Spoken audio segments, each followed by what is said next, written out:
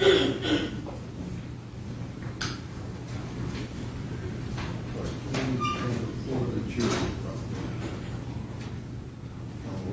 Honor, just for at some point today, for scheduling purposes, I understand Mrs. Murphy is not here. At some point, I would like to make an offer of proof related to the information we were provided yesterday by the state. It's very brief, it will just be a proffer. Because Ms. Murphy is not here, I think I can wait to do it until she gets here so we can. You need her as a witness? No, I want to lodge some exhibits as an offer of proof, but I'll wait till she gets here. It just be before Ms. Denny testifies, I think, for timing purposes. It can be very brief, at lunchtime perhaps, or at a break. What if we don't get to the items the state gave you yesterday? I'm not asking to make any sort of evidentiary argument. My expectation based on the conversation is that the cross-examination will be appropriately restricted. I just want to make an offer of proof related to that prior to Ms. Denny's testimony. Thank you. Okay. All right, let's not do it. We're good.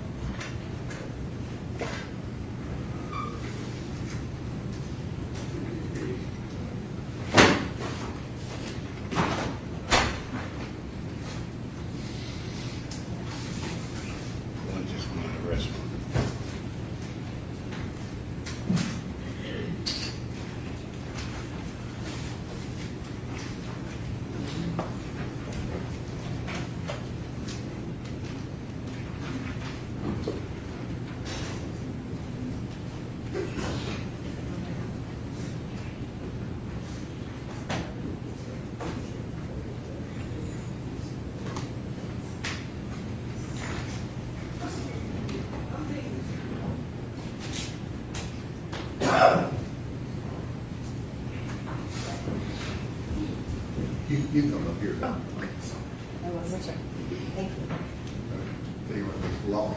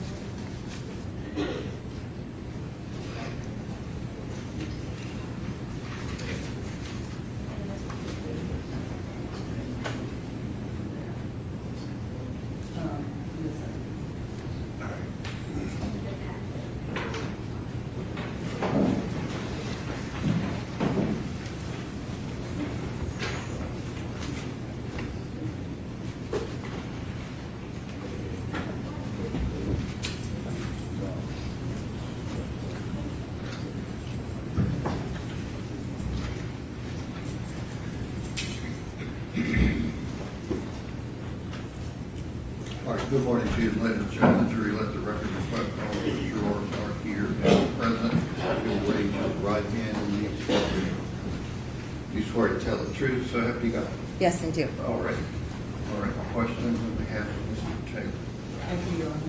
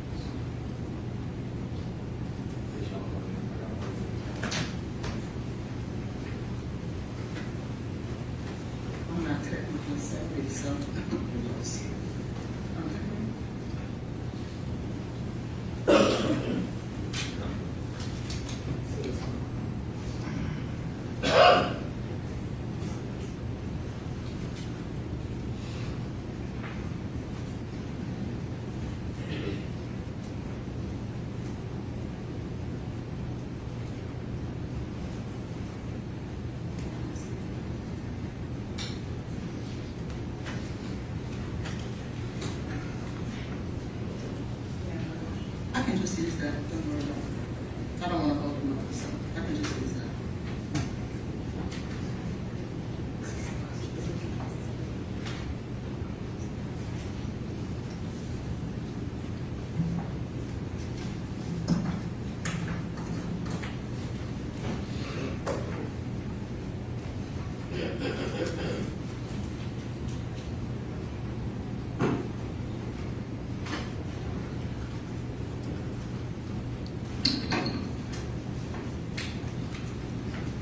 Good morning, Dr. McCombs. Good morning. I'm just going to go back and forth, so I just rather use this one. I was speaking with her. To make it show there. How do I make it show? Hit up, Will.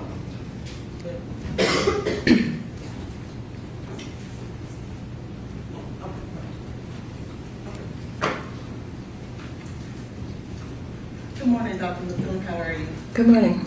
Good. I wanted to talk with you a little bit about the work that you performed at NMS, and specifically the work that you performed in this case. Okay. Could you tell us, or at least tell the jury, exactly what accreditations for NMS are important in terms of the things that you have to do at your lab in order to be accredited?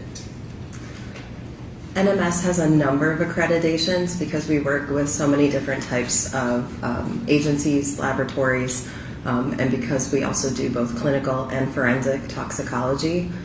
So the primary accreditation I believe you're referring to is through ANAB, and it's to a standard called 17025. So ANAB stands for, it's a mouthful of acronyms, but ANSI, ASB, National Accreditation Board. And so what this entitles is that 17025 is a standard set forth on testing laboratories. It dictates rules on how the entire lab needs to be run, really. Rules and regulations on qualifications of the people who work there, the types of records we need to keep, how testing needs to be performed, documentation, things of that nature. So to be accredited, the laboratory agrees to these rules and agrees that they'll adhere to those rules and agrees to undergo surveillance and on-site assessments periodically, where outside agencies and individuals will come in and assess us to those standards and ensure we are meeting all of those standards. So that's the major and primary one, but in addition to the ANAB 17025, we're also CLIA accredited, which is a accreditation through hospitals and clinical samples.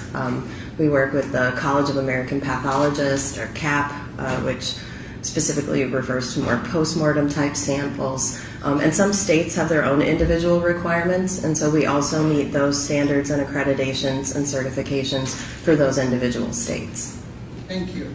Now, are there certain factors that the ANAB require from you in order to keep your accreditation?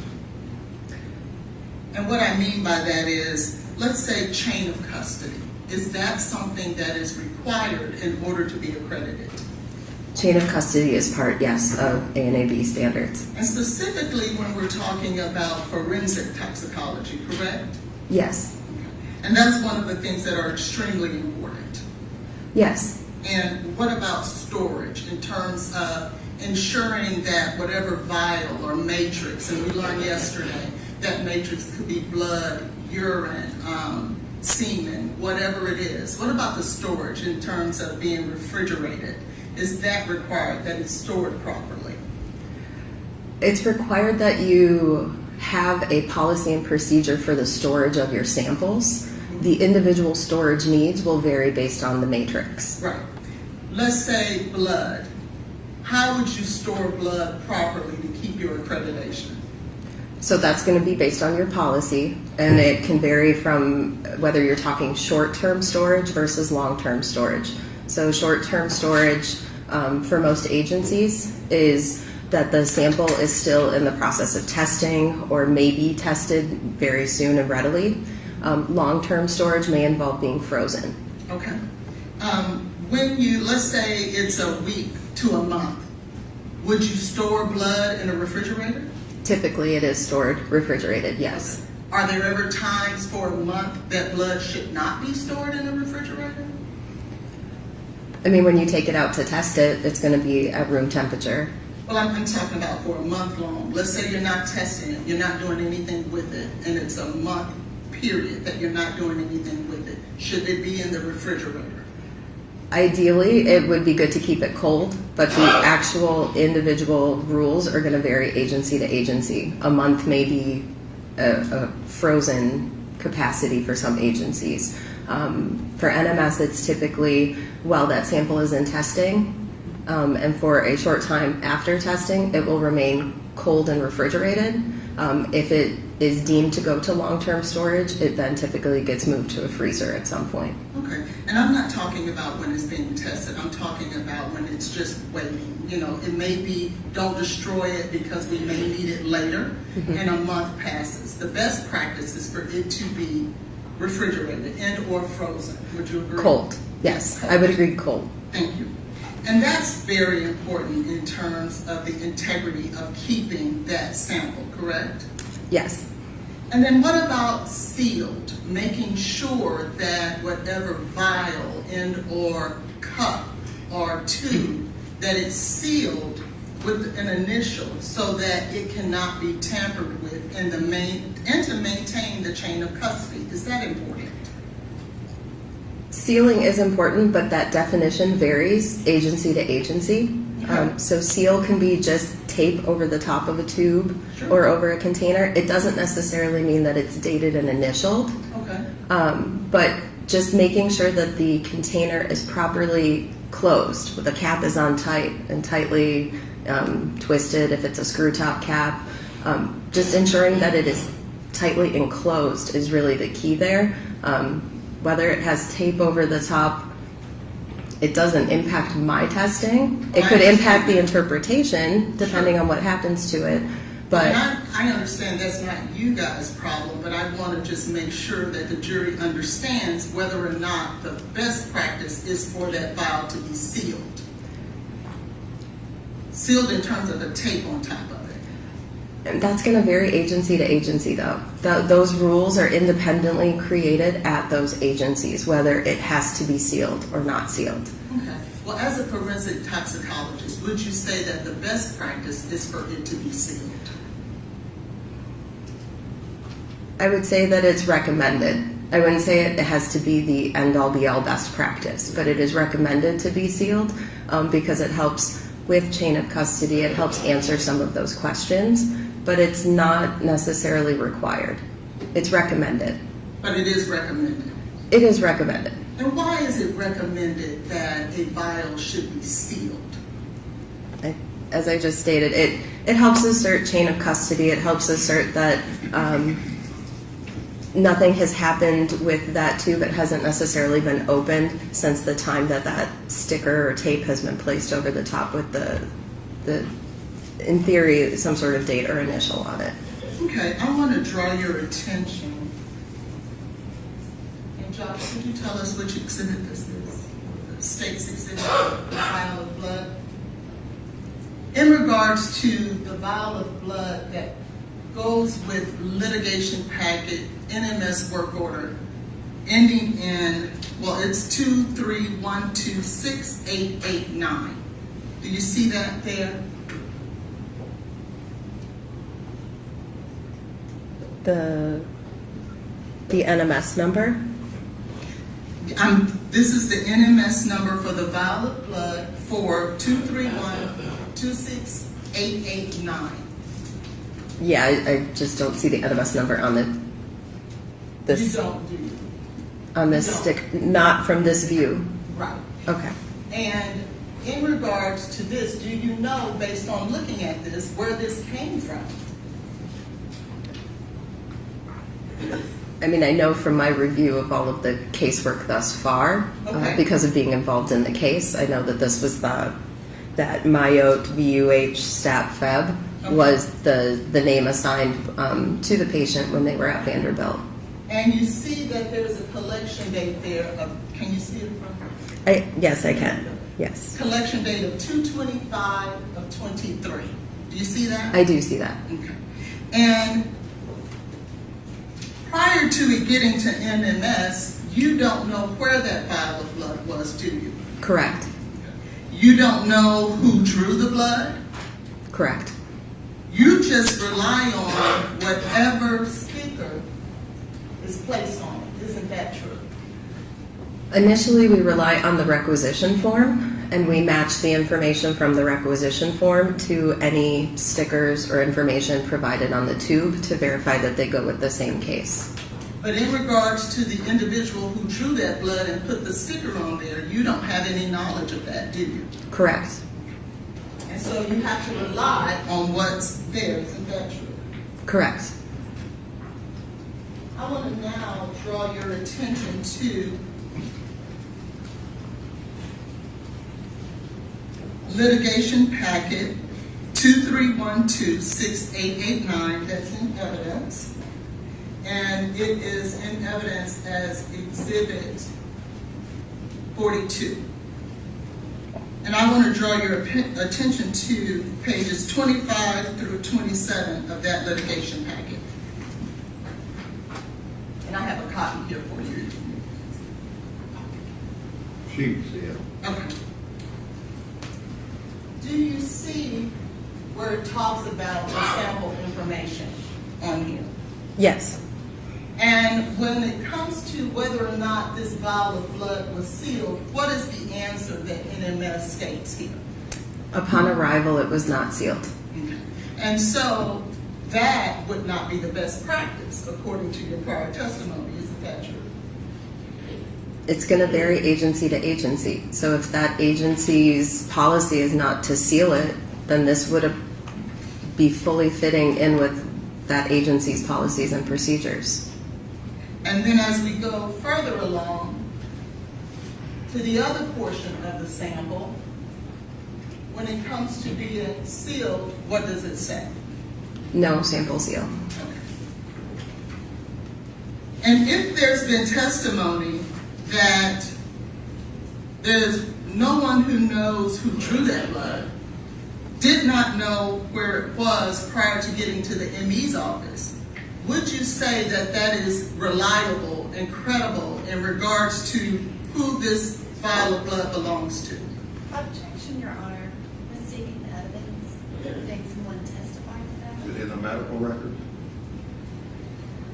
The vial of blood here? We don't know, Your Honor, because we don't know who pulled it. Is who pulled it in the medical records? Okay. I'm just asking. Yes, it's in the medical records. Okay. However, I'll sustain the objection. but if we don't know, or if that person has not testified in regards to, yes, that was the blood I pulled, yes, I put the correct name on there, would you as a forensic toxicologist who keeps accreditations and ensures that chain of custody and those types of things are important, would you think that that is reliable and credible to rely on? It's not going to impact my testing. Sure. I'm just It may impact the interpretation, but it's not going to impact my ability to test that sample and produce accurate and reliable toxicology results. So I think your question is asking more about interpretation, and yes, it could impact the interpretation. I would have to say it's possible something may have happened to it.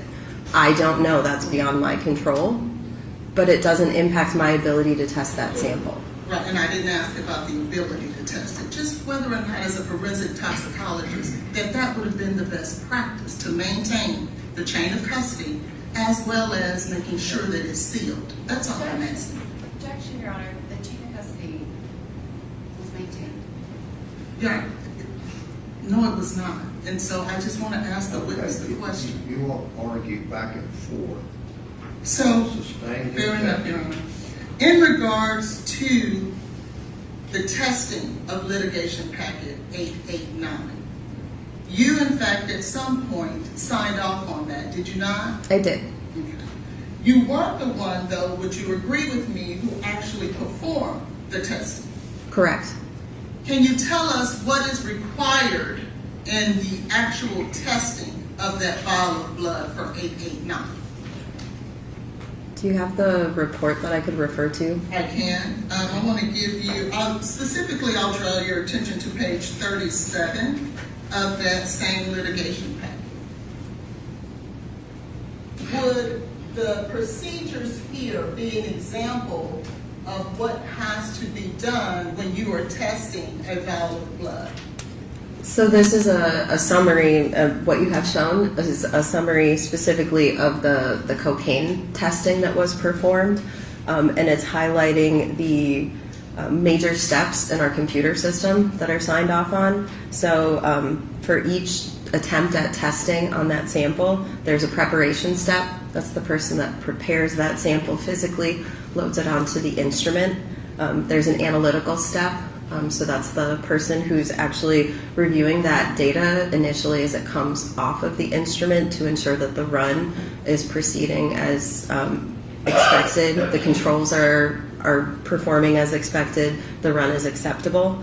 And then there is a final review step. It has the abbreviation BREV there. So that is a secondary technical review by another authorized analyst who also went back and reviewed that data and ensured the accuracy of the result in the run.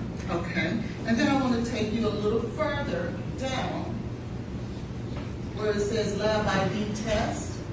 Now, is that more testing on that same vial of blood, or is this a different test? It's a different test. You can see in that gray band there, the test name was designer opioids.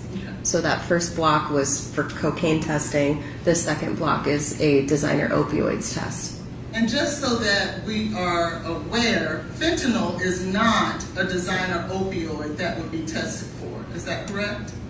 It was not included in the scope of that specific test. Okay. So you weren't testing for fentanyl here on either one of these, correct? Not the physical lone fentanyl compound. This designer opioids panel includes what we call fentanyl analogs. So they're related to fentanyl, but they're not physical fentanyl. They are separate drugs entirely. Correct. And then I'll take you down to where it says liver tissue. Here, that's another test that was performed as a result of the litigation packet 889, correct? Yes, just to be clear though, this first band where it says tissue requires homogenization, this is a process step. So we can't physically test a piece of tissue. We can't put that on an instrument. It would clog up the instrument. We need to create a format for it so that it's liquid and can actually be put onto an instrument. So homogenization is just the kind of fancy term for saying that it was blended. We usually add some liquid or buffer, water buffer, and homogenize it and create it in a format that is more liquid and is more easily and readily available to go onto the instrument. And it is a process and a step in the series of testing this liver, correct? Correct, and that's why you see, if you go down below that very final gray line down there, when we do that homogenization, we actually create a new container and a new ID because we didn't use the full liver tissue that was submitted. We only cut a portion of it to create a homogenized sample. And so all of those things are required in order to reach a result for that vial of blood and that liver tissue, correct? For this case, yes. Okay. And then after that, once you guys complete those entire processes, everything that was done, every test, every run, all of that is created in a litigation packet. All of it is documented in a litigation packet form, right? Yes. Now, when you signed your name to this toxicology report, you didn't do this particular testing, did you? Correct. You then relied on the individuals who did the testing in regards to what they purported their testing, the results of the testing that they performed. They're not reporting it. I'm looking at the data generated out of the instrument. I mean, so they aren't reporting it to me. I'm physically looking at the data myself and ensuring that I agree with the result that's on that data page. So who reports the data?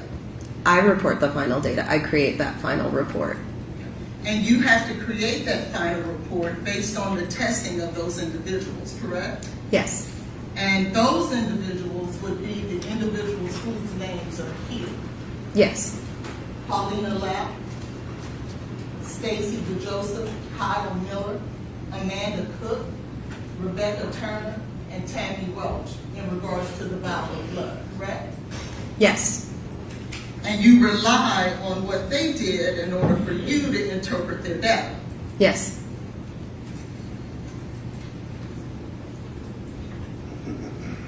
What all do you have to do in order to interpret that data to then sign your name and co-sign on whatever results they find? Are you asking specifically? What are you asking me to explain there? Before you sign your name to that report, Mm-hmm. what do you have to do? What process do you go through? So I review all of the paperwork for the case. I look at the case results and the case data. I also look at, there's a summary sheet that comes up for each run that's performed. It's a summary that the analysts write up as a result of each batch. So say a control issue happened, they will note that on there. So I can review the control samples if I see an issue and I want to investigate it. I look at the chain of custody. I look at the login verification form, that form that said whether the sample was sealed or not. I also look at the posting history form, which is that form she just showed you where it lists the names of the analysts. So if I saw an issue in any of the data I was looking at, I can go back and physically talk to that analyst. I can email them or message them. If I see an issue on any of the runs, I have the autonomy to investigate. I can ask that a test be reperformed. If I don't agree with a result or I'm questioning a result, I have that autonomy just from doing the review of the sample. And then I also look at the requisition forms that's received. So I look to see what the agency requested, what testing. I ensure that all of that testing was performed and all the pieces of those tests are performed. Or if they couldn't be performed, I understand why. If something needed to be canceled, if there was an interferent, things of that nature. In addition to that, I also look at phone log notes. And our phone log communication notes are notes provided by our client services. So if the client called in, added on testing, if something needed to be verified on the requisition form, if there was a typo or a misspelling that we caught during our process, it should be indicated there if the client was contacted about it. And so I'm checking all of those pieces to make sure things are accurate so that my report is accurate to the information we were provided. And about how long would you say that process takes? It varies depending on how much testing was performed on a case. It really does. And in regards to litigation packet 231268889, about how long would you say that process took for you to review all of that data, adopt it, and then sign your name to it? We had discussed this previously in previous meetings. Based on timestamps, it looked to be an hour or just under an hour, but I do question whether the timestamp on the note requesting that I review the case is an accurate portrayal of when I was first asked to review the case. It had been discussed that I may have to review this case previously, so I had been looking at the case and the case data prior to the official request coming through. So I'm not clear exactly how long it took me. It may have been less than an hour only because I had previous experience with the case. And so in this case, the litigation packet was 1,912 pages, correct? The full litigation packet, that's yes, what you had relayed. Okay. And I've taken the liberty to print it out, and I have it right there on my table. That's about the litigation, that's the 1,912 pages. Okay. Right? Okay. And you reviewed all of that and all the processes that you just described in under an hour. No, I said I reviewed the case data and the batch review sheets. So by the point it reaches me, the case has undergone numerous levels of review at each test step. So my piece of the puzzle is that final review, pulling all of those pieces together. Each individual test has been reviewed and signed off on at that test level, and then it reaches myself. And so I'm performing an overview review, looking at the individual case data, ensuring that each of the batches, if there were issues or if I needed to investigate, I looked into them, but that all of those pieces for that individual case are matching up. Your litigation packet is going to include a lot of extra information, including all of the data for the quality controls that were run, the full list of cases that were on each batch, along with the case in question. So that is partly why my review takes less time. I'm focusing just on a single case, not the full batches each time. Then it will require you to rely on summaries done by the individuals who actually performed the test. Right, and as part of accreditation, if any issues come up, those analysts are authorized and competent and trained in each of their individual tests, and they have to follow those standard operating procedures. So they would physically have to note that something happened, or that something went awry, or that they saw an area of concern, and then it had to be vetted and evaluated, or the proper step followed. So say a quality control failed, they would follow the standard operating procedure, which may be to re-inject the sample, it may be to repeat the whole test. It varies depending on what the issue is, but they're following their standard operating procedures, they're following their training. I need to blow this up, and I don't want to hit a button I shouldn't hit, so. Expand it, you mean? Yes. Okay. Yeah, technically, there you go. We see here in this litigation packet, here's your number, 231268889, that in preparation for trial on March 12th of 2026,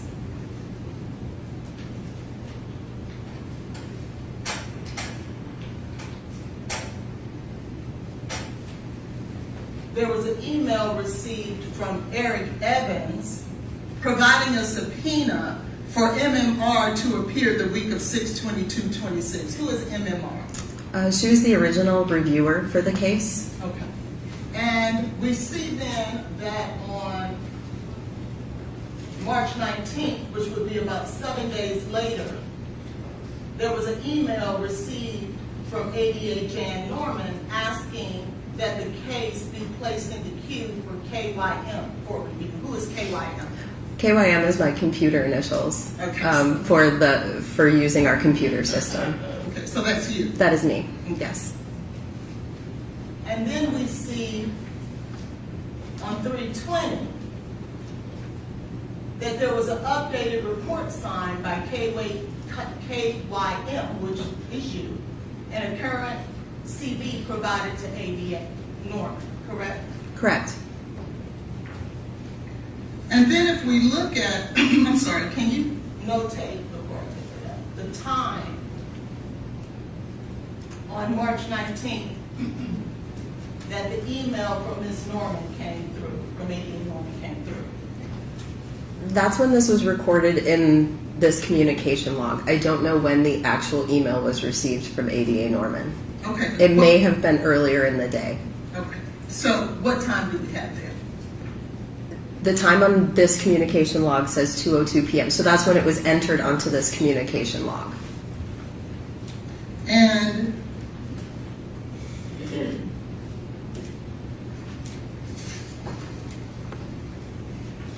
here is your report and work order for 231268889. That is your signature, correct? That is my signature, yes. Adopting the findings and litigation packet 231268889, correct? Correct. And what time is that there?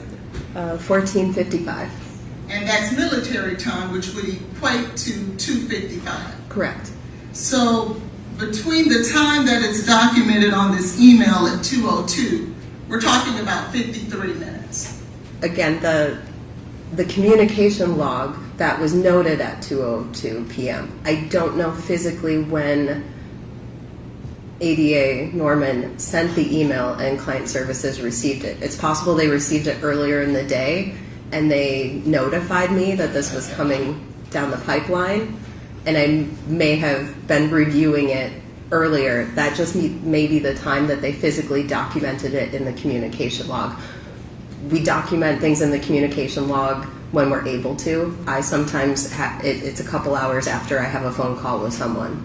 It's not necessarily right at the moment that call occurs. But there's no documentation to anything like that here, is it? They're documenting appropriately that they received communication. And if you look up, it documents 114 to discuss timelines. Received email from Tracy Houston. It doesn't give another date, does it?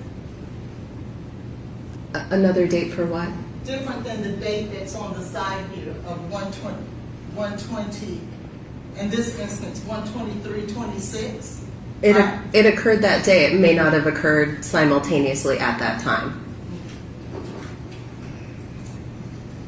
I now want to draw your attention to litigation packet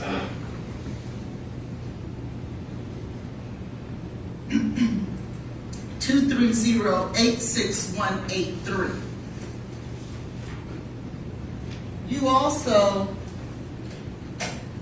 were not the analyst who reviewed this test originally, are you? No, I'm not. And this, just so that we're clear,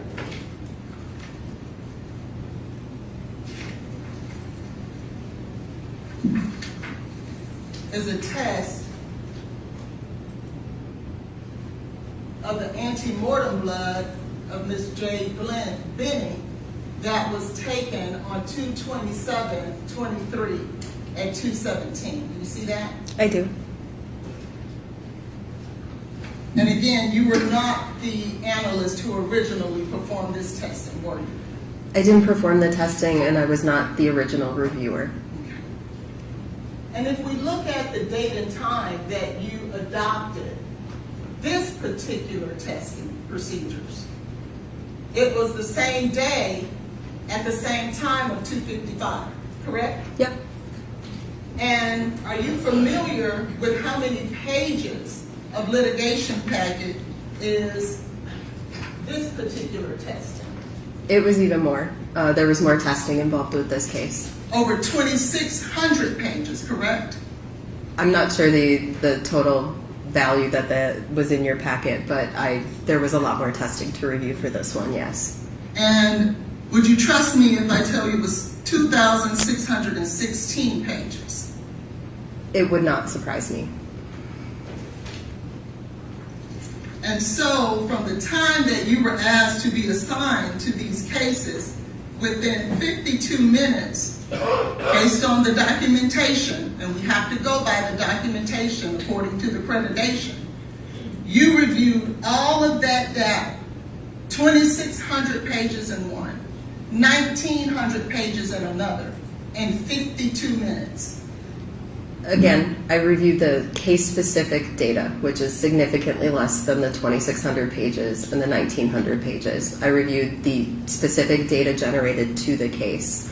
And I was aware of these cases. We have been working with both of you individually since, this has been going for more than a year. So I have reviewed these cases in the past. The reason for both of them having the same stamp time for my release is because I put them on a batch together, and I released the batch at 14:55. So that's why it looks like they both have the same stamp. I was reviewing both cases. I leave them to the side, and when I finished reviewing both cases, I click a signature button in our computer system, and it releases both cases together off of that batch at the same time. So that may help explain why they have the same release time. And we basically, though, we have to rely on the data that's in the paperwork, right? It's yes or no, ma'am? It's a communication note, noted by someone else, not myself. And there's no communication notes whatsoever that you reviewed document and or paperwork and or testing at any other time? There's no documentation of that anywhere, is it?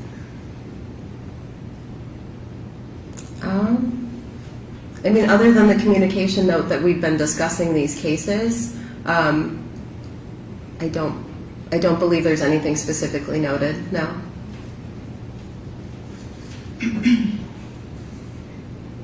I now want to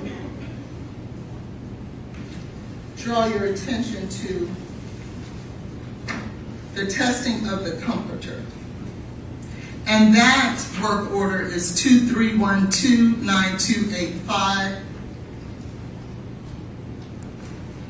And I believe it's in evidence. Do you have that? Exhibit number 9285, last four digits, 9285. Just so that the record is clear what we're referring to.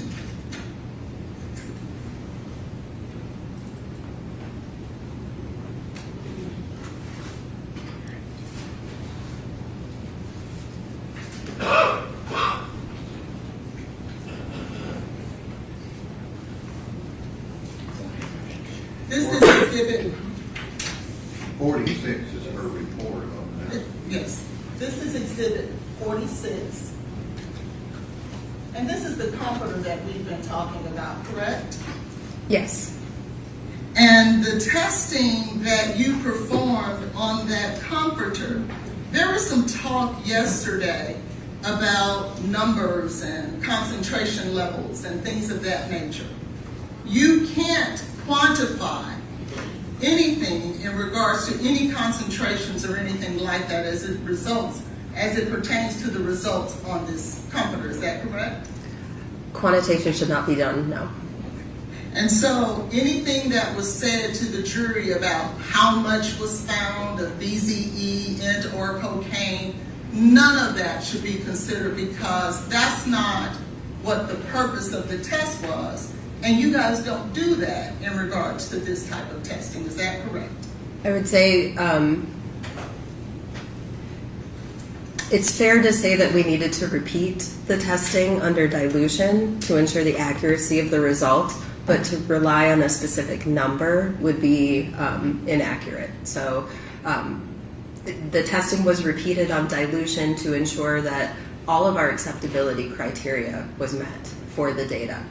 When we ran it undiluted, some of the acceptance criteria was not met, which is why we had to repeat the test. But to rely on a specific number, I would not rely on a specific number from that, the values generated there.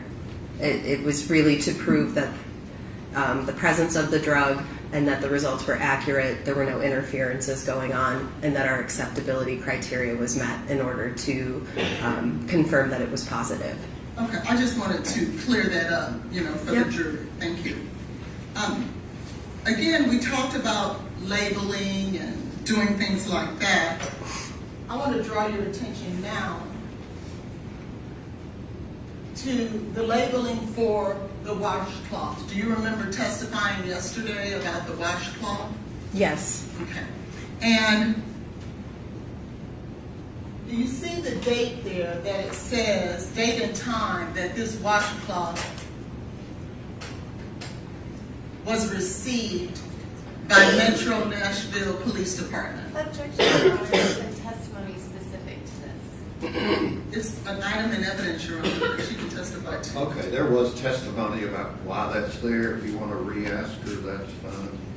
What is the date and time that you have that Metro Nashville Police Department received this washcloth? I mean, so the label states February 25th, 2023 at 9:30 p.m. Were you aware that Mr. Taylor did not call 911 until February 25th, 2023, at 9:38 p.m.? The exact time I don't believe I was aware of. I want to now draw your attention to the packaging for the comforter that we talked about. Do you see the the time that it was received there. Can you read that for the jury? The label states February 25th, 2023 at 9:30 p.m. How important is it to document accurate times and dates and things of that nature? I mean, it is as accurate as we can be. We try to maintain contemporaneous notes and labels with things. So it's important. It's very important. Yes. To maintain the integrity of the vials and the samples that you're testing, correct? It is important. In regards to the test that you performed on the comforter, there was no standard procedures at NMS for you to follow with the preparation of the matrix to be tested. Because I understand you guys have standard procedures for the testing. But in order to extract the matrix, there was no standard procedures, were there? There is a standard operating procedure called forensic investigations. But due to the very nature of these, we don't know what material we're receiving. It's not specific to an item, like an item of clothing or a metal item or a wood item. Every one of these cases is very unique and different, but there is a general standard operating procedure dictating that we need to provide controls. We need to assess the sample. We need to try and take pictures when possible to document what we're seeing, what we're doing. Typically, we try to perform the extraction with methanol. But depending on the nature of the case, we do have autonomy to try and do the extraction with other chemicals if we believe the methanol may not work appropriately. It is a standard operating procedure, but it allows a lot of flexibility for the toxicologist performing it to use it as needed to the case at hand, because these are so rare and so unique and so individual to the case. In fact, I think that you classified this as a unique case of something you had to create, correct? It is unique. I handwrote all my notes as I was following that standard operating procedure to dictate specifically what I was doing for this case at this time. So you are showing some of my handwritten notes that I was taking contemporaneously while I was in the laboratory performing this. But you'll agree with me, this is not something that's ordinarily done, is it? It is not commonly performed. Our laboratory only does a handful of these, only maybe a couple a year. So it is very uniquely done. And there are no peer reviews or any type of audits in regards to this particular testing that you created, is there? I mean, so once I extract the biological fluid off of the sample, those samples are run under the normal test methods of the laboratory. Same type of testing as a blood or a urine sample. Really, the extra handling part is me extracting that biological fluid off of in this case, the comforter. In other cases, we've had clothing, we've had metal, we've had various items received at the laboratory, even bone testing, things of that nature. So it is going through a validated test method, and then me running these extra control samples are ensuring the acceptability of the extraction method, proving that I have successfully extracted drugs from that item of clothing at the same time. However, you'll agree with me that extracting the very matrix that you're testing is one of the most important parts, right? It's very important. We need to be able to separate the drugs from the matrix. Exactly, and so that is the part that has not been peer reviewed. I disagree.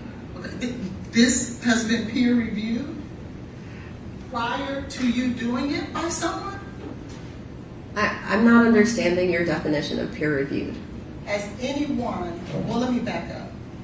When you are accredited, there has to be reviews by your peers that what you are performing is up to the proper standard. Is that right? Correct, yeah. Okay, and so that's what I'm asking. That hasn't been done in regard to the extraction of the matrix from this comforter. No one peer reviewed it prior to you doing it. The acceptability of the controls run in parallel proves that this worked correctly. That is the review process there. The controls run in parallel at the same time as the case sample are proving the acceptability of this method. I understand, but that wasn't my question. It hasn't been peer reviewed by anyone prior to you doing it. But that would be true of all cases and samples then in an extraction by your definition of peer review. If a blood test is run, there's no one peer reviewing that blood test at that exact time. We run those control samples in parallel, and that helps ensure the accuracy of the run, the accuracy of the result, the accuracy of the extraction. Dr. Methune, you're not saying that every other process at NMS, when you are reviewing that vial of blood, has not been peer reviewed. You're not saying that. No, I'm not. That's why I'm saying your definition of peer reviewed is misleading. We have published on this process. There are other similar processes in toxicology that use very similar methods, something called dried blood spots. So it's blood that's dried onto a piece of thick cardstock paper, and then they will punch out those pieces of blood-soaked paper, release the blood and the drugs from that paper, and test that. That is a common toxicology test performed. It's also similar to things like sweat patches. So it's a similar technique used in a lot of other toxicology testing, and there are controls run in parallel there as well. And it's the accuracy of those controls that proves that the extraction process worked, the testing is working, that if drugs are present, I am able to pull those drugs out of that paper or fabric or whatever the matrix might be at that point, and perform accurate toxicology testing. Well, let me use a better term. How about validated? Has it been validated? Yes or no, Dr. Methune? Has it been validated? What is it? The testing procedure that you created to test that comforter, has it been validated prior to you creating it? The test method is validated. It's the same test methods used in the laboratory. Who validated it? If you just created it for this particular comforter, then who validated it? I didn't create the test method. The test method is the instrument method and that process. I'm speaking about the extraction of the very matrix from that comforter. I understand that once you test it, that's a validated peer-reviewed process. That's not what I'm referring to. I'm referring to the method you created to pull the matrix from the comforter. Has that been validated prior to you doing it? I'm not sure how to answer that question. It is the controls in parallel are proving it's working. We don't validate individually an extraction method. The extraction is usually part of the test method and procedure as a whole. So running those parallel controls and then running it on the validated test method, something that was developed in the laboratory and has run thousands and thousands of samples and worked accurately, that part has been validated, but as far as I know, we don't typically validate just an extraction portion of a procedure. Okay. In regards to this particular test, and to that point, there were several things that were found on this comforter originally, wasn't there? Are you referring to the pink kind of solid particles? No. Oh. I'm specifically referring to the fentanyl that was found, correct? You're referring to the findings, yes. Mm-hmm. And the cocaine? Correct? Yes. Yes. And the BZE, correct? Yes. But there were other things that were originally found as well, wasn't there? You're going to have to reference that for me.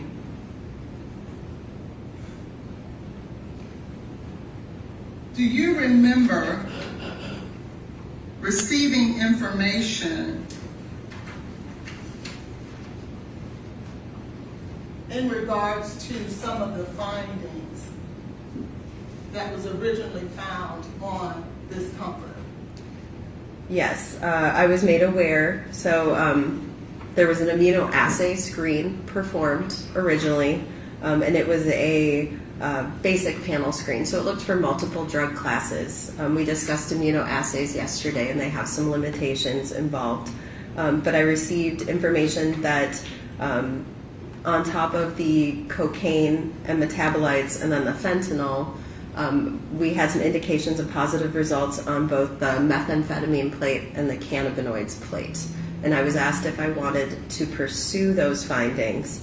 However, I did not spike the samples for the methamphetamine and the cannabinoids, so I can't trust the accuracy of that result. I don't have controls run in parallel at that time that can ensure me I am properly detecting cannabinoids and methamphetamine. It could be an interference from the fabric. It could be an interference from one of the buffers used. I just don't have something that can help me definitively separate out those results accurately. And I didn't have approval from the agency at that time to pursue cannabinoids or methamphetamine. Why don't you have other controls to perform the further testing? I wasn't asked to. We specifically follow what we were asked and requested to do, and in this case, the very specific notes made from the agency were asking us to pursue the cocaine and the fentanyl. Okay, but prior to that, you stated I didn't have, notwithstanding them asking you to further test it, you just stated I didn't have the controls in order to do proper testing because the spikes weren't in. Why didn't you have those controls? I didn't spike a low control sample and a high control sample with cannabinoids or methamphetamine. I only spiked them with the two drugs being asked for. Okay. And so that's why you didn't have the controls? Correct. Okay. And so, but you did, at some point, this testing showed up that it was cannabinoids as well as methamphetamine on this very same comforter. There were indications of it, but immunoassays are prone to false positives and false negatives. So without having proper controls there, you really can't make any determination on what those results mean. And you just stated that you did not have approval from the agency to further test whether or not these findings were in fact true. Is that what you just stated? Correct, because there is cost involved with all of these tests. I didn't spike with those samples, so in order for me to pursue that type of testing, I would have had to go back and create entirely new samples and basically repeat this test all over again, and so there are costs involved that the agency would have to approve.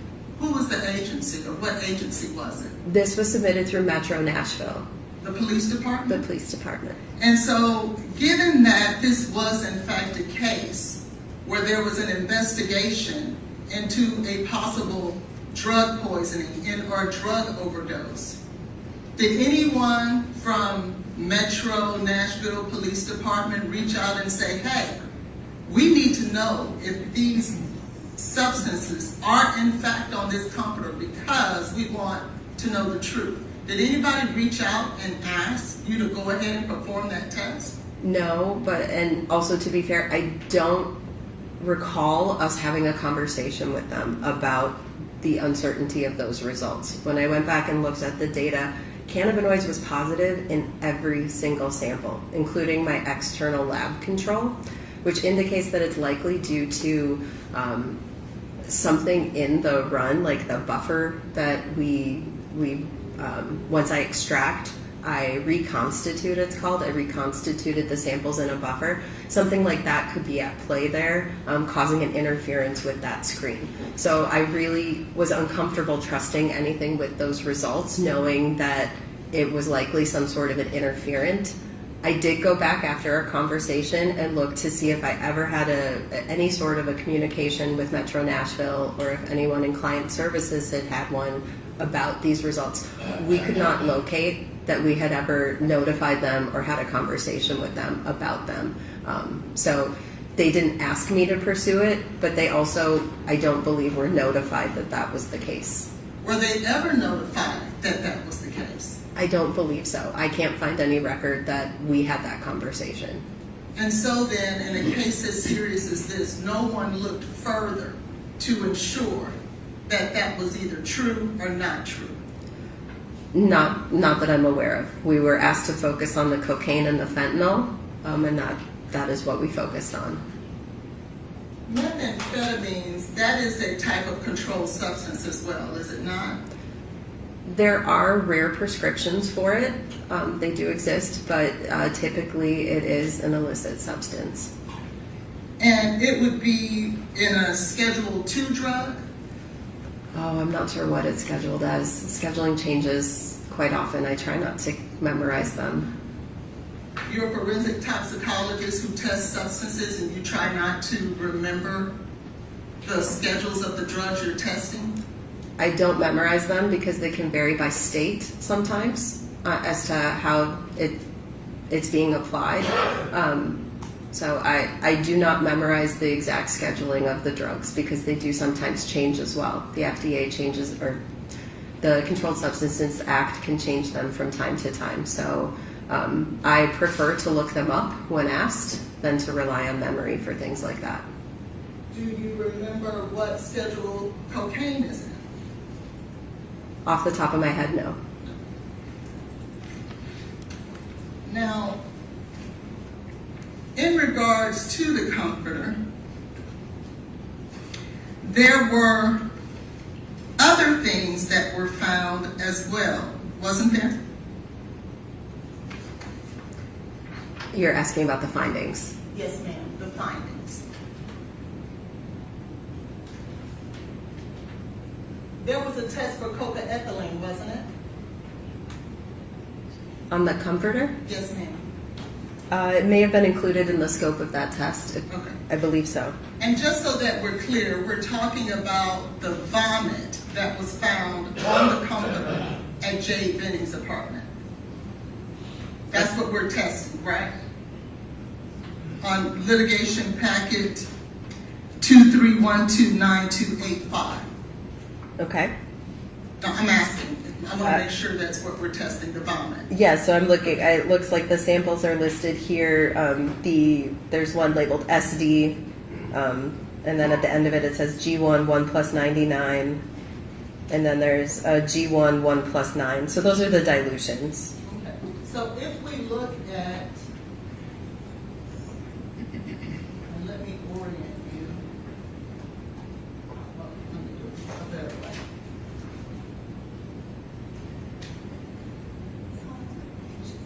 This is going to be, I'm sorry, page 789 of the litigation packet. Do you see that 007? Yes. And just so that we are clear,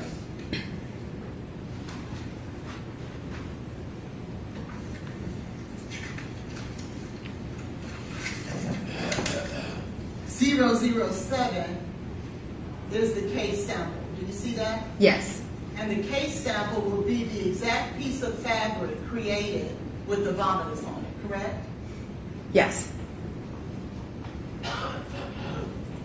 There is a presence of cocaethylene, albeit it's not above the reporting limit, but it is present, correct? Can you scroll to the right so I can see if the ion ratio is in? It was in. It was in. Okay. Okay. So that means the presence of cocaethylene was there, wasn't it? There are indications. Yes.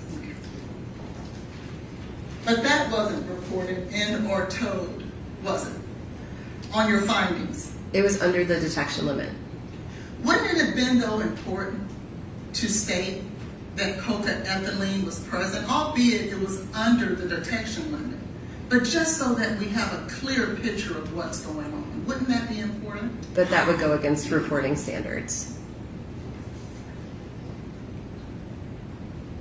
There was also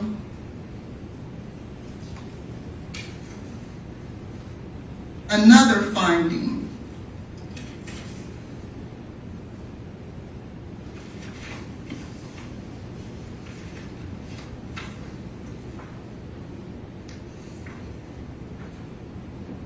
page 450 of the litigation packet.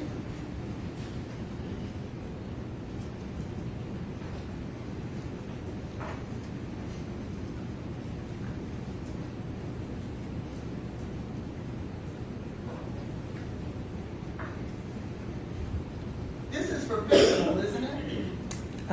Yes, that's the fentanyl quant. And you see where I've marked there, there's also a finding of fentanyl in the vomitus, correct? Based on how low this is, I would want to look at the chromatography there and ensure it wasn't noise. That's very low. Okay. But it was present, based on these findings here, right? There is some activity in that window, but I would want to look at the chromatography to ensure that it was an accurate peak shape, and that it looked consistent with kind of an accurate fentanyl response. But if we looked at these findings, these reportings, it's present, isn't it? It's below the limit, but it's there. Without looking at that chromatography, I don't want to make that statement, because you can have noise in that window. You can have peaks and background noise in there, which will give you some of these low lingering values.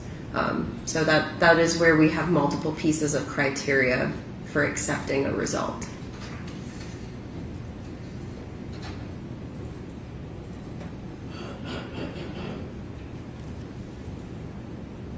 So if this wasn't noise there, then it would, according to these numbers, it would be present. There may be some indications of it there, yes. If the peak was acceptable, it looked visually acceptable. Okay. And if it was, then not only if it wasn't, we'll verify that. There would not only be cocaethylene present in the vomitus, it would also be fentanyl. Based on the totality of the case, I would say it potentially means presence of fentanyl across that comforter, just because we know that there was a fentanyl presence in that negative control located other places on the comforter. I can't necessarily state that it was in the vomitus itself. Okay. And in fact, you're right. In another spot on that same comforter, in another place, you found fentanyl. Yes. And this was before Ms. Benning ever went to Vanderbilt, correct? I have no idea when the comforter was collected.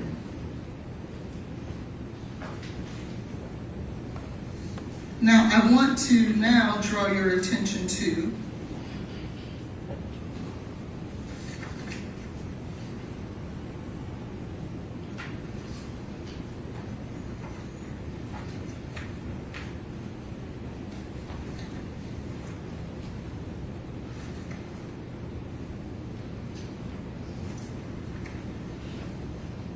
NMS Work Order 230-78883.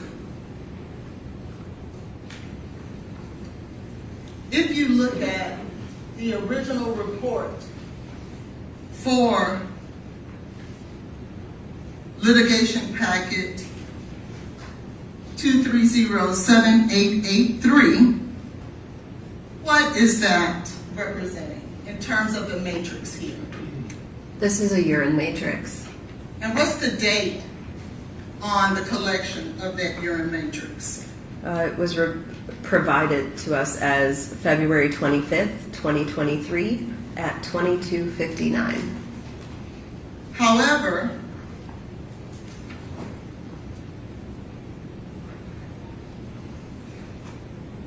there was in fact another report generated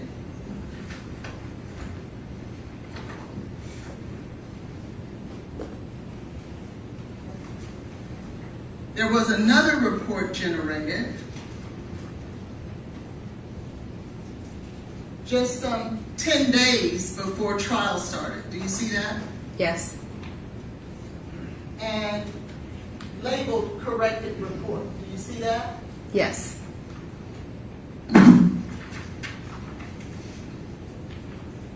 And in this report, dated 3/22/23, there was in fact a finding of fentanyl, correct? Yes.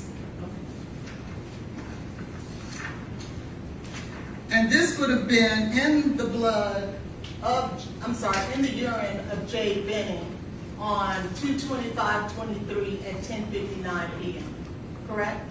According to this report.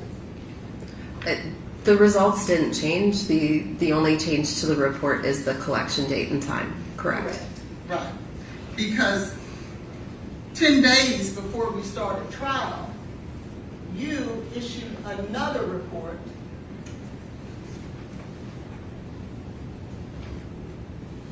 that's your signature, correct? It is my signature, yes. On June 9th, 26. And you issued another report with a whole nother date, correct? This was based on the request of the DA's office. They had information stating that the original time provided on the requisition form was incorrect and had asked us to correct it to make the report accurate. Now, a common practice in medical records and forensic toxicology and things like that is to not change dates and times and things of that nature, isn't it? If changes are made, it should be noted or highlighted what the change is, but it does happen sometimes. Sometimes the name provided to us is misspelled or the wrong name's provided. Sometimes the requisition form is provided with an incorrect date or time. It happens a lot, especially in driving under the influence investigations. So we do get asked to do corrected reports with demographic information. And I want to draw your attention to litigation packet 230-86183.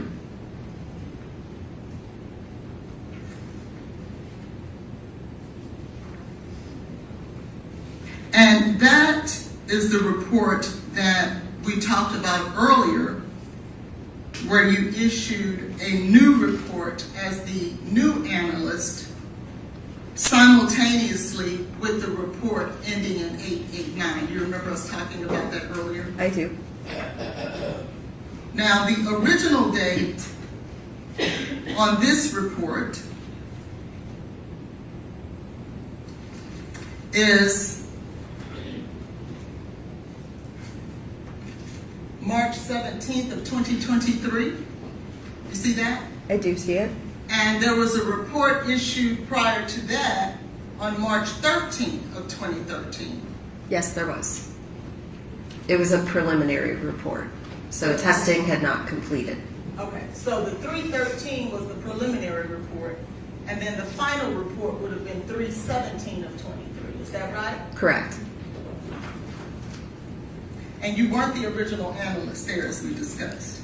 I was not. Yes, I was not on the original reports. And then you issued the corrected report on that one. Is that right? Corrected in this case is my signature. Yes. Yes. Oh, and this, okay. So the only thing that was corrected was your signature in that report. That was the only difference noted for that one, yes. Okay. Now I want to draw your attention to, let me find it.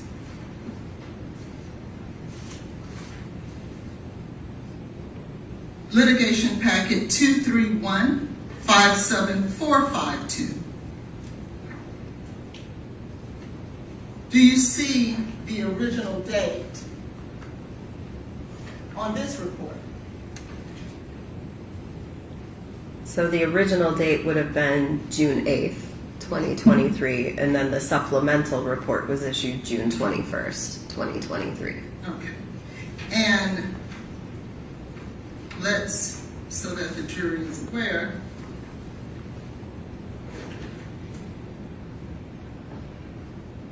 there is fentanyl present in this report as well, correct? So to clarify, this is the same urine sample from the report that had the corrected time.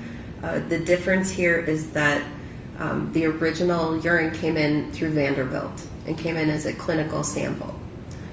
During the course of the investigation, it was asked that the sample be transferred to the ownership of the Metro Nashville Police Department.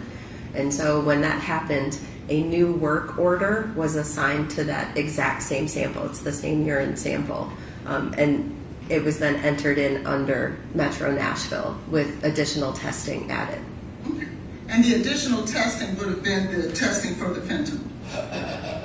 You can see the 3 tests there. We were asked to test for cocaine, designer opioids, and fentanyl. Okay. And that's the report for June 21st, right? There was a original request, You're speaking of this one? Right? yes, on June 8th, and then the supplemental is the one on the 21st. So the supplemental, they asked us to do an additional test, and so supplemental refers to additional testing was performed. Sure. And on June 8th, there was the presence of 4-ANPP, correct? Correct. And 4-ANPP is commonly known as an illicit form of fentanyl, isn't it? That's misleading. It can be a natural metabolite of medical grade fentanyl. It can also be a manufacturing ingredient in the making of illicit fentanyl. It's the same drug either way. It's chemically very similar to fentanyl. So it can be present both as a metabolite or as some sort of a precursor material for fentanyl. However, if it was a medical grade of fentanyl, we would expect to see norfentanyl as well, wouldn't we? That was not included in the scope of the test that this 4-ANPP came from. Well, then let's take a look at the 621, because they did ask you to test for norfentanyl, didn't they? Yes. Okay. And that's where you see it here, right? Yes. Okay. But we still see 4-ANPP. So the original results from the report on June 8th are still on there, and then you see the new results from the additional test asked for. And if we look at the collection of this urine from Ms. Benning, what is the date? Let's start here on the report of June 8th of 2023. So it was the date provided originally from the original submission from Vanderbilt. It was dated as February 25th, 2023 at 22:59. And then on June 21st report, what is the date of the urine that was collected? It's still the same date, February 25th, 2023 at 22:59. And we talked earlier that you rely on whatever the matrix or the vial that is sent to you and the sticker that's placed there by the agency that sent it to you, correct? To fill out this portion of the report, Yes. this is based on the requisition form. But if you see there's a note underneath with the status of the urine, it said it was thin and brown with a chunk. We also noted that there was some additional label sticker on that urine container. And this is something we do with forensic reports. Now, let's talk about that. A brown chunk within urine. Urine is not commonly chunky, is it? Not commonly, but you can see a wide variety of things in urine if you do enough urine testing. It can be different colors. It can have infectious colonies in it. If someone has an infection, there can be some pretty strange and unusual things in there. But it also could be because it wasn't stored properly, and as a result, a buildup of bacteria or something formed within it as well, correct? That's what I mean by colonies. There could be something in there, yes. And then that would yield it questionable about whether or not we should even be relying on these tests, right? How so? If something is formed and created inside of the very matrix that we're testing and we're relying on something as important as this. Bacteria shouldn't grow to the point that it becomes clunky, should it? These are forensic cases at this point, and so they're a once-in-a-lifetime sample. So we get samples in a lot of different forms of decay, and it's the only samples we have available to test. So it impacts the interpretation of the result, but it doesn't impact our ability to physically test that sample, if that makes sense. It does. However, the first time that urine was tested, there was no notation that a chunk was present, was there? That is not part of the process for accessioning and inventorying a clinical sample. So it's possible it was there, it's just not part of that standard process. Clinical samples are treated differently than forensic samples. They undergo a different process. I'm speaking about when it was originally tested with NMS. Correct. That urine was tested before, and there was no notation that there was a brown chunk in it. It's not part of that.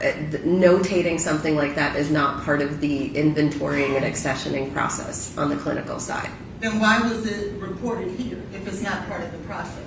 Because now you've switched to forensic. You moved from Vanderbilt Hospital clinical sample, and then it was switched over, ownership, testing, responsibility there, to Metro Nashville PD, which is a forensic agency. Okay, I'm sorry, I must have misled you as to what I was asking. I'm speaking about, for example, in litigation report 230788883, the same urine, there was no notation of a brown chunk, was there? Correct. I believe I just answered that. This is the clinical sample. It is not part of our clinical inventorying process to make notations like that. But you made it here. That became a forensic agency sample at that point. So it wasn't a forensic agency here? Not due to the agreements with the samples and the testing ordered. We separate that accessioning process between a clinical sample and a forensic sample. So are you stating that when Ms. Benning, when Metro Police Department sent you this blood, sent you this urine, that you didn't realize that it was for the purpose of an investigation? Originally, no. It came through as a clinical sample and a clinical request from a hospital. And so even though then what you're saying is that because it came from a hospital, if a brown chunk was inside of this very urine that you now had to homogenize, right? Because you stated earlier that you can't test a chunk of something. You have to homogenize it, right? Correct. And if you had to homogenize it, surely whether it was clinical or forensic, you would know that, wouldn't you? The look and status of the sample on the clinical side is not noted as it is on a forensic sample. It's a different process. Clinical samples, there's a faster turnaround time.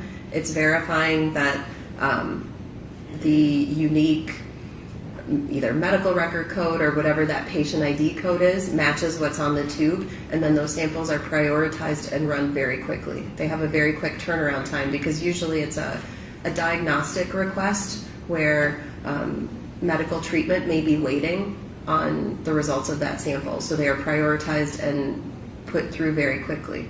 Forensic is taking your time more, documenting more, because there is that threat of possible litigation purposes down the road. So there is more documentation, and it is a different process from the clinical. It's just due to the purpose of those tests and those samples. And so you're testifying that if someone is in the hospital and there's a doctor somewhere waiting on the results of this test, and you had to homogenize it, you had a chunk found in that urine, you're stating that you would not let that doctor know who's going to depend on your findings in order to what type of treatment he will give this patient, that you would not inform him that there's a chunk in it and it had to be homogenized. Is that what you're saying to the jury?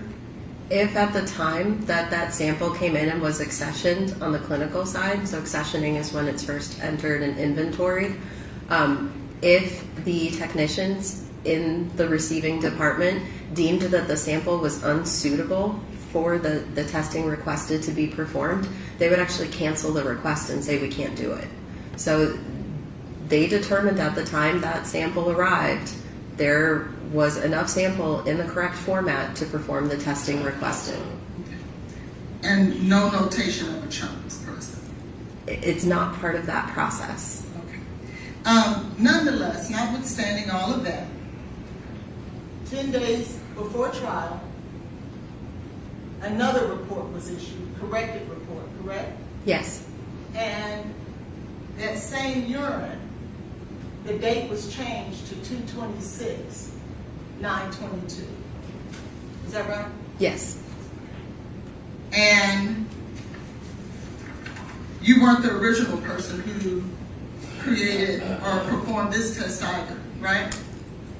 Actually, I was the original person that signed both that clinical and then this subsequent one, which is why I knew that it had been transferred ownership between the hospital to Metro Nashville PD. That is why they asked me to be the reviewer for this one, so that we maintained the same person throughout that chain. Okay, so you were the one who elected not to put the brown chunk on the report.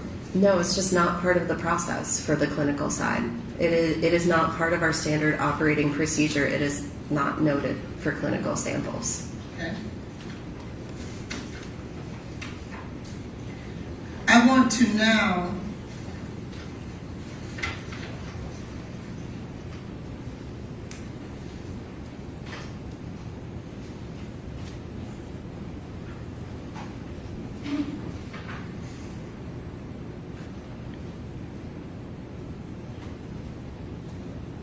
take you to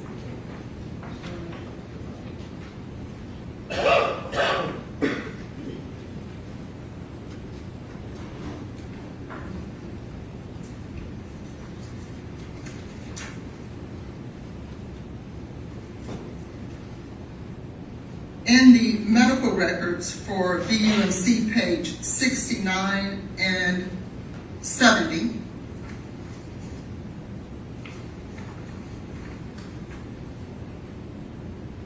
do you see at the bottom of this page a collection of urine at 22:59 for a urine drug screen? Do you see that? I do.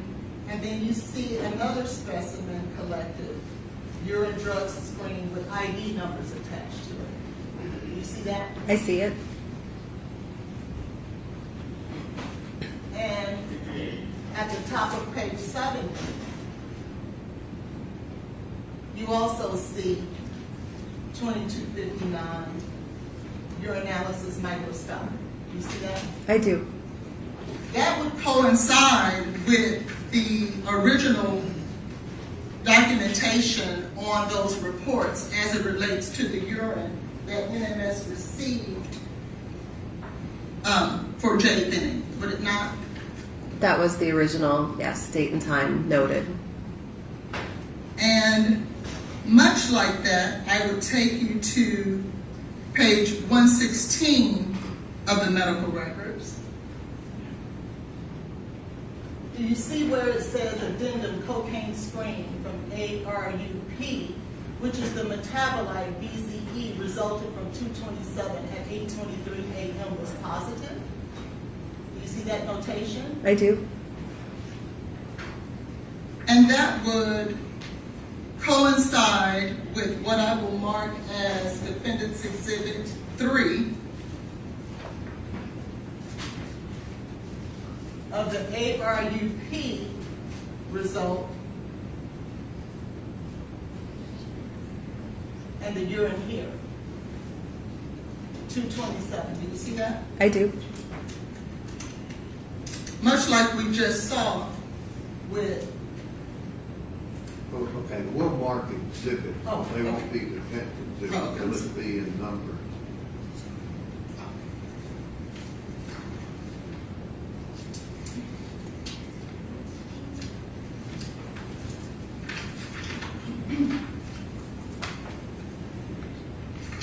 And then finally, Dr. McDonough, we were able to, let's go back to the fentanyl. And remember you stated that you wanted to look at the windows and the peaks in the windows? Yes.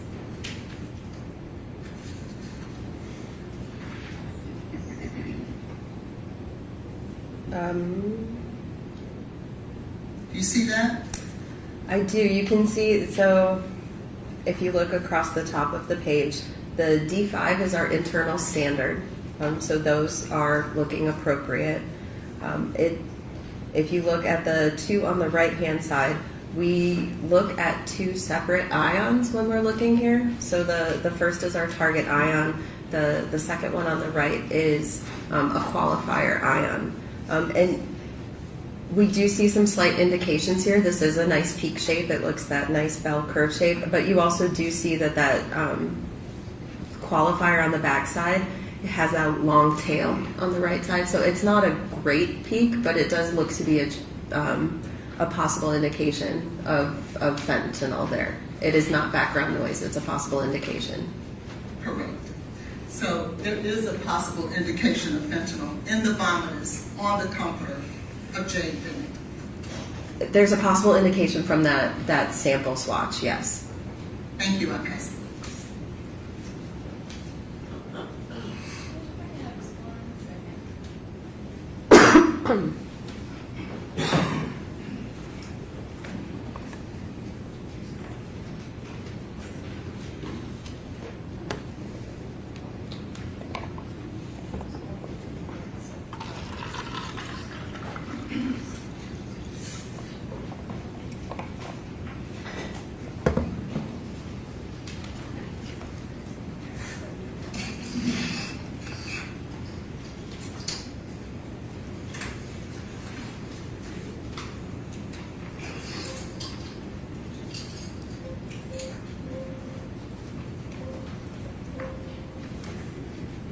Any read your record.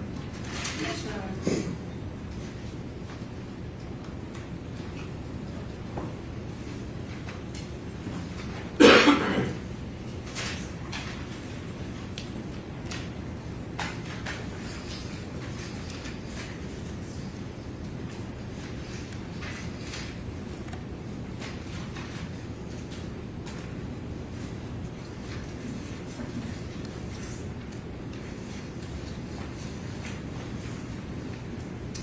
Madam Clerk, I am going to need a couple of exhibits.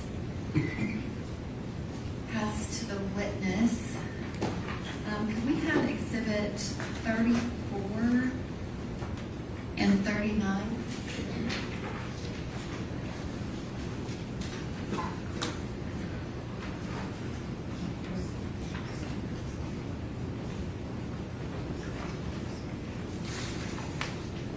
Thank you.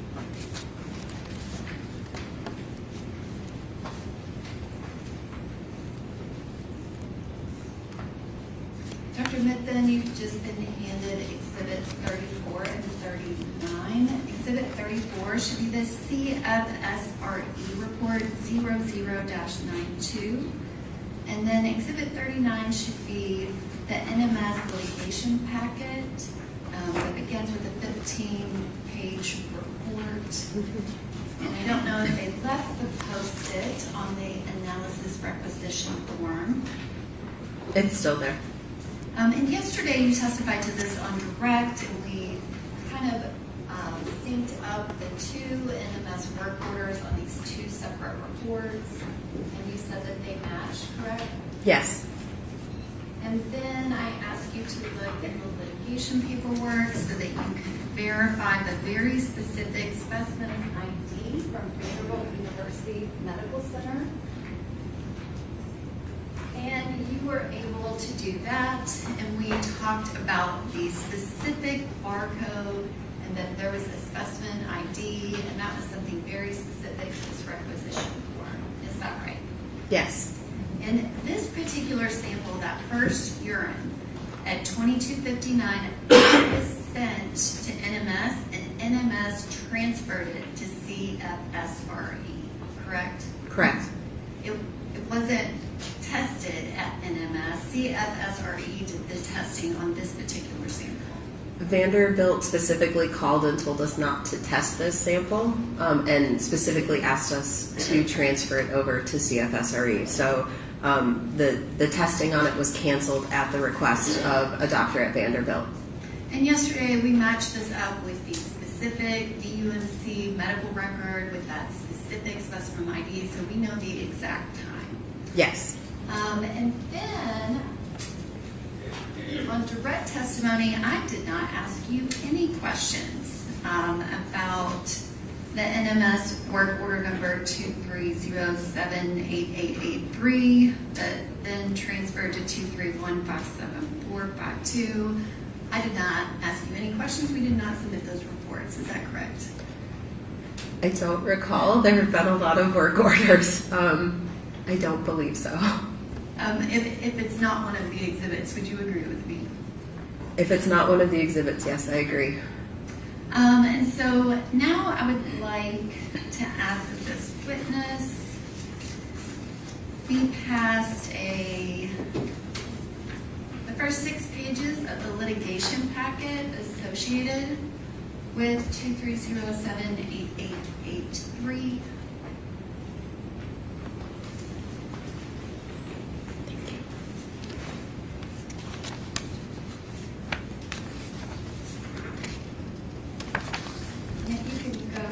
Last page, which is the 6th page.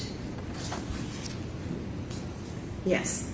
And on this, we have a requisition form that has that same date on it, but we are missing a barcode and a specimen ID on the requisition form. Is that correct? Correct.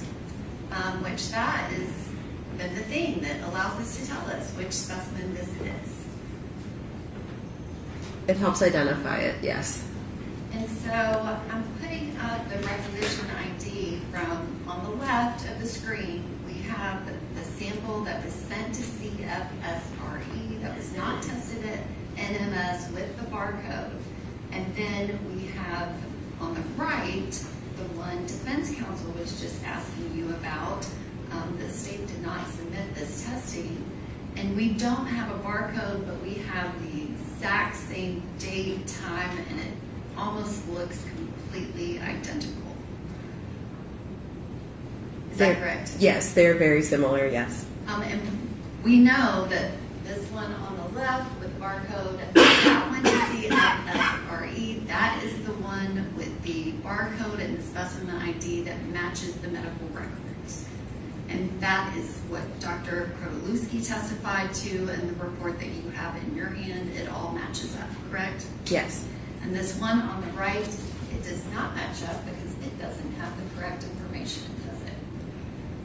It doesn't have additional information.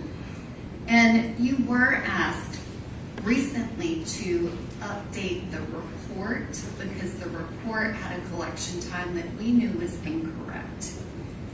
Correct. And so if anyone were to submit the NMS reports during this trial, the one thing we knew is that date and time was not right, and we did not want it reflected on the report that would go into evidence. Is that correct? The original released reports were deemed to have the incorrect time, so yes. Is it correct, Dr. Bentham, that we actually discussed that well in advance? It was just when we were getting close to trial, we realized the report itself had never been changed. Yes, we've been discussing this since at least October of last year. And part of that is why additional tests for fentanyl were run, just to ensure that that first urine and that first blood that only had cocaine in it, that everything was correct. And all the subsequent testing that has cocaine and fentanyl, that is all after medical treatment. It was not always clear why they were adding extra testing at the time they were doing so. So now in the context and years later, having that information, it makes more sense. From my side, I only knew that they were asking us to add fentanyl at the time to verify if fentanyl was present. So in the context of time passing and understanding more of what happened here, it makes sense why why more of that testing was added and why it was transferred over the way it was.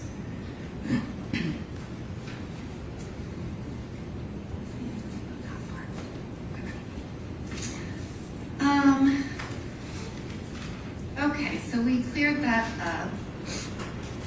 Let's go back to the comforter. You were asked a lot of questions about fentanyl on the comforter, and you said that that can be noise, and that if you had kind of that noise marker in multiple places, and you would not say that it meant there was any fentanyl connected to the actual sample that tested positive for cocaine. I think to clarify, I don't feel that the fentanyl necessarily can be stated it was from the vomit. It could be on the comforter. It could have been on the fabric or the swatch. I can't draw a parallel and say that it was connected to the vomitus necessarily. It could be an artifact that was on the comforter because we have low levels in other locations in the absence of the cocaine. And you said that that was a trace amount, correct? It was a very low quantity, well below the detection limit. And that could be from some type of external contamination. Certainly. And Ms. Holland spent a lot of time asking you about peer review, and I don't think we were really talking about peer review.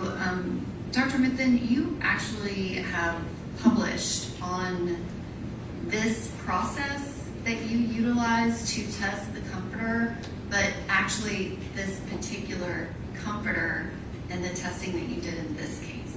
Is that correct? It is one of the cases in a case series. Myself and other toxicologists with NMS who performed this type of unique testing, we did publish a paper last year. It has been, I guess, peer-reviewed or reviewed as part of the journal writing process and deemed acceptable by peers in our field. And I would ask that the witness be passed a document, which you provided a copy of your published journal article during our discussions in preparation for trial. Yes. Which that was also provided to the defense counsel.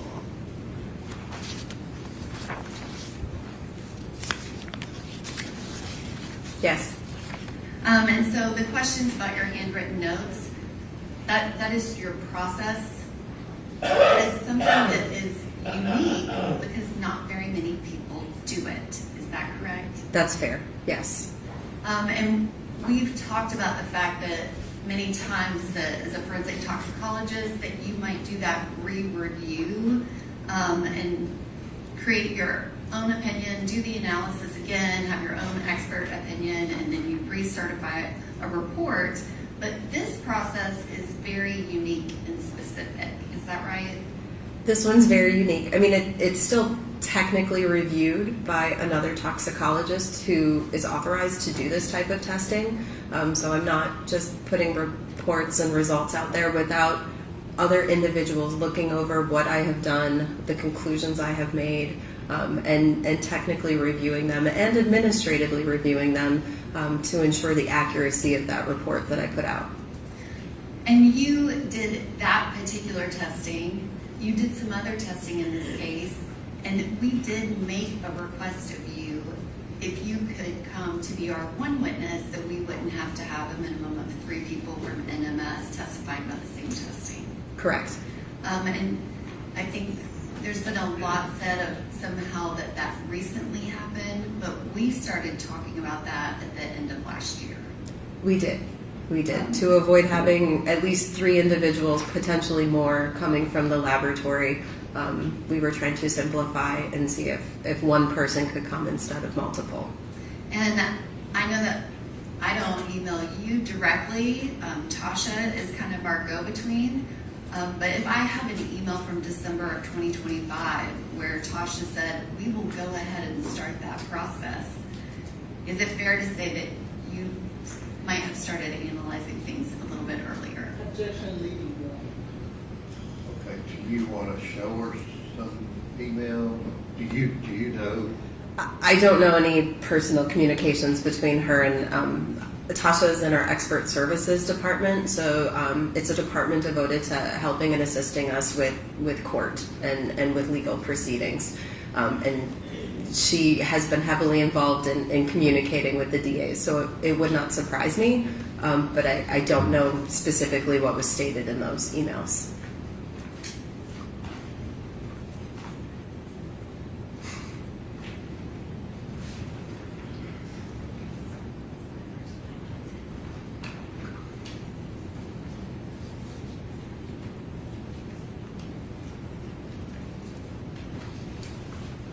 Which, Dr. Method, in all of the testing, it is consistent that there is cocaine or its metabolites only in the first blood, the first urine, as well as the testing that you did on the comforter. And it's after Ms. Benning was in the hospital that fentanyl shows up in any of the samples. And that is all very consistent. Is that correct? That is correct. Thank you, Dr. Method. Any other questions? Yes, ma'am.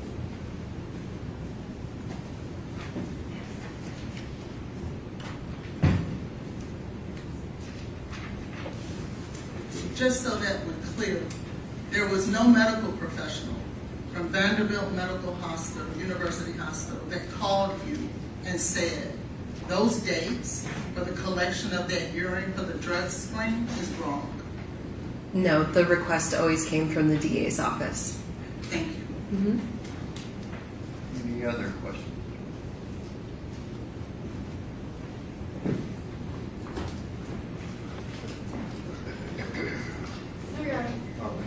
Thank you.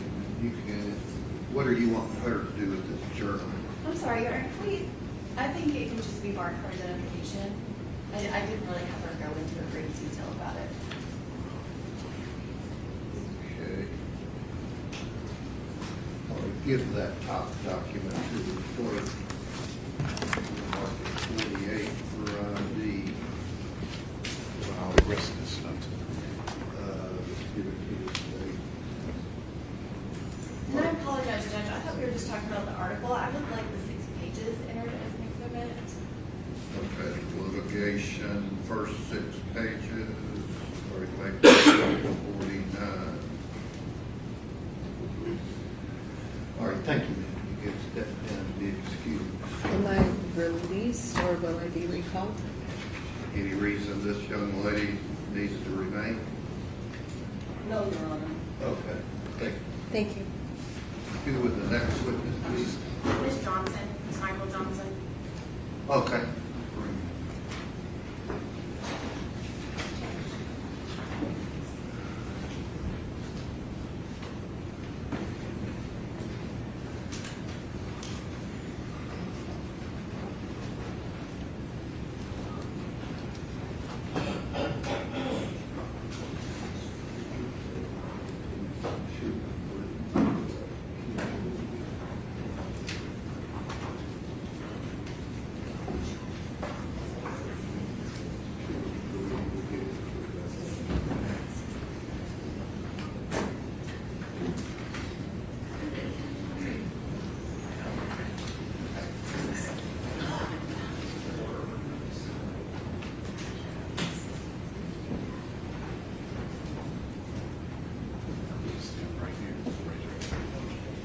Do you swear the testimony you're about to give to be the truth, so help you God?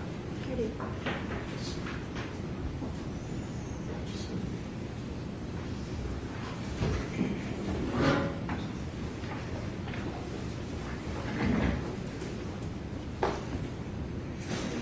Good morning, Ms. Johnson. Can you please state and spell your name for the record?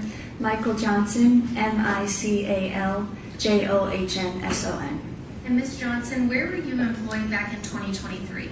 The Tennessee Titans, How long were you with the Tennessee Titans? from 2020 to 2025. And did you know Blaise Taylor? I did. Okay, how did you know Mr. Taylor? He was a coworker. Was Mr. Taylor employed with the Titans back in 2020 when you started? He was. And what was your position with the Titans? I started as an intern and then I was a scouting assistant. And what was Mr. Taylor's position with the Titans? Pro Scout. And can you explain to the jury what the difference is between a scouting assistant and a pro scout? A scouting assistant handles more logistics, as helping shuttle players around, but they also have scouting responsibilities, scouting reports, covering players. A pro scout has more scouting, watch film, reports, those types of duties. And do scouting assistants and pro scouts have interaction? Do you work together? Yes, we work together on a handful of projects, and there's a lot of interaction between players. Just as things come up, we work together on a lot of things. And about how many pro scouts were employed with the Titans back in February of 23, if you recall? There was 2, Okay. And who were they? Blaise and Brandon. And can you describe for the jury what your day looked like working with the Titans and what your hours were and things like that? It depended on the day, but in general, we would get there around 7. You'd have breakfast, you'd get started on some reports, you might have a meeting, then you'd go out to practice if the team is in season, out to practice, come back, have lunch, get back to your desk, work on something, you could have a meeting again. Then it's dinner time. Some people work out around dinner time, and you're usually there around 8 o'clock at night, typically. Okay, you said breakfast, lunch, and dinner. Was it typical that you ate there at the Titans facility? You did everything there? Everything there. Okay. Can you talk to the jury a little bit about if you could take off for appointments, who you could talk to, kind of what that looked like if you were not going to be in the office? If you were not going to be in the office, you would typically let someone know amongst your group, but in general, you also weren't really gone. You weren't really allowed to be gone. You're expected to be there most days. And you talk about groups. What was your group back in February of 23? My group, I was one of 3 scouting assistants in a shared area. Blaise was also in our area. So it was kind of that group. There was a couple other people that weren't in the room with us, but that were our age, that we crossed over a lot with work. That was kind of our group. Can you walk us through like what the workplace looked like, where you sat, where Mr. Taylor sat, things like that? We were in a room with 4 cubicles. My desk, I was back to back with Blaise. We were on the same side, and then there was the other 2 scouting assistants were right on the other side in this space. And were you back to back with Mr. Taylor from 2020 to 2023, or no? No, that began in 21. Okay. So prior to 2021, where were you? How close in proximity were you to Mr. Taylor? Still in close proximity, in a shared space, but instead of being back to back, he might be across the way from me or kitty corner from me, still in the same room, same space. And did you and Mr. Taylor talk almost daily at work? Yes. Okay. Did you and Mr. Taylor ever hang out in group settings outside of your workplace? Yes, in group settings. Okay. And prior to February of 23, were there any days that you can recall that Mr. Taylor seemed different at work? Prior to February of 23, in the fall of 22, there was a day that he was asleep at his desk, and in general seemed a little bit quieter. Okay, I was just about to ask you about that. What was Mr. Taylor's normal demeanor at work, and how did he normally act? Your Honor, I would object to the demeanor evidence in regards to this particular case and this witness testimony. Okay, I'll overrule the objection. Go ahead. You can answer. I would say in general, quiet, but co-worker, easy to get along with.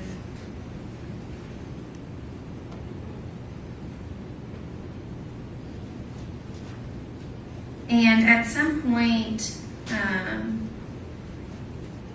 did Mr. Taylor's demeanor behavior change? I would say the fall of 22. Okay. And other than that time that you talked about of him falling asleep at his desk, what else, if you can recall, what were you talking about? I noticed on his phone a bit more. There'd be times that his computer wasn't on yet and the work day had started. And we're a few hours into the day and it's not on. Things like that. And during those 3 years that you worked with Mr. Taylor, did he discuss his personal life often? Not often, no. Okay. Did Mr. Taylor ever talk about having a girlfriend? He did not. Okay. Did you ever know of Mr. Taylor to have a girlfriend or any specific female? There was one name that I had heard, but other than that, there wasn't any particular one person. Okay, and did you hear that name from Mr. Taylor? Yes. Okay, and what was that name? Xavier. Okay. And any other comments about women that Mr. Taylor was dating? Anything that he was saying? In general, it was different women, or there was a comment, you don't bring sand to the beach. Just to me seemed like different women.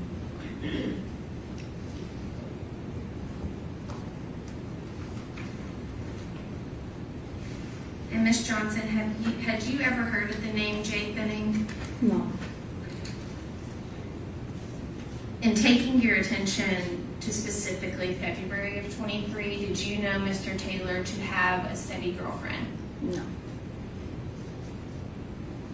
And at any point, were you made aware that Mr. Taylor was expecting a baby? No.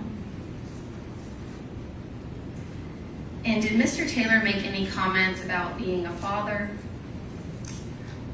In general, the comments in casual conversation would be not ready yet, not anytime soon, things of that nature.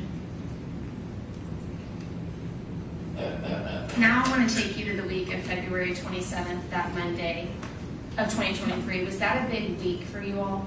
Yes, that was the week of the combine, NFL combine. Okay, can you tell the jury why NFL combine is big for the Tennessee Titans? So it's a major college scouting event. It's a major scouting event where the coaches go, GMs go, scouts to see the upcoming draft class. Okay, and you talk about scouts.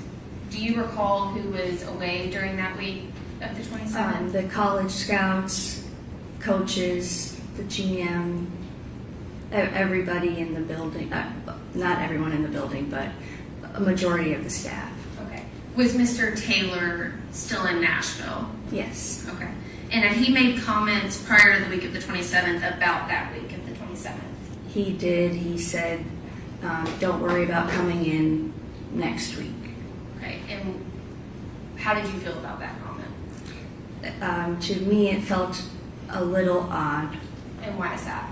Just because he didn't have the authority to tell us when to come to work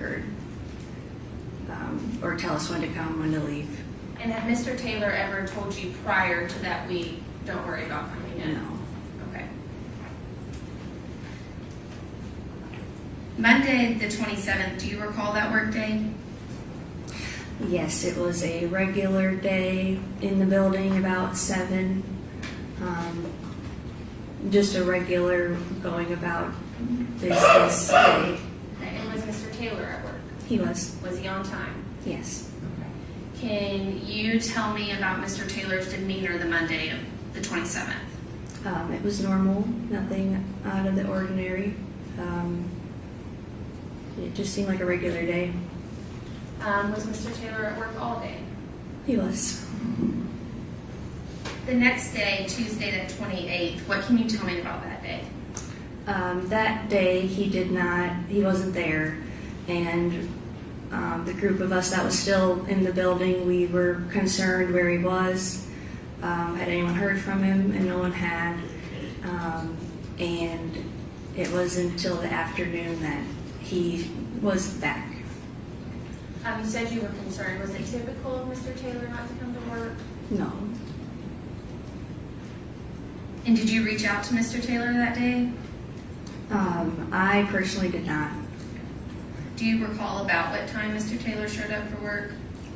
It was around 1 o'clock. Do you remember how Mr. Taylor was acting when he came to work?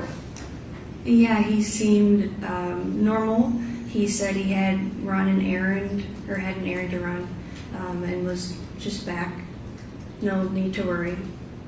Other than him not showing up till the afternoon, was that day normal for Mr. Taylor? Did he stay Regular, from what I remember.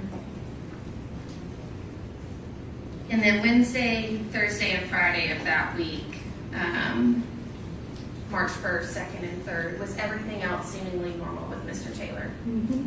Yes. Can you describe his demeanor? The same, easy to be around person, same guy. During that week, did Mr. Taylor ever mention Miss Benning? No. Did he ever mention his baby girl? No. Did Mr. Taylor ever seem upset that week of March 27th, or February 27th to March 3rd? He didn't. Okay. Was March 3rd the last day Mr. Taylor was at work? That Friday? Yes. He did not come back March 6th, that Monday? No. Okay. And did you have any contact with Mr. Taylor after March 3rd, that Friday? No. Did you reach out to tell Mr. Taylor happy birthday? I did. And then after March 3rd, did the Tennessee Titans release a good player? Okay, do you Yes. recall about when that was? Yes, it was the 10th. March 10th? Yes. Okay. Were you privy to a conversation involving Mr. Taylor about that specific player? Yes. Okay. Can you tell the jury about what Mr. Taylor said? He called one of the scouting assistants next to me and asked. Objection, Your Honor, policy hearsay unless she personally heard the conversation. I did. I was John, was the phone call on speaker? Yes. Okay. Can you please tell the jury what Mr. Taylor said?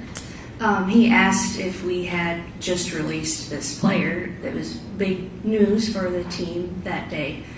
And he answered, we said yes, it was true. And then the scouting assistant asked, "Are you okay? Where are you?" We didn't know.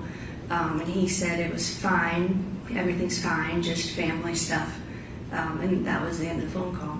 And that was, do you recall if that was the 10th when you released It was Ben yeah, Jones? yeah, it's Okay. the 10th.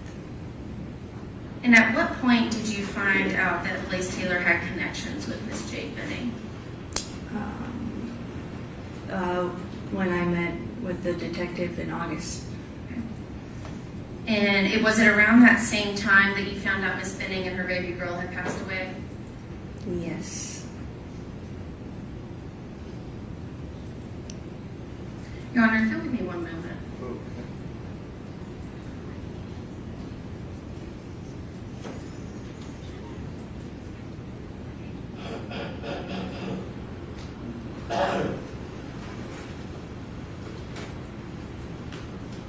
Ms. Johnson, do you see Mr. Taylor in the courtroom today?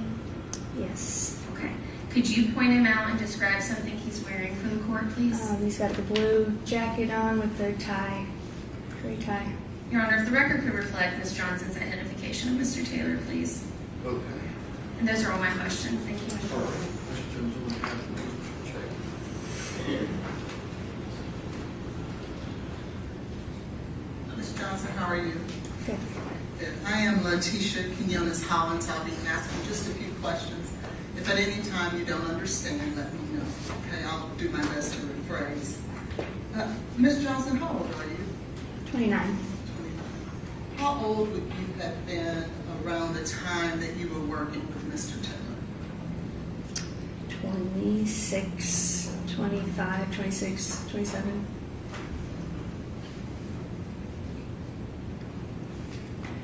Can you tell me what is Advance Project? Advance, With the Titans? advanced scouting. Yes. So you are traveling to, it's during the season, you travel to an opponent's game to get signals, and you come back, you report to the coaches on your findings, and it's all in preparation for the next week's game. And let's talk about whether or not did you participate in advanced scouting? I did. And did Mr. Taylor participate in advanced scouting? He did. Were you guys' job duties pretty similar? Yes. Or would you say that Mr. Taylor had more responsibilities than you did? He had more pro teams than I had to handle, but I had other picking up players, transporting them around Nashville, more of the logistics side than he had to handle. Okay, so what were his duties? To handle the pro teams he was assigned, and then a handful of other projects, kind of depending on the point in the year that we're in, what his involvement would be. Now, how long would you say that you worked with Mr. Taylor?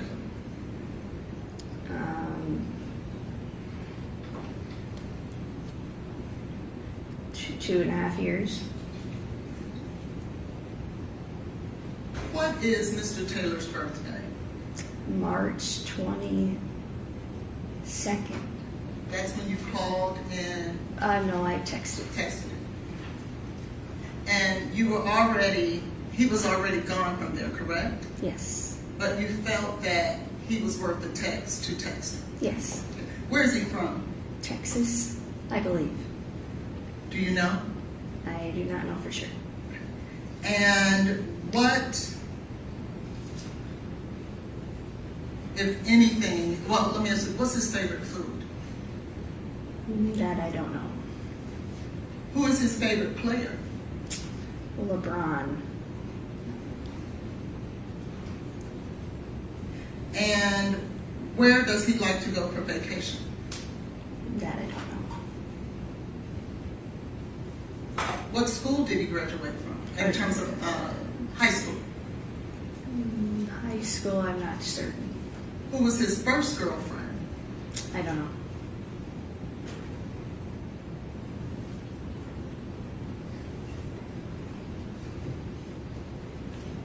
Where's his father from? I don't know. Where's his mother from? I don't know. How old exactly is his sister? I don't know. How often did you and Mr. Taylor speak on the phone about personal things? Never. How many times when you had serious issues in your life did you call Mr. Taylor? I did not. So why, Ms. Johnson, would you expect for him to call you? I don't. How does Mr. Taylor deal with trauma? I don't know. You talked about when he came back to the office after February 25th that he just appeared normal. I did not say after February 25th. Well, when were you talking about when he came back and was normal after? The 27th. 27th. Okay. You stated that he was just normal. What is the name? Let me ask you. Who is Dr. Sheila Peters? She's a team psychologist. And what is her purpose? To be a source for the team if there are any issues. I think mental health types of psychologists help. And that's her primary purpose for or at least was in 2023, correct? Yes. And you could have utilized her, right? Mm-hmm. Yes. The same way Mr. Taylor could have utilized her. Yes. Were you aware that he met with Dr. Peters on at least 2 occasions as a result of this incident? No, I was not. And if he would have met with the very person that the Titans provide for emotional and mental help. That would be consistent with someone who may have been concerned. That is Ms. Johnson's. Yeah, I'll sustain the objection.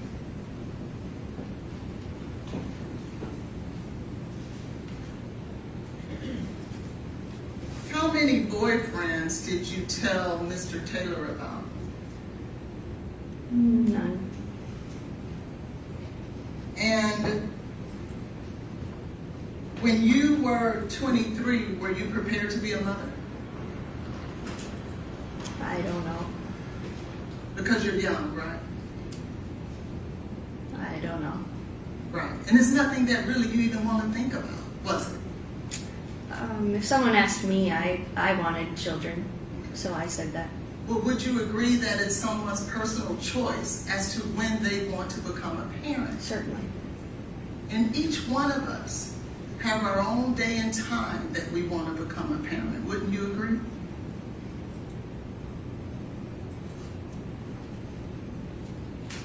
No, We don't get to choose when we want to become a parent. not necessarily. Who gets to choose that for us? God. Okay.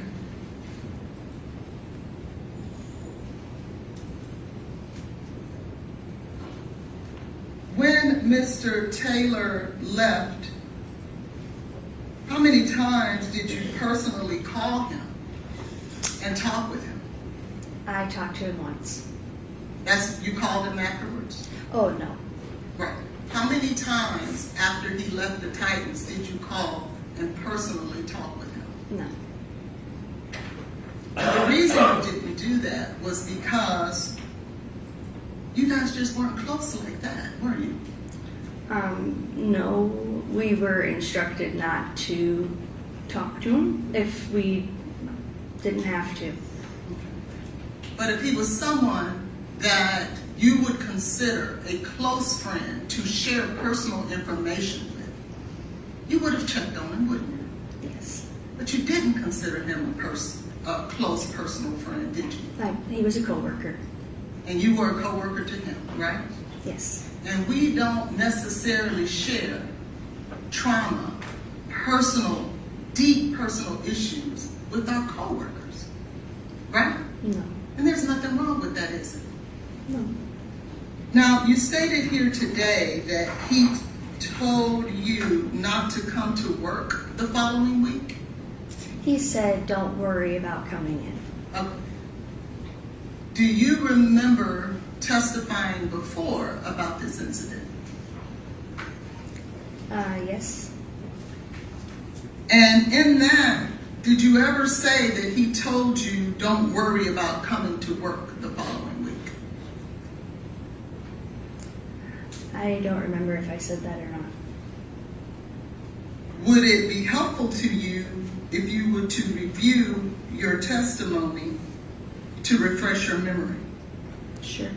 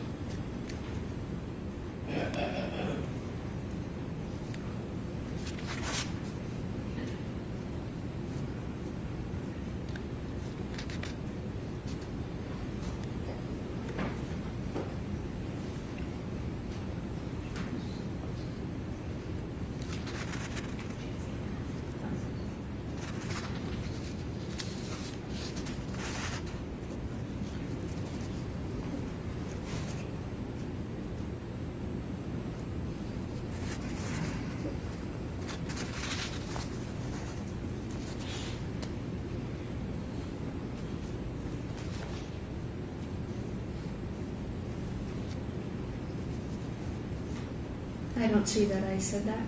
Right. You didn't say that before, did you? She just answered that. And you never said it until today, isn't that true? I've said it before. I wasn't asked Was a it question that made me answer that in this trial for the bond hearing. And you didn't volunteer it either, did you? No.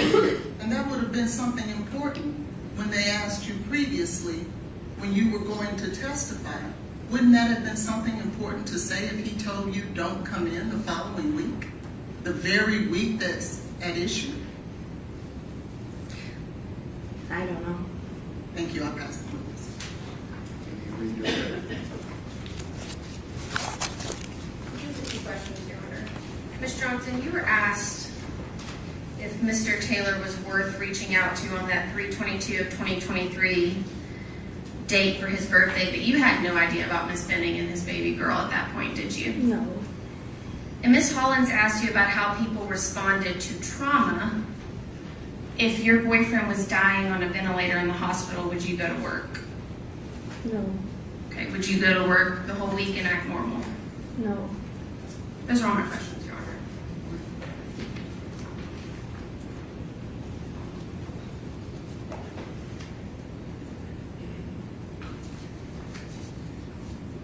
You're a woman, correct? Yes. And he's a man, correct? Yes. Would you agree with me that men and women handle emotional things differently? Yes. Would you agree with me that men tend to more internalize things than women do? Depends on the man. Correct. It really just depends on the individual, doesn't it? Everyone doesn't respond the same, do they? No. And that means nothing, does it? I don't know. Thank you. Any other questions? No, sir. Thank you. You can step there.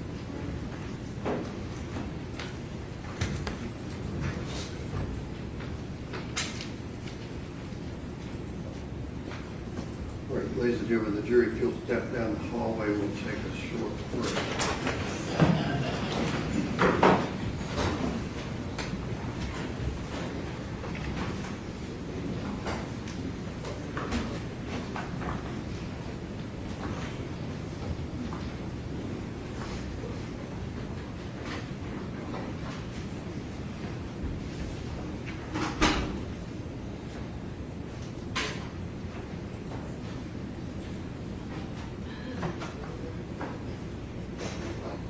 All right, you can have a seat. Mr. Moran, I guess you'd be the one to ask. We marked what was stuck on there, Defense Exhibit 1, it's 47, which is the 6889 litigation package. What did the defense think was number 2? It was the ARUP, test laboratory toxicology report. Okay, where is that?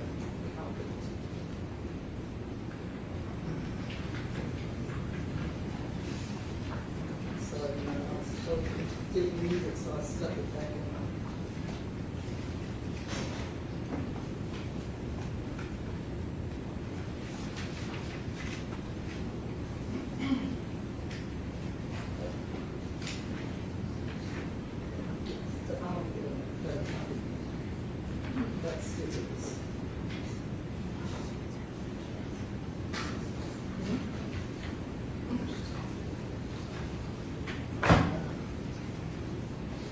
Judge, I'm sorry, was there a request for that to be admitted?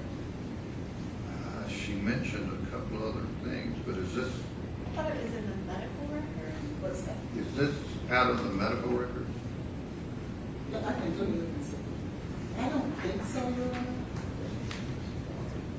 I don't know who AARP is or AR. Yeah, no, it's not. It's not. It's not in the medical record? No, because if it was, there would be. He was provided with the medical records, Right. it wasn't part of that. Okay, well, I guess I have an objection because I don't believe it's been authenticated. I don't know where it came from. I don't need to. Oh, okay. All right, and then what was defense 3? Do you stuck a sticker on? No, that was two that I stuck the sticker on. in the Okay, center. so there's not a three? No, there's not. Oh, okay, then we're straight. And who is the next witness? The next witness is Detective Adam Reese. Okay. All right. Your Honor, before I restart, I don't know if the state is intending to introduce those hinge and Tinder records. We had filed a motion a while back that we never got to, related to the hinge and Tinder records, just to put on everybody's radar.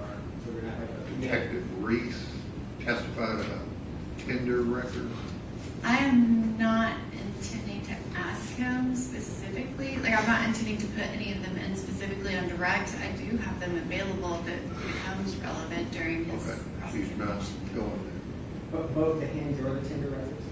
Well, I don't require motion, so I would like to look at it before I say more, but technically no. I mean, he might testify that he reviewed them.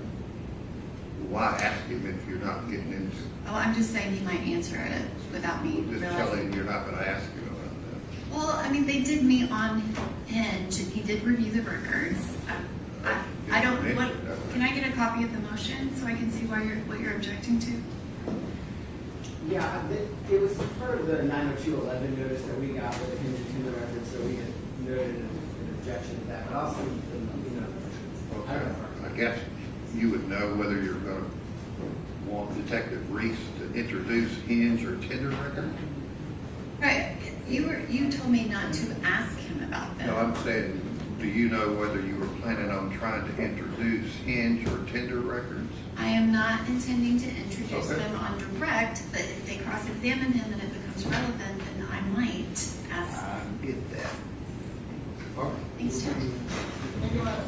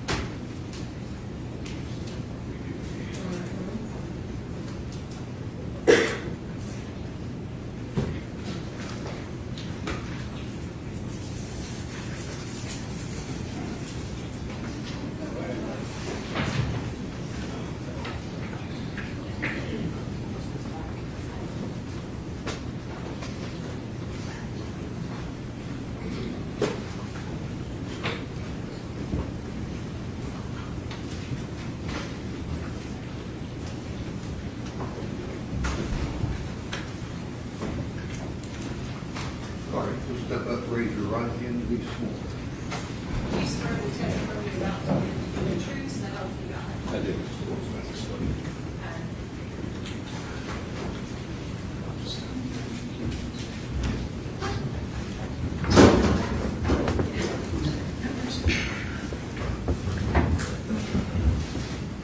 Good morning, Detective Reese. Could you please state your full name for the record? It's Detective Adam Reese, And where are you employed, Detective Reese? Metro Nashville Police Department, How long have you been employed there?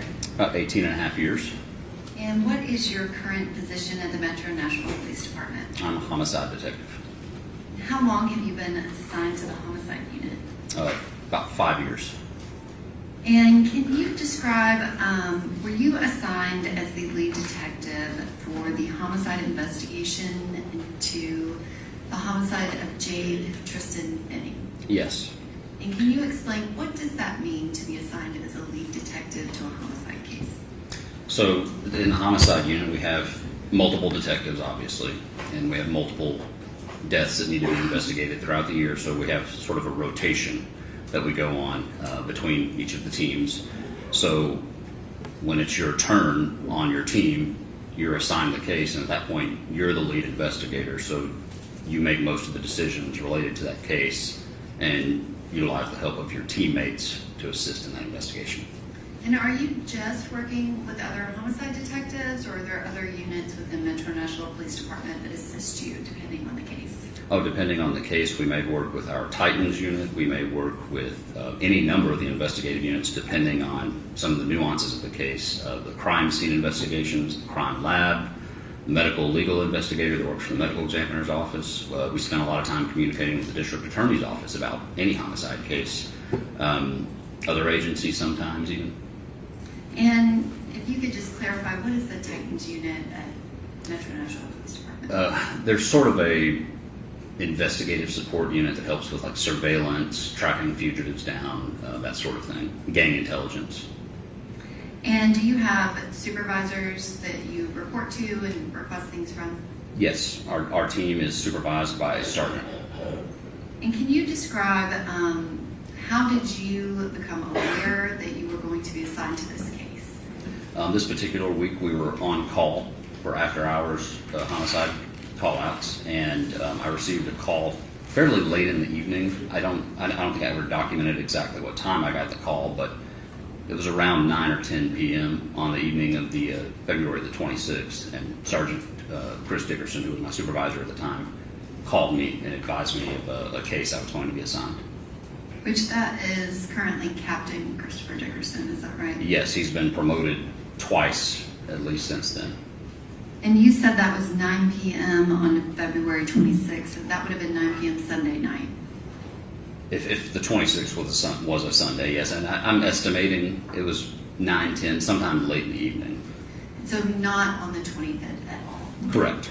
And can you describe, kind of explain what the logistics were of you getting called and assigned to this case at that point in the investigation versus you responding to Vanderbilt University Medical Center when Ms. Benning was transported there by ambulance? So we generally do not take a case unless we've received information that the victim is not going to survive. So if like someone is shot, say for instance, and the hospital says they're likely going to pull through, there's a separate unit that investigates non-lethal shootings and aggravated assaults, that sort of thing. We take it if it's going to be an actual homicide. And when you were assigned, what did you do first? What was your first response? Well, my first thing was just to get a quick briefing from Sergeant Dickerson over the phone to kind of learn some of the basics of the case.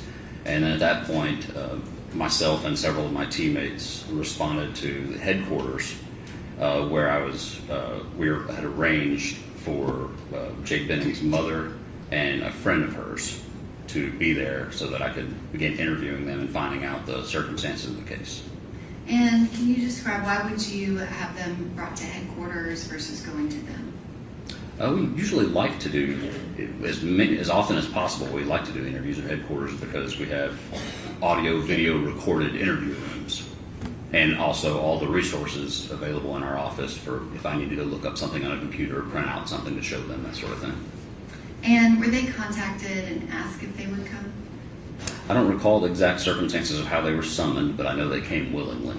I guess that was the point of my question. You didn't have to bring them down here or anything, is that right? No.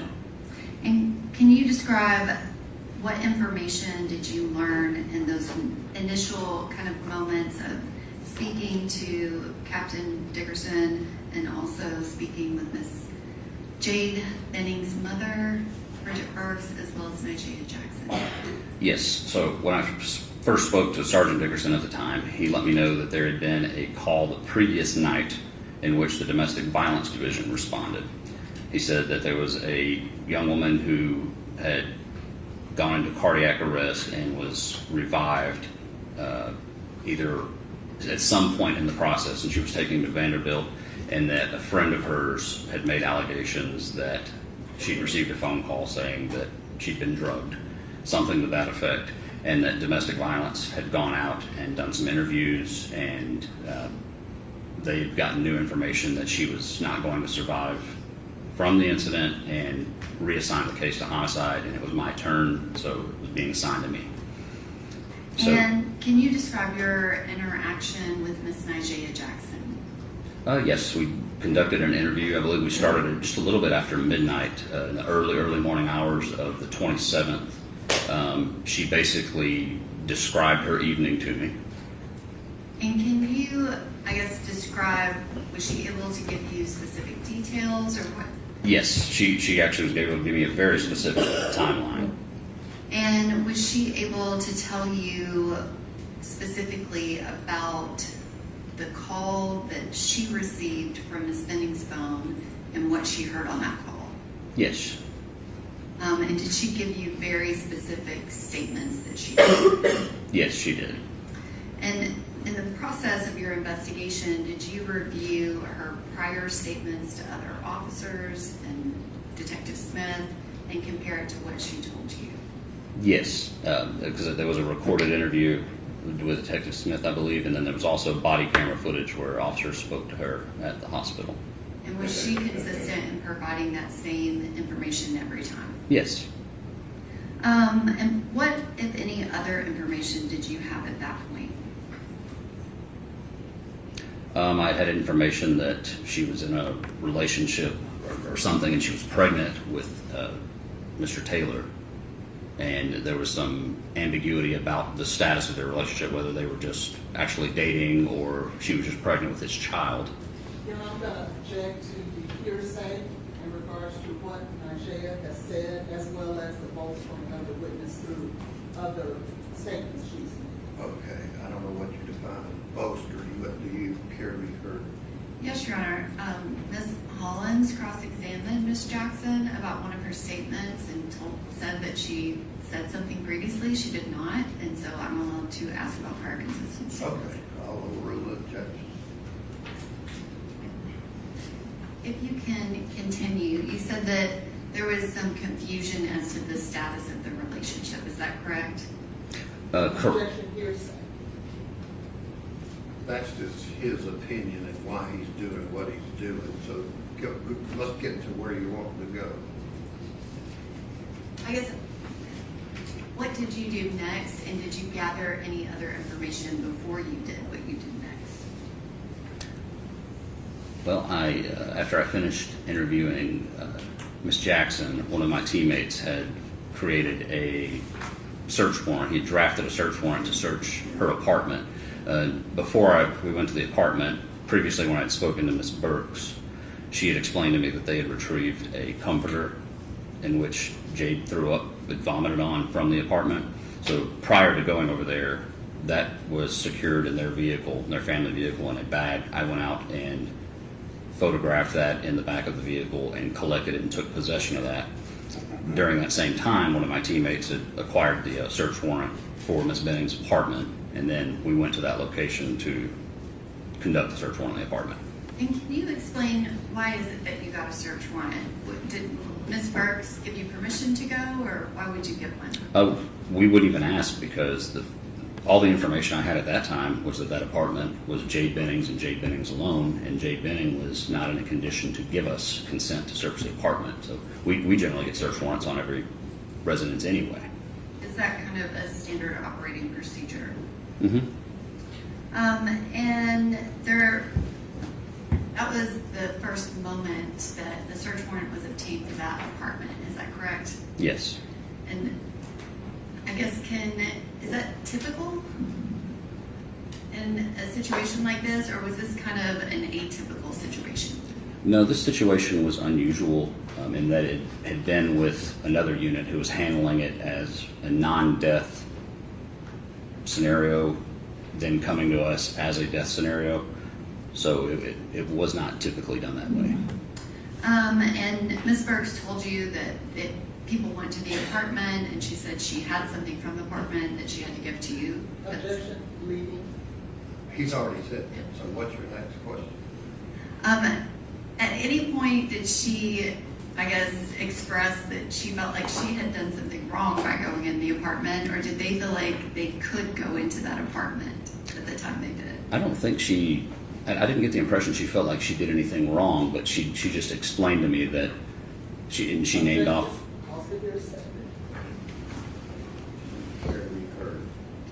Well, I don't believe that he's giving me her actual words, and I was just asking. Okay, he answered it by his first word. She didn't feel that way, so what's your next question?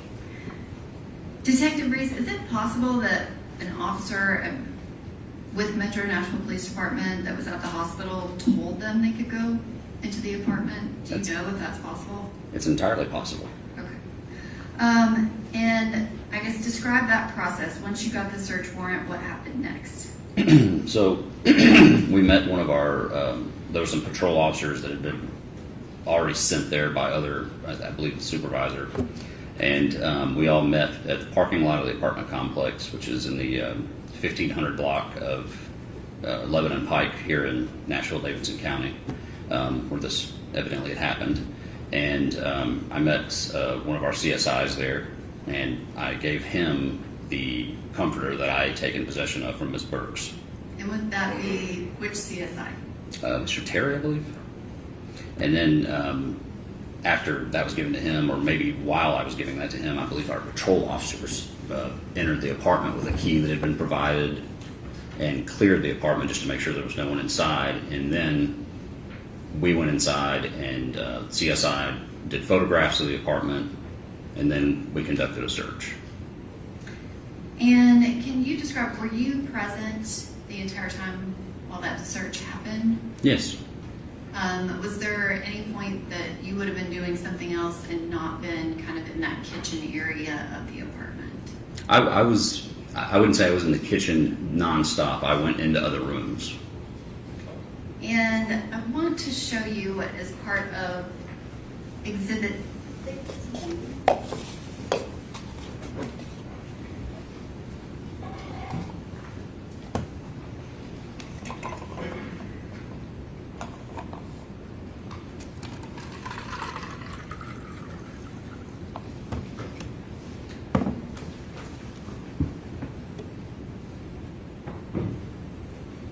Do you recognize that image, Detective Reese? I do. And can you describe, there are two bottles that are on the corner of that counter. Did you put those bottles there? No, I did not. Do you have any idea who did? I believe it was Detective Samuels who was with our team at that time. Is that technically something that would have been done? Should have been done, I guess is my question. No, because those were taken out prior to or during the time where CSI was doing what we call overall photos. They were taken out prematurely. And also from this same exhibit, can you describe, there is a cup that is over to the right side of the sink. Yes. When you were there executing the search warrant, can you describe what, if any, relevance did that plastic cup have to this investigation? At the time of executing the search warrant, there was it wasn't believed to have been relevant. The glasses that you see pictured here on the island were... You can circle them. Sure. These were thought to have been relevant based on the interviews I'd done earlier that night. And why is it that those were the focus? Because it was mentioned that they were drinking out of the glasses earlier that night when, And can you explain what you mean by it was mentioned that they, what information? during the interview with Nigel Jackson, I learned that she had stopped by Jade's apartment earlier in the night, and she had explained that Jade was having sort of a date night where she was cooking Alfredo and they were painting, and she was doing that with Mr. Taylor, and she explained that she loved Jade's chicken Alfredo. Okay. I was not needing that much detail, but Sorry about that.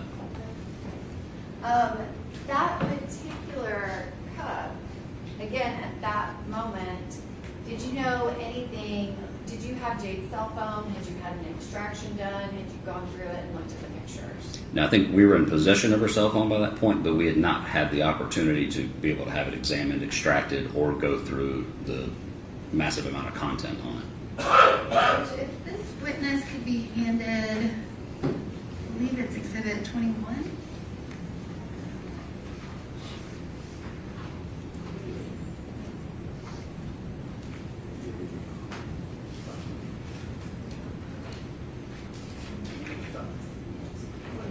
I apologize. 28 is the iPhone. Okay, it could be in that small.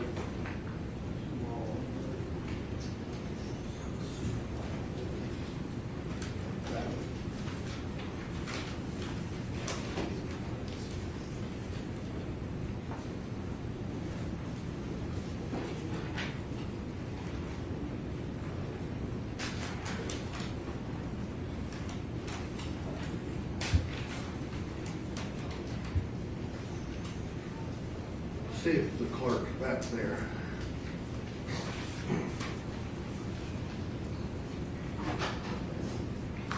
We need exhibit 28.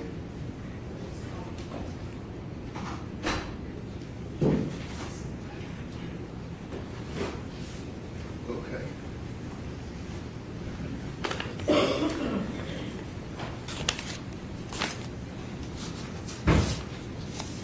Do you recognize that item, Detective Brees? The envelope is sealed. May I open it? Sure.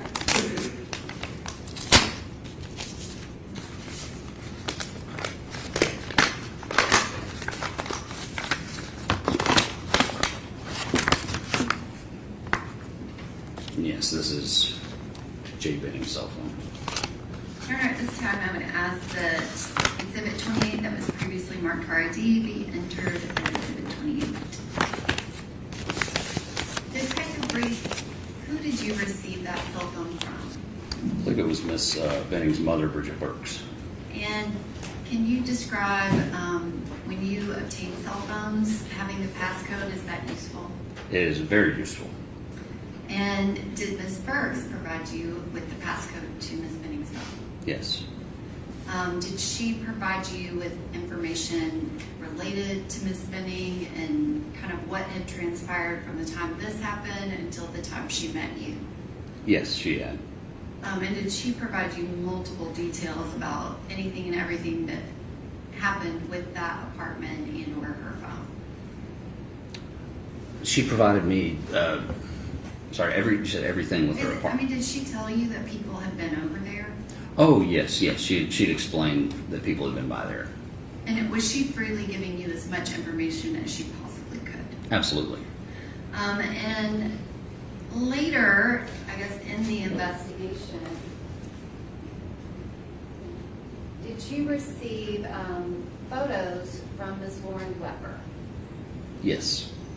And I want to go back to those. Those are Exhibit 13. Do you recognize those, Detective Reese? Yes. And if you could just read out the date and time. That's February 25th, 2023 at 11:29 p.m.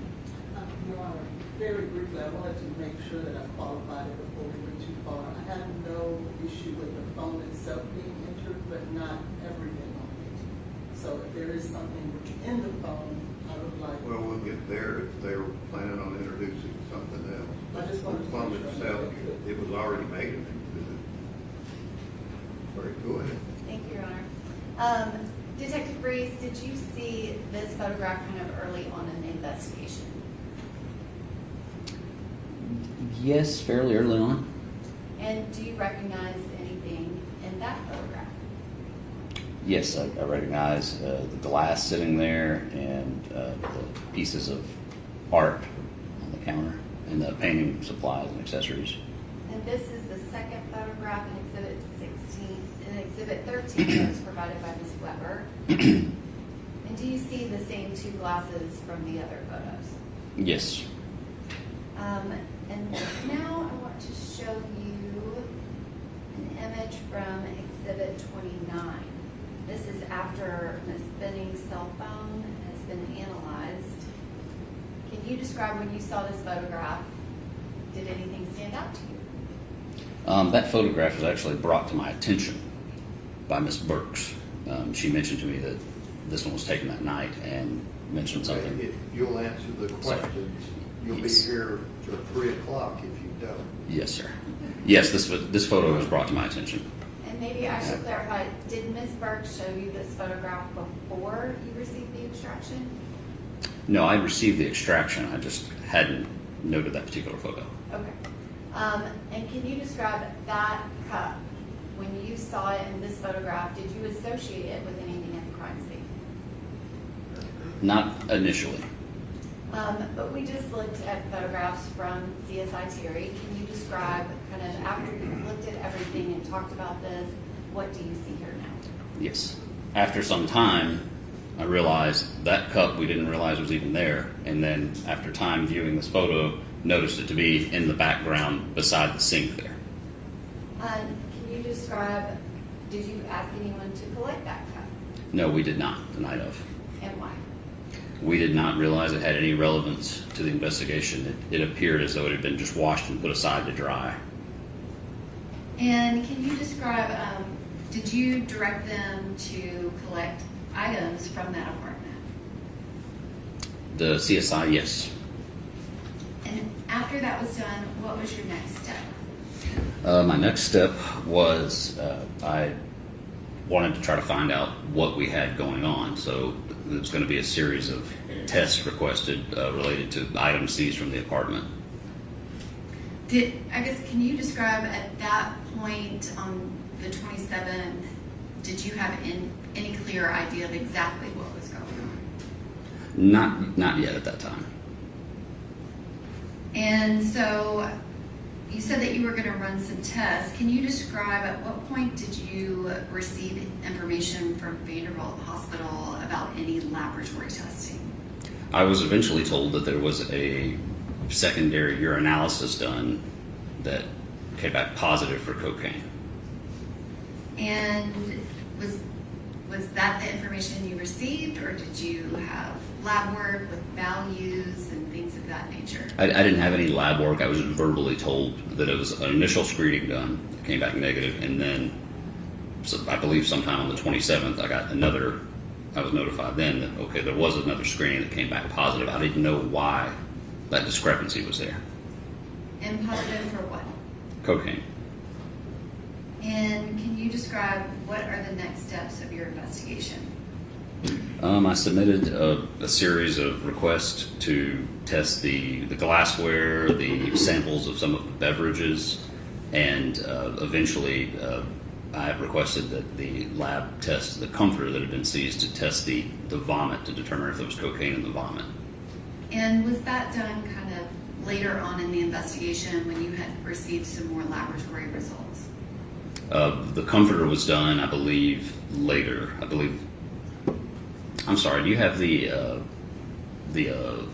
Form 282s? Honestly, I feel like we've talked about laboratory testing. I'm sure it's documented in an exhibit. I will move on. Who was the next person that you interviewed? Or can you just describe your investigation? At that point, what are you doing? Well, later in the day on the 27th, I went to Mr. Taylor's house to attempt to speak with him.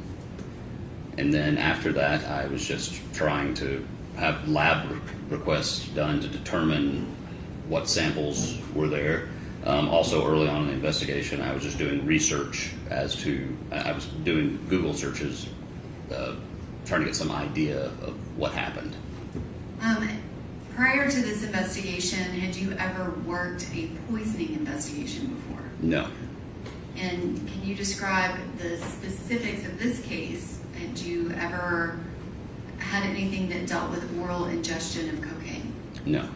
And can you describe what, if any, investigation did you do related to those kind of facts of this case?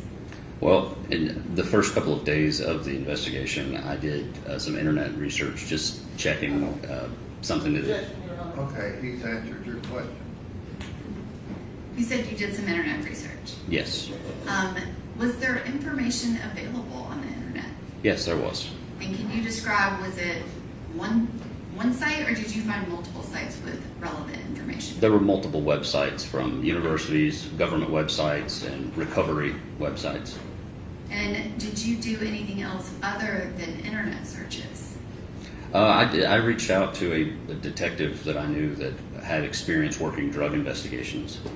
And the investigation that you did on the internet and speaking with that detective, was it consistent or inconsistent with the facts of this case? It was consistent with the facts of this case.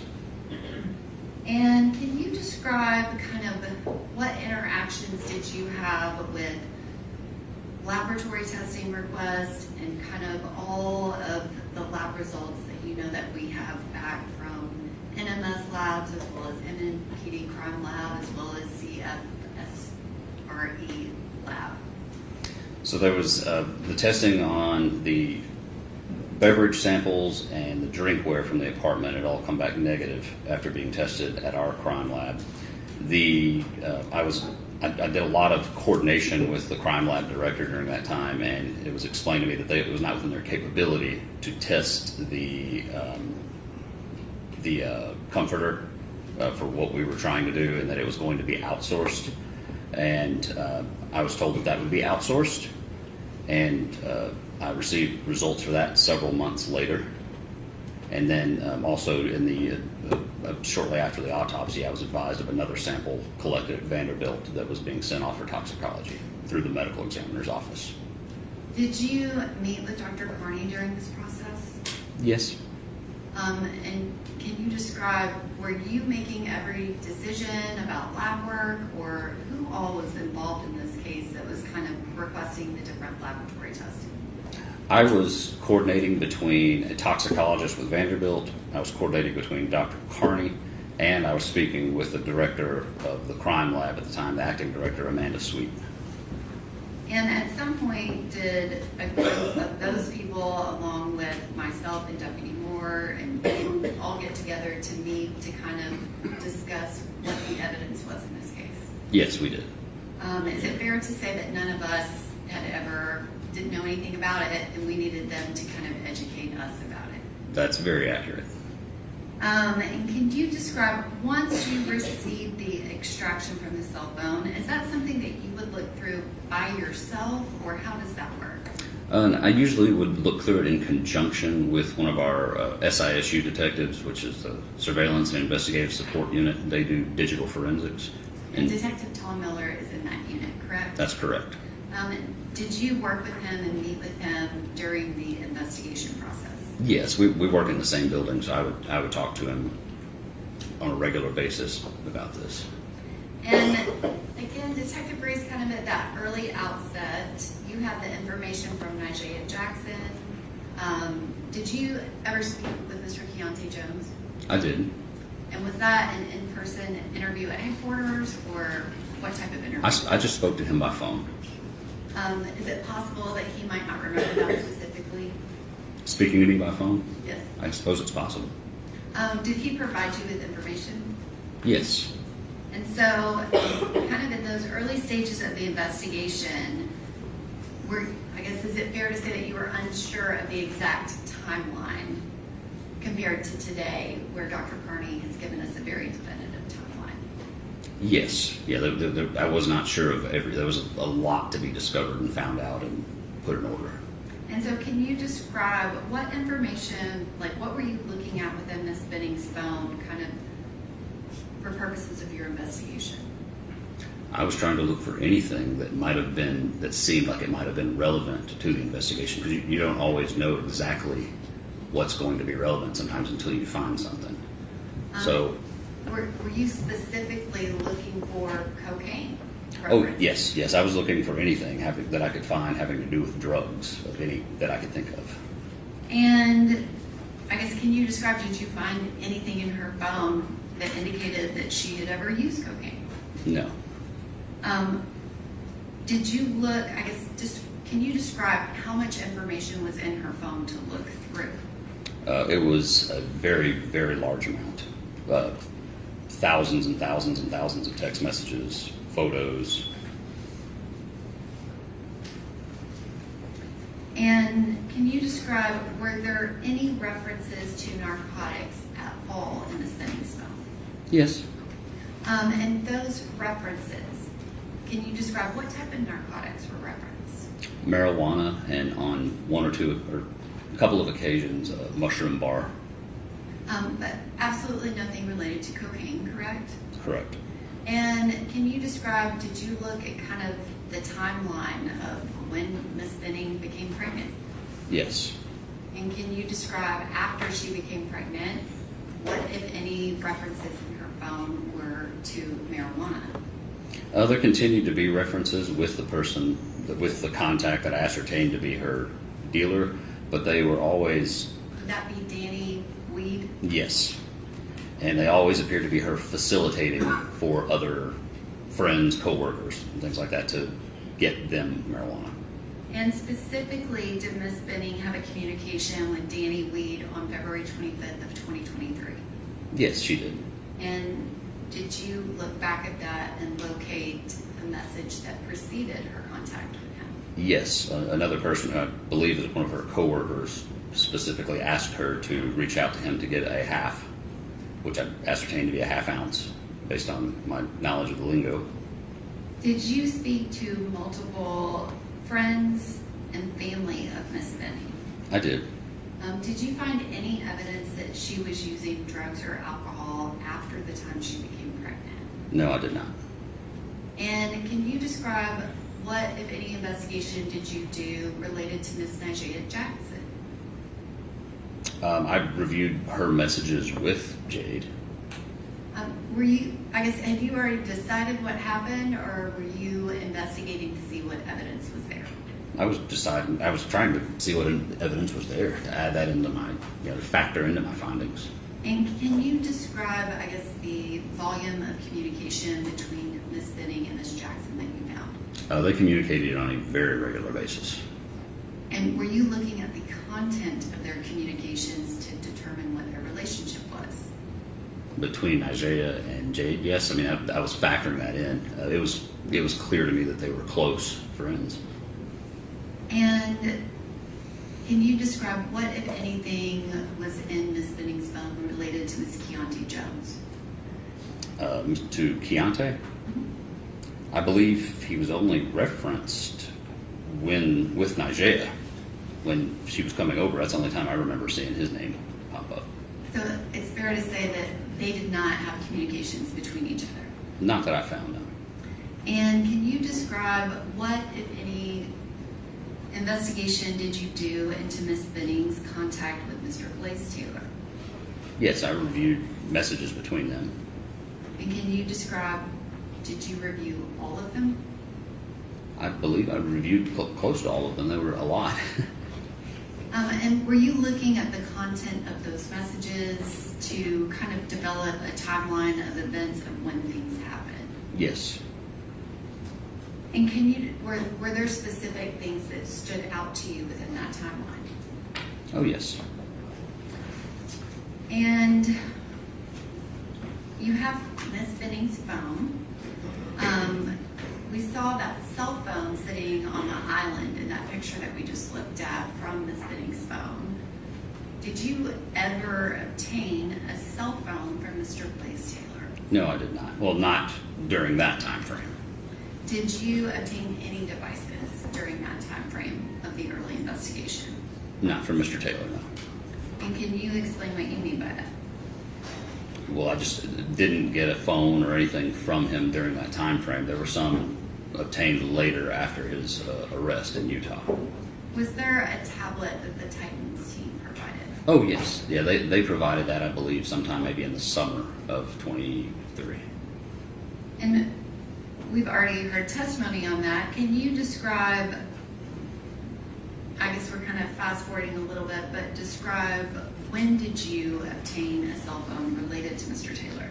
How did that happen? There was one seized incident to his arrest in Utah that was held for me, and I flew out there to attempt to interview him and also get some items that were obtained during a search warrant by authorities in Utah, and I took possession of those and brought them back here. And Dr. Carney's autopsy report was completed in August of 2023. Can you describe what's the time frame of when charges were sought in this case?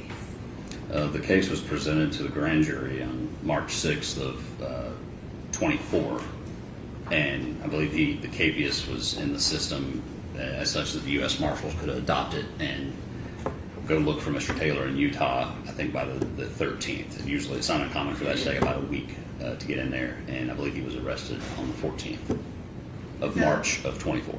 March 6th, which that date is significant in this case, but this is March 6th, 2024. Correct. And that there were not charges up until that moment. Is that correct? That's correct. And Dr. Carney's autopsy report was completed in August. I would have to refer to the actual report. I believe that's correct. That's what the report says. Yes, that's what I would defer to, is what the report says. Can you describe the cell phone? Were there other items that were seized that belonged to Mr. Taylor?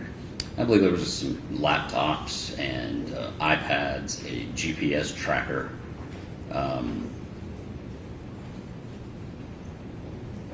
I'd have to look at the inventory sheet, but it was several iPads and a few laptops and a GPS tracker, and there were a couple of USB flash drives. And did you locate a cell phone that would have been the cell phone Mr. Taylor was actively using on February 25th of 2023? No.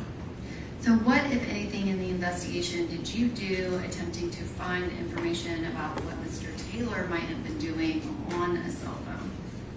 I wrote a search warrant to search his iCloud account.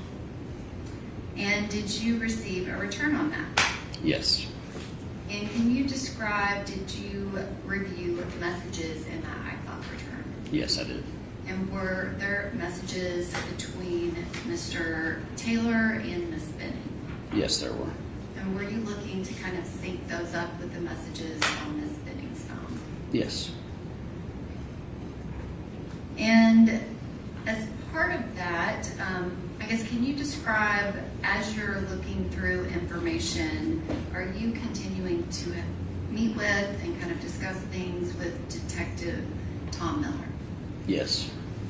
And specifically, was there something that you were looking for related to that iCloud account? Yes, I was trying to find, due to the volume of information on there, I was trying to look through keywords for things that may have been relevant to the investigation. And that extraction of the iCloud, did it provide you with Google searches? Yes. And can you describe the number of Google searches? There. When we approach. Okay.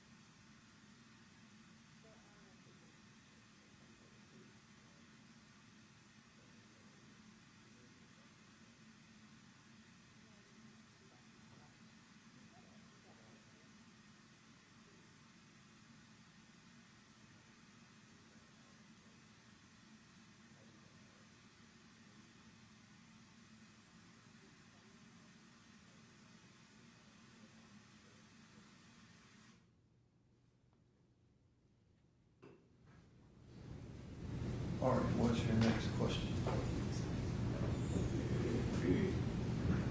Detective Reese, did you notate specific things within the messages where, obviously Detective Miller has already testified in this case. Did you have additional messages that you reviewed that kind of related to that timeline between Ms. Benning and Mr. Taylor? Additional messages? In addition to what Detective Miller already testified to? There were several. I don't know exactly what he testified to, but I reviewed several messages related to their conversations. I have a 4-page text message thread. It begins on January 8th, 2023 at 1:06:09 p.m. It goes to January 8th, 2023 at 2:10:25 p.m. I would ask that this be handed to the witness. Defense counsel's been provided a copy. All right.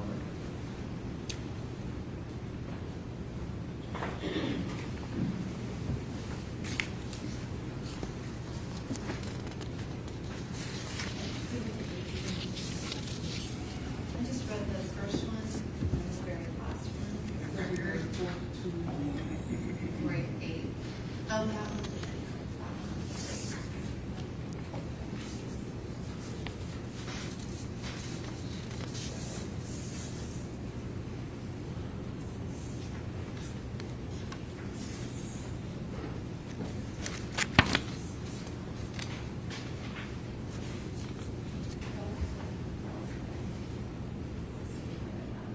Judge, I'm sorry, I gave this to them to review so that we could look at them ahead of time, but the pages have been mixed up. Can I have that back? So that I can fix it.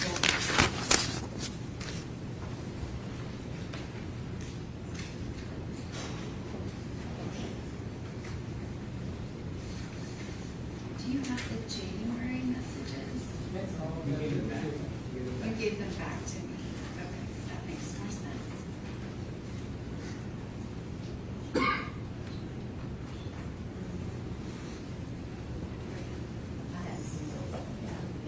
Everything got put back in the wrong folder. Do you recognize those, Detective Reese? All right, he hasn't been given anything. I'm sorry. I took it back.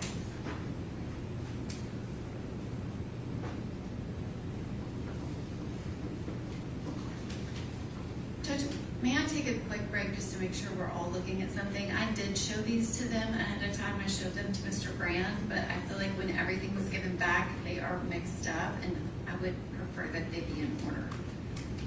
Okay. How long do you need? I feel like just 5 minutes, but I might need those back from them because, like I said, they're all mixed up. All right, ladies and gentlemen, the jury, your lunch is waiting for you, so just step down the hallway, we'll break for an hour.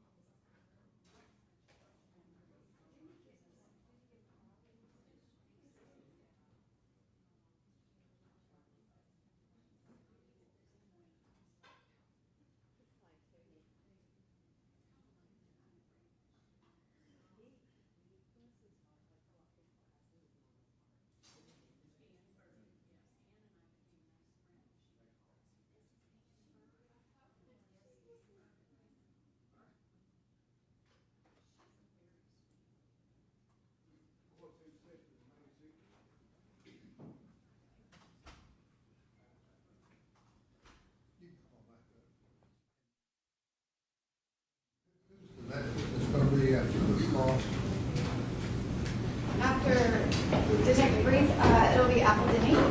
Okay. And what are you wanting to? I can do my quick offer of proof right now. Okay. Yes. Thank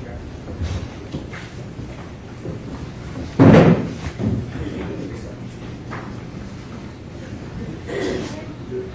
I said cross because I thought you were real close to finishing on direct, but go ahead. Thank you, Your Honor. I'd just like to make an offer of proof related to text messages from messages that we received from the state yesterday. The first thing I'd like to introduce as, and I don't know if these get numbered as exhibits or just entered separately, like for the appellate record, but the first item I'd like to introduce or submit as an exhibit to this offer of proof is a text message that was provided to us. It was purported to be from Apple Denny's phone. It is undated. It has some communications. This was not provided to us in discovery or prior to yesterday, which was Friday, June 26th. I would like to submit this as an exhibit to this offer of proof. Okay. Text message from Ms. Benning's phone. The second item I would like to submit as our offer of proof is a series of messages. Some of them may be versions of messages that we received yesterday as well from the state. They are important to be or identified as messages between Apple Denny and Mr. Taylor. They have dates on them that identify them as 6/20/2018. By our understanding, those are outside the scope of the search warrant for Mr. Taylor's iCloud. Obviously, we were not provided those previously, but they're also outside the scope of the search warrant for the iCloud. Some of them appear to be similar to that first text message. Some of them are additional to the first text message. So that would be the second item that I would introduce as for our offer of proof. Okay. Anything else? Yes, I would just like to proffer for the court, or for the record, that as it is my understanding based on the state statements that and the court's direction towards me, that if we were to cross-examine in certain ways, the door would be open and those items would be allowed to be introduced in this matter. My understanding of the restrictions on the testimony based on the 404 hearing, that they were very limited. Cross-examination would potentially have included the following information. It would include questions about bias, questions about subsequent postings on social media that included bias. One of those items included a post from April of this year, which I would introduce as Exhibit 3 to this offer of proof. You're wanting to get into that or not? I'm not going to anymore based on the court's instruction, but I'm introducing this as an offer of proof. Okay, give the state, show it to the state. I don't know what you, I'm not ruling on whether that would come in or not. Well, my understanding was the very clear direction from the court was I better not open the door, so I'm modifying my cross-examination. Not just these. I'm not For my offer. for offering anything.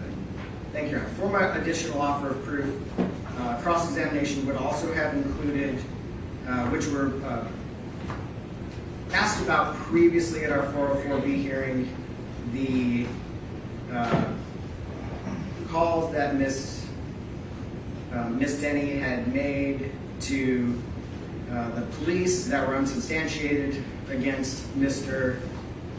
Taylor, essentially unsubstantiated prior allegations against Mr. Taylor. So I would like to submit for the fourth exhibit to our office for those that would have been part of our cross-examination. Well, if you want to ask her, ask her. Your Honor, based on the instructions yesterday, I don't want to risk opening any doors, and so we are not be going to careful limit. to not open the door. I don't know that you do what you want to do. My interpretation was. Well, you were wrong in your interpretation. I'm not preventing you from asking this. If you want to ask her, ask her. I guess I need some guidance then on what opens the door and what doesn't. How do I know? That's the problem. So I think It's not my problem. I think my What we're doing is I'm proffering that this was the I'm not material. preventing you from introducing what you're trying to proffer. So The state says they're not getting into this, so if what you want to ask Ms. Denning opens the door to this, then that's the problem. is that From your cross-examination, perspective. is cross-examination of that material going to open the door? How do I know? Well, I'm proffering Depends that. on her answer. Okay, well, I'm proffering the material that I would be cross-examining her on the subject matter. Okay, and I'm telling you, I'm not preventing you from asking about that. Okay. Well, what I am proffering then for this offer of proof is that based on the information provided on day 5 of the trial and the instructions from the court, we are modifying and we are not asking those questions That is based on the totally a instructions from the decision court. you can make. I'm just telling you, I've had lawyers, I describe it opening a door as large as a trailer truck. And that was just their fault. Just so I What you want to ask may not. just so I understand that the door is being opened to material. I'm not saying the door's open to anything. I just said yesterday afternoon, late, be careful in what you ask Ms. Denning in terms of whether it opens the door. It may not. I have no clue. Sure, and I'm making an offer of proof as to the subject and the very careful subject matter that I intended to cross-examine on.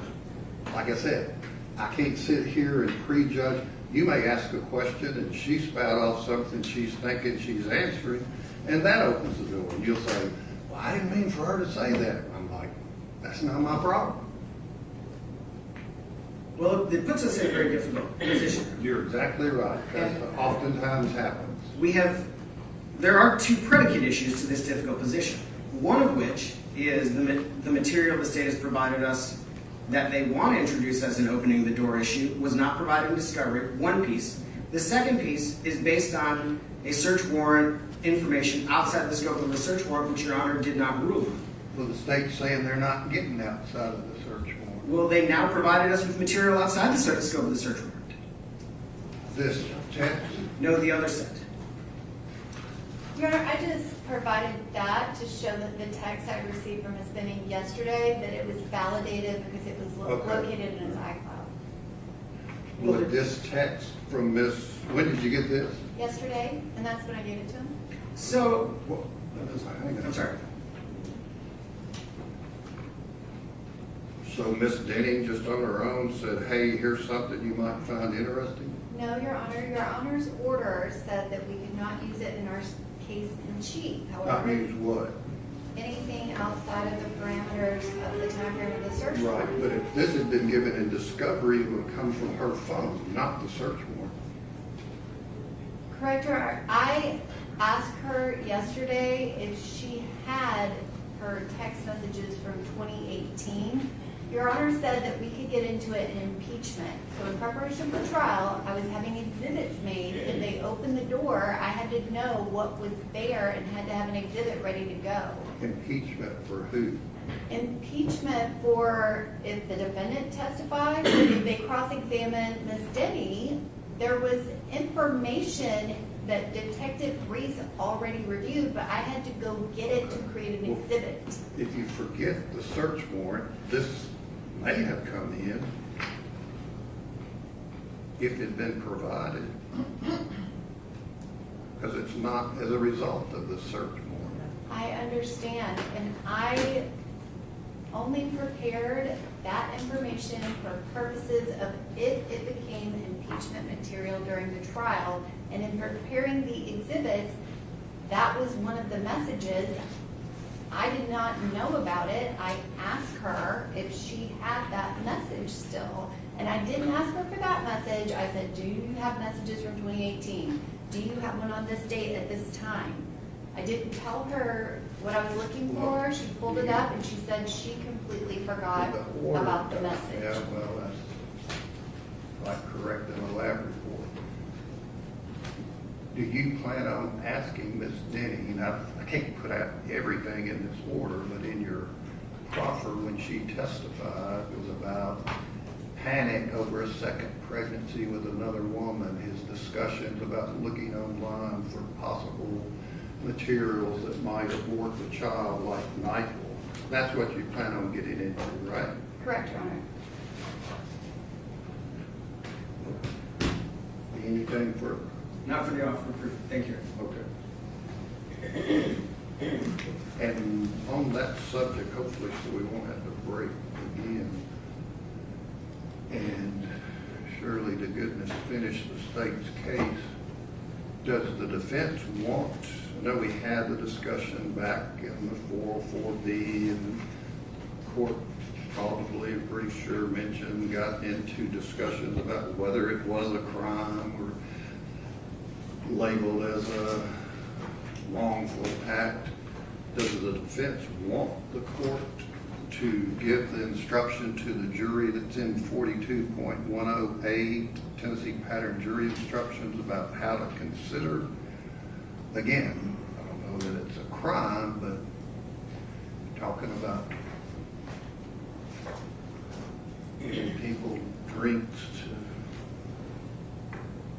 end pregnancies, do you want that instruction? Your Honor, I'd have to look at that instruction, but I will look at it promptly and get back. Okay. 42.1, section 08. 42.10A. 10A, I'm sorry. All right, let the jury step in.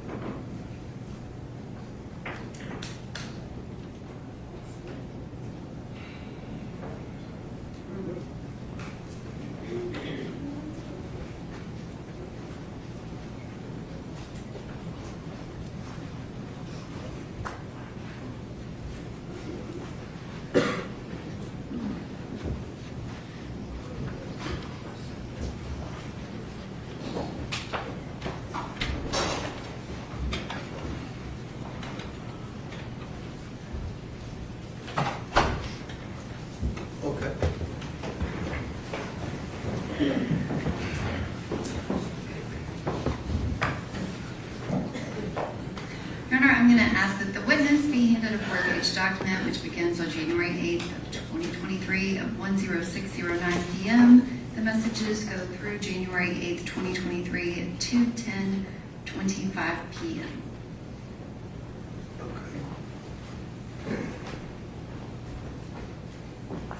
Detective Reese, can you take a look at those messages and let me know if you recognize them?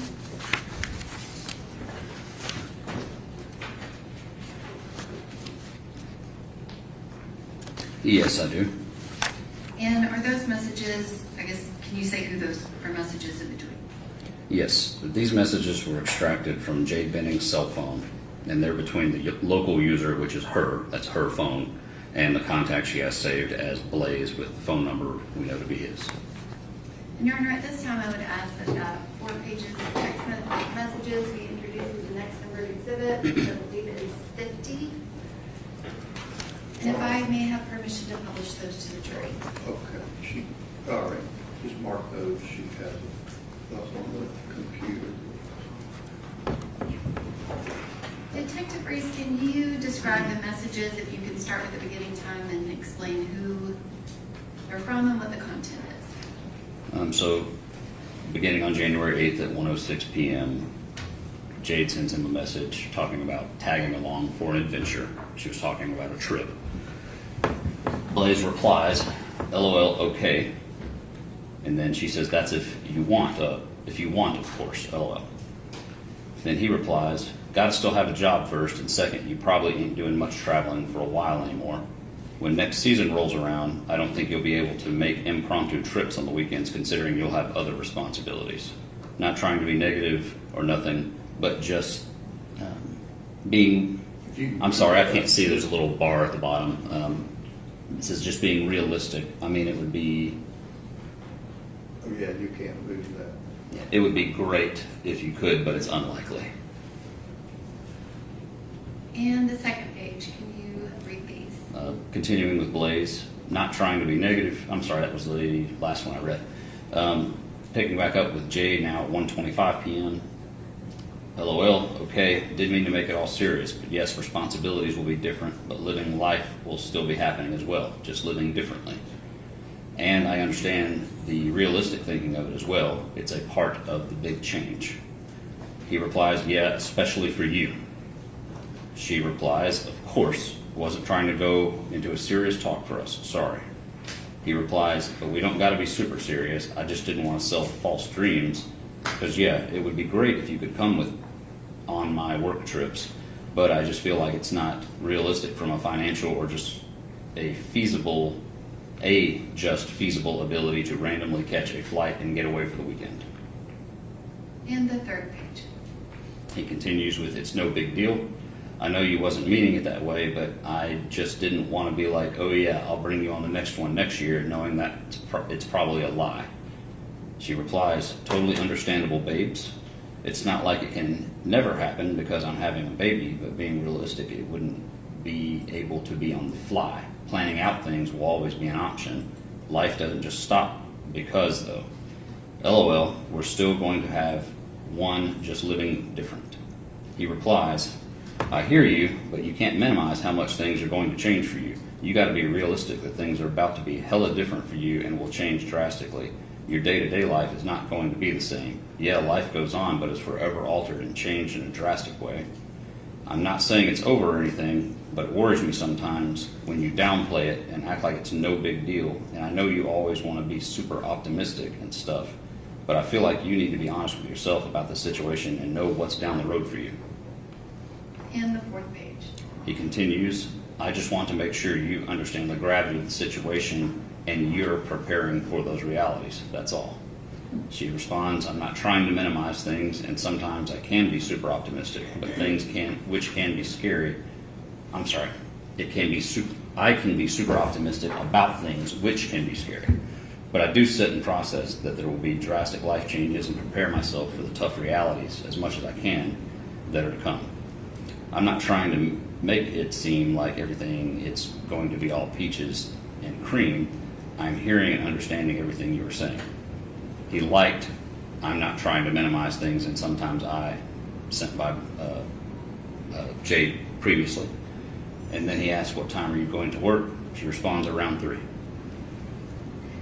And Detective Breeze, I guess you described, did you review multiple messages that were happening during that time frame of January, February, that kind of 2 months where Mr. Taylor had reconnected with Miss Benning? Yes.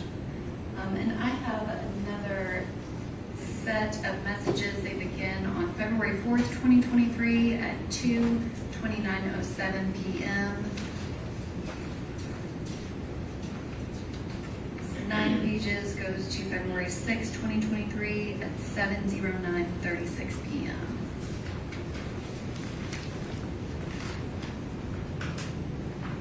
Okay. Does he need those or you have them?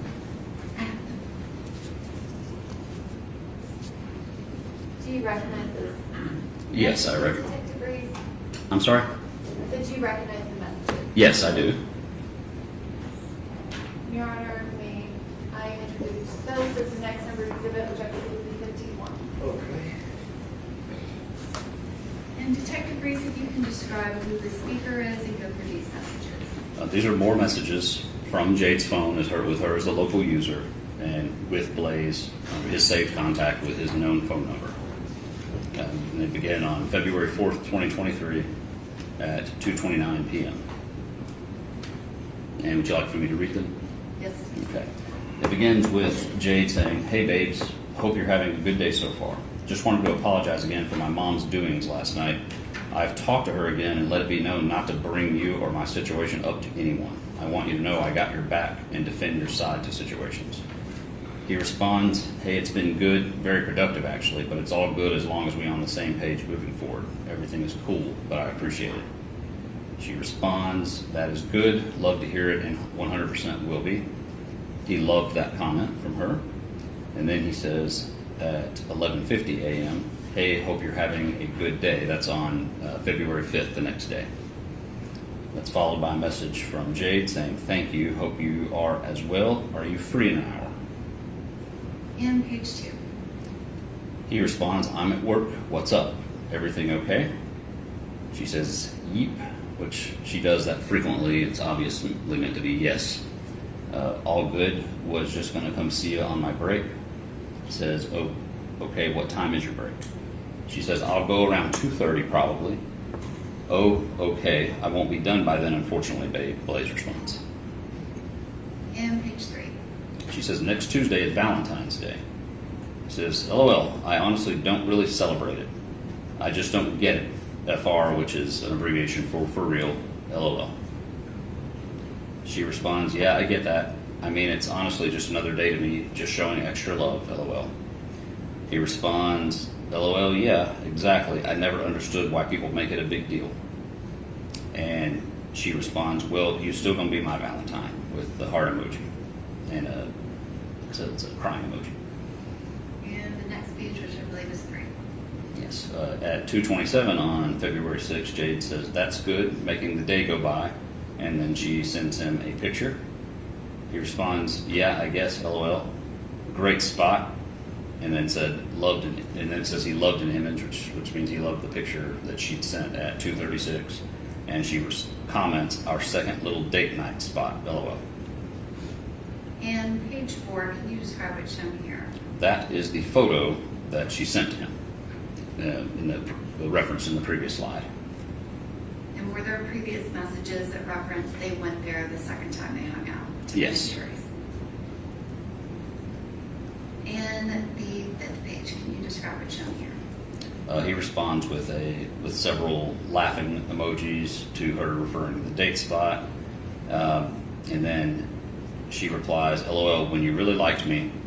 Then he responds, "LOL, nah, when you really liked me. You always forget you was the one that chose to end it." She says, "Nah, I still really like you, LOL." Blaise responds, "The power was in your hands and you made the choice." LMAO, which means laugh my ass off. And the next page, which I believe is 6. She says, LMAO, no, it wasn't my choice to leave. You just didn't like what I said. I'd be showing you I still do, LOL. Says, Blaise says, I gave you 2 options and you made your choice. Don't try to rewrite the past, LOL. More laughing emojis. You ain't slick, LOL. And the 7th page. She says, oh, I'm not rewriting, LOL. We not going to even start this though, because we both go back and forth. He responds, because you don't want to admit what you did, it's cool though. She responded, you gave me a crazy ultimatum, LOL, and weren't really wanting to go my route either. We're here though and trying to build our relationship, LOL. And he says, LOL, I wanted to try a relationship because I thought you wanted that and liked me like I liked you.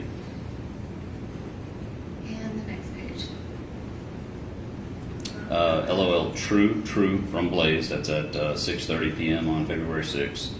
She replies, LOL, patiently waiting on our next date. He responds, you were supposed to make us breakfast, but was too tired. She responded, LMAO, I thought you didn't want it since you had to be at work early. He responded, She responds, well, this next Saturday morning, I'll make us breakfast. And we still need to plan an actual date night out with each other, LOL. Detective Breeze, I want to kind of talk about the time frame of your investigation. You said that you had researched the facts of this case. Did something come up where you contacted someone in July of 2023 specifically related to this case and the facts of this case? Yes, I contacted Apple Denny. And can you describe how did you come to know of Apple Denny? I believe it was maybe the day of or a couple of days after Jade's memorial service. Her mother told me that somebody at I got information that someone at the funeral service had a friend who had a previous relationship with Mr. Taylor that had did not go very well. Jade Benning's mom suggests you might want to reach out to this person? Yes, that suggestion was made, and then I chose to wait until after all of the test results were back from the various lab tests before I moved forward with anything like that, because I wanted to know exactly, I wanted all the information. And so you had the laboratory testing from that first blood at the hospital that Dr. Carney incorporated ultimately into the autopsy report by that point. Is Yes. that correct? And so when you contacted Ms. Denning, was she somebody that was local here? No, she was not. She was in Arkansas. And when you spoke to her initially, I guess, how did you contact her? Was it in person? I called her, talked to her on the phone, and interviewed her over the phone. And did she provide you with specific information that you thought might be relevant to this case? Yes, she did. And that was July 25th of 2023, is that right? I believe that's the correct date, yes. And then, I guess, was there a follow-up meeting with Ms. Denny? Yes, we actually traveled to Arkansas and met with her and interviewed her in person. And when you say we, who are you referring to? Myself, yourself, ADA Moore, and Deputy District Attorney Moore, and Ms. Houston, the victim witness coordinator, traveled with us. And the four of us went and we met with Ms. Denny in person. Correct. And that was January of 2024. Yes, it was. Which again, you referenced Dr. Carney's autopsy report was completed August of 2023. When you spoke with Ms. Denny the first time, did she provide a name of another person that was kind of part of the information that she had? Yes, she did. And did you recognize that name? Yes, I did recognize that name, as it had come up in statements from some previous interviews I'd done on the first night of this investigation. And what was that name? Xavier Winford. And during your review of the messages that are happening during January and February of 2023, can you describe how much contact Mr. Taylor had with Ms. Xavier Winford? An extraordinary amount. And did you review those messages kind of in tandem with his messages with Ms. Benning? Yes, I did. And I have another set of messages to hand you. It is 6 pages.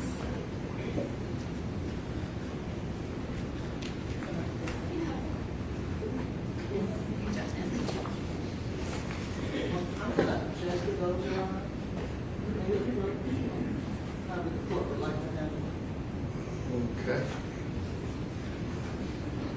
You want to step up? Yes.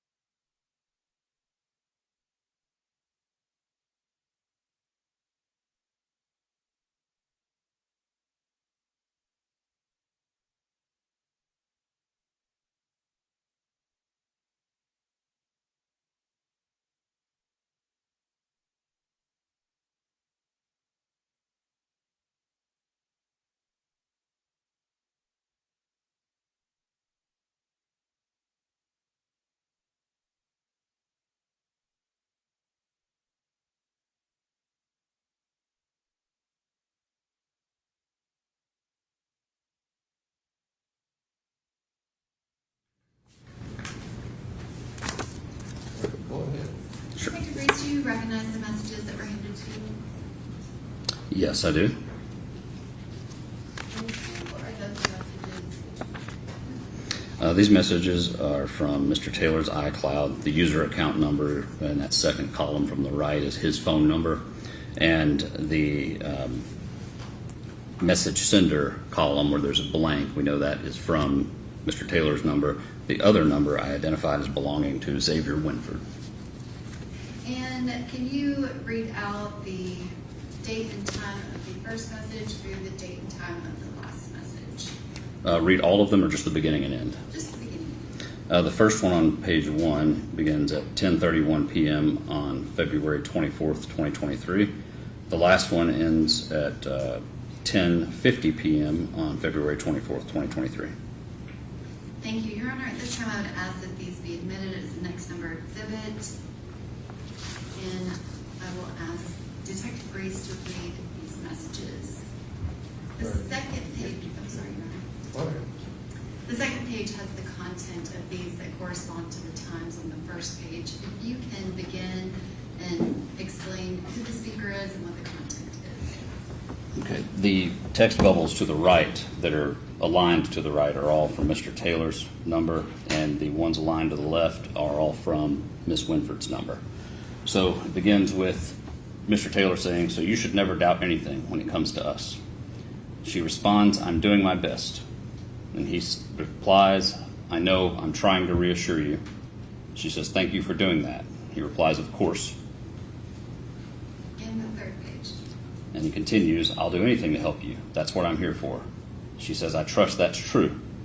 Then he responds, "Good, do you trust us? Trust in us?" And the fourth page. She replies, "Yes." Then he replies, "Good, then you have nothing to worry about. Everything is going to work out." She replies, "I'm glad." He replies, "Good, me too."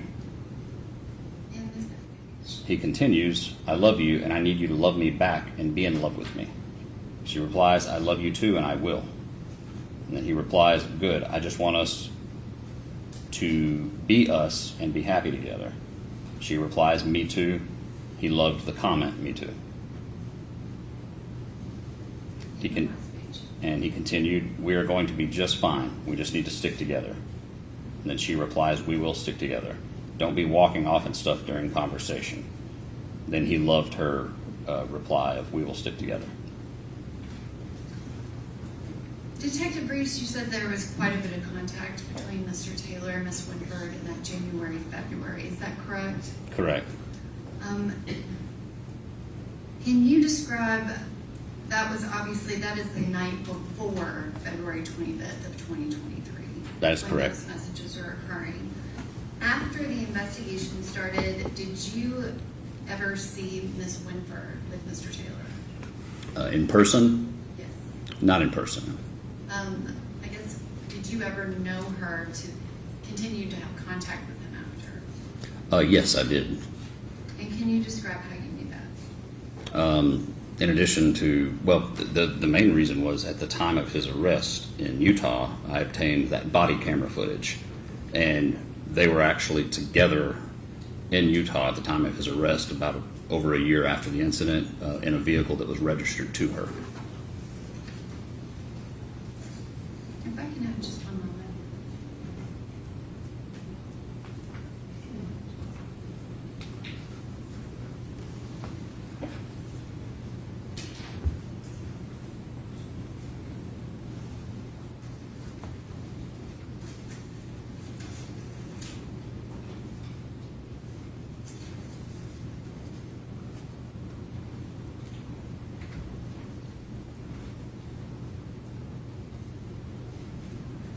Actually, I want to go back to one thing.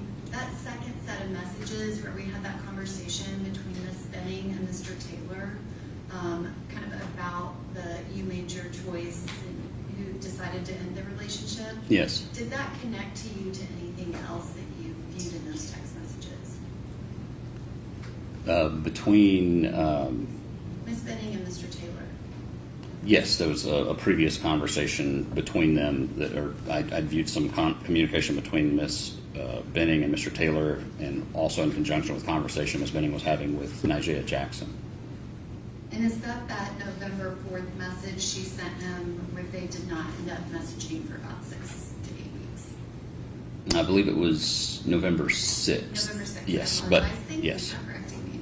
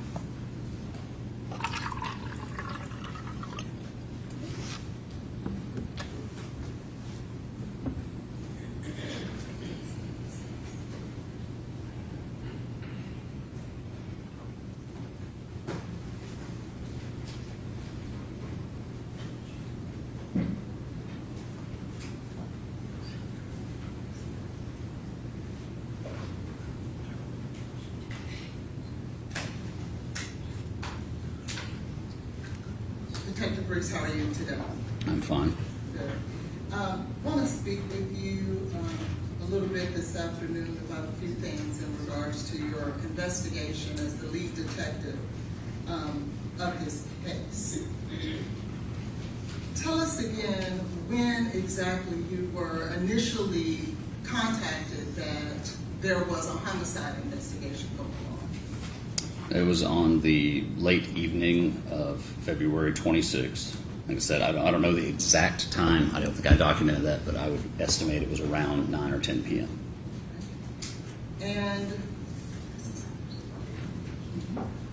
And what were you told exactly? My supervisor spoke to me by phone. He told me that there was a call that domestic violence had gone out on the previous night, in which there was a woman hospitalized at Vanderbilt, and Vanderbilt was reporting that they believed she was going to be brain dead, and that we were going to take over the investigation because she was not expected to recover. And what did you do after that? I basically headed towards our headquarters, and we had determined that we were having Miss Jackson and Miss Burks have them come down to headquarters to be interviewed by myself. And I went to headquarters and met with them, coordinated with one of my teammates while he began drafting a search warrant for Miss Benning's apartment. And Miss Jackson and Miss Burks, I think you stated before that it was very important, or to you, that was better served to meet them in person downtown in your environment, if you will, so that you can have better resources. Correct, yes. So I could access my computer and that sort of thing, and we could do a video. Like I told you before, you can answer a question yes or no. That would be wonderful. Yes, sir. You need to explain it. Yes, sir. And what did you need your computer for? I didn't need it for anything in particular at that moment. It was just availability. In case you needed to research something, look something up, things of that nature. Correct.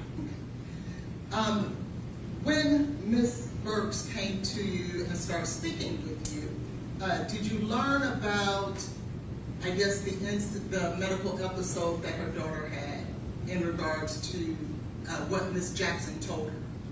Yes. And she explained to you everything in regards to Mr. Taylor and what she knew of their relationship, correct? I would say yes, I believe so. But she didn't know much, right? I'd say she knew a decent amount. Okay. Well, did she represent to you, I believe, at that time? Did you learn at that moment, did you have the impression that it was Mr. Taylor who abruptly ended that relationship? Were you given that information? I wouldn't say that they necessarily attributed him to ending the relationship. It was that he demanded she get an abortion and she refused to, and thus the relationship ended. But I don't remember her specifically attributing it to him ending it. Did you bring your offense report with you to review today? It should be in the case file. Would you need that in order to better refresh your memory as to what you... He's answered your question. What's your next question? Well, isn't it true, Detective Reese, that you reported that you were told that it was Mr. Taylor who abruptly ended the relationship? That's possible. I just don't remember specifically being told that as I sit here speaking. But that may have been what, I just don't remember it that way. But it was certainly what you put in your report, wasn't it? If I can refer to my report, I might be able to confirm that. No. Did you not bring a copy with you today? I did not bring the copy of the case file up here on the stand because it's ordinarily in court. Let me see if I have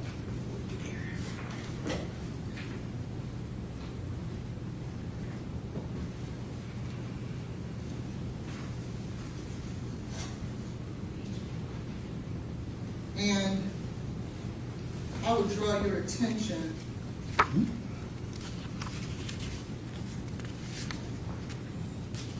to page 4, the first paragraph. You can read it to yourself and let me know when you're done.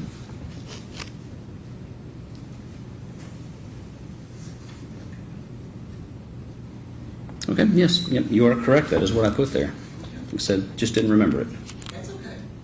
But that's not exactly exactly how it went, was it?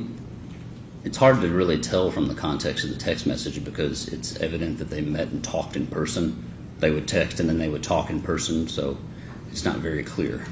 Well, isn't it true that the text message that Ms. Benning sent Mr. Taylor on the 6th, it was Ms. Benning who said, I think it's best that we end this because we're basically at an impasse.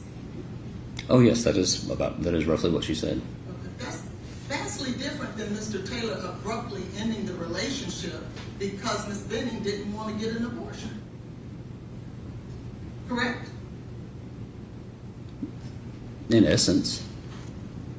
And after that message from Ms. Benning, there was no evidence of Mr. Taylor continuously reaching out to Ms. Benning, trying to force her in any way to have an abortion, was there? No, there wasn't. And so, after learning or sitting and speaking with Ms. Burks, you also learned that there was some contamination of the crime scene. Did you learn that? I wouldn't call it contamination. You would not? No.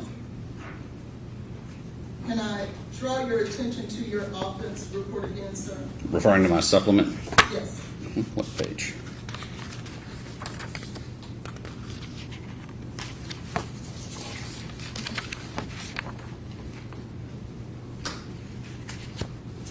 If you could,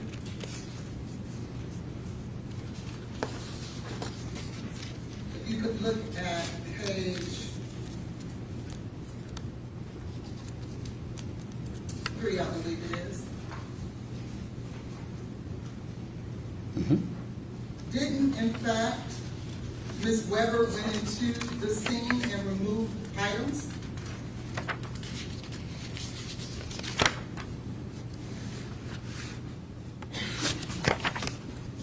I'm sorry, go to page 5, I apologize.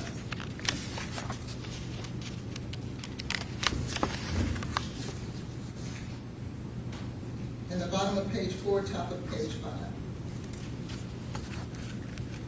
Well, I know Miss Weber went there the night that Jade was hospitalized, and I was told she retrieved Jade's keys and locked the apartment to prevent anybody from re-entering, I believe. And I believe you learned that she walked all about the apartment as well, didn't you? Yes. And you believe that she took, or I believe it's reported that she took some belongings out of there as well. As I recall, I thought she just got Jade's keys and locked the apartment. Well, that's what she told you, right? That's what I was aware of, I believe.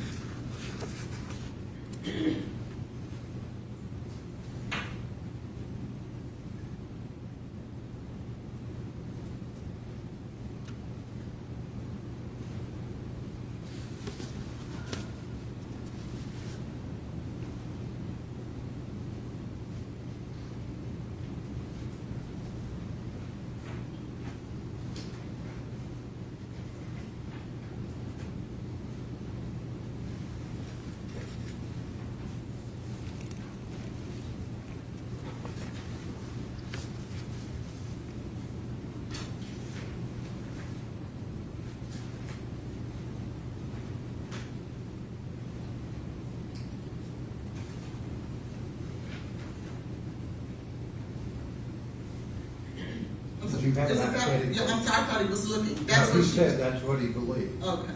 And so then you also learned that even after that, that there was another set of individuals who went into that apartment, correct?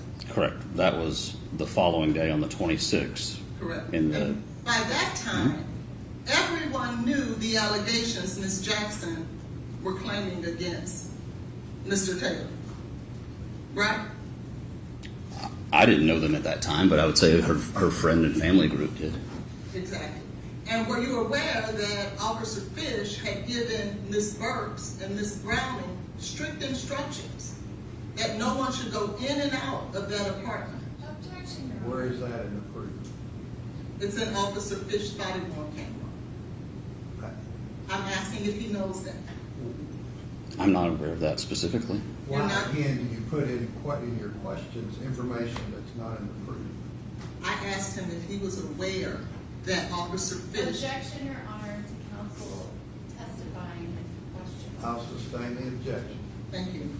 And Disregard that part of the question. when Miss Franklin and the three individuals, including Miss Jackson, went into Miss Benning's apartment, they removed significant evidence out of the scene, did they not? That's correct. And they shared with you that they also moved a camera, a blink camera. Did they share that with you? Yes, I believe Najee mentioned that. And she informed you that she only moved that because Miss Burks asked her to. Do you remember that? That sounds familiar. Yes. And that's pretty crucial stuff to remove evidence out of a scene, isn't it? If the scene was still contained by police, I would say yes, that would be a big deal. But the scene had been released by police at that time. Well, isn't it true that the police didn't go in until after they went into the apartment? That's correct. So it wasn't released yet, was it? The Domestic Violence Division, when they'd finished their investigation the previous night, at that point, there was no one holding the apartment. Well, if they were told by officers not to go in there, would that be considered a release? I'm not aware if they were or not. And would you consider the fact that civilians, someone who makes the statement that we were angry and we wanted answers, and they go in and remove evidence and manipulate things inside of a crime scene, you wouldn't consider that to be contamination? Well, that's not the word I would use necessarily in this situation, because they took the time to video the apartment, or photographs made during some of the entries, and they used rubber gloves to collect something that we would have collected eventually once we got involved. Can I draw your attention to page 3 of your report in the second paragraph? Mm-hmm. Last sentence. Second to the last sentence. She said page 3.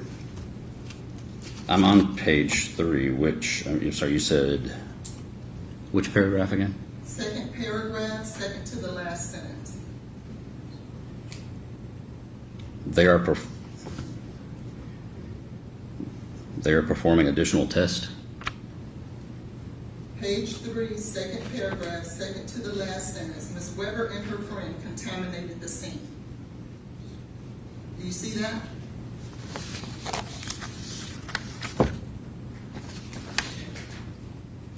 Not on page 3. Okay, it's on my page 3. I'm sorry.